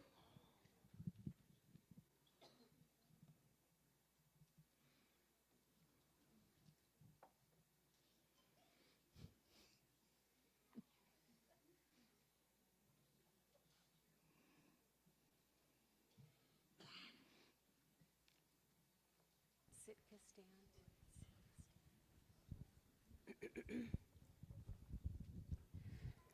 Good afternoon, Madam Chair. Paulette Marino, Sitka delegate. I stand with the Sitka delegation who are able to do so at this time. There is information that was sent in for Elizabeth Howard. Elizabeth is a woman who is very deeply rooted in the community of Sitka. She has integrity and patience. She is a matriarch of her family and has shared traditional values. We nominated her because of her kindness, her gentleness, her patience, but also her ability to teach, to carry on in many different generations. Elizabeth Howard is a woman who has met her children and grandchildren and great-grandchildren, our theme, rooted in tradition, but she has also sustained their future. Elizabeth Howard is somebody that you would see in Sitka at the Senior Center. You would see her throughout the town, with her grandchildren, and many others. So it is an honor with her work that she has done that we are able to nominate her. 20 years with the Swan Lake Senior Center, Delegate Baleo would like you to know. And her husband fished, and she is from a wonderful, wonderful family. And she did send in some information for your review. So Sitka is honored to nominate Elizabeth Howard.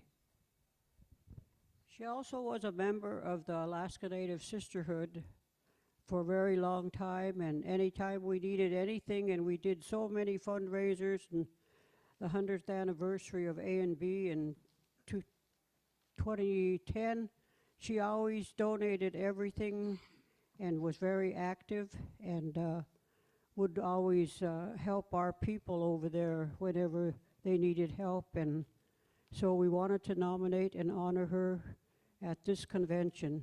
Thank you. Thank you. That was the nominators for Elizabeth Howard.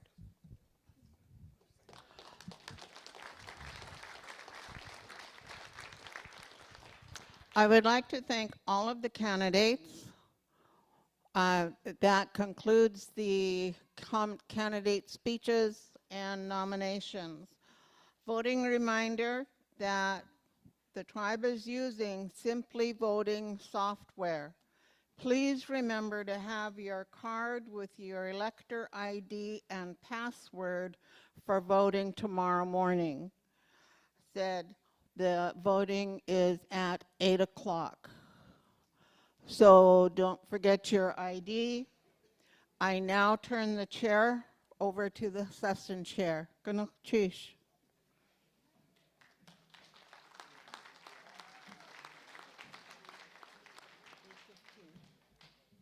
I've been corrected. 8:15 tomorrow morning.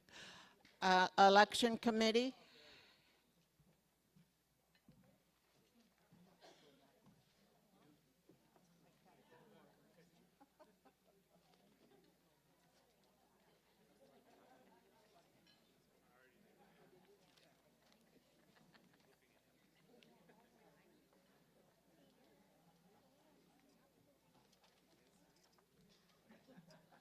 Thank you, Madam Chair. Before we go into recess, President Peterson had handed me a heart-shaped earring that was turned in. So if anybody's missing a beautiful earring piece, it's here. Lots of hands going up. Oh, really? Okay.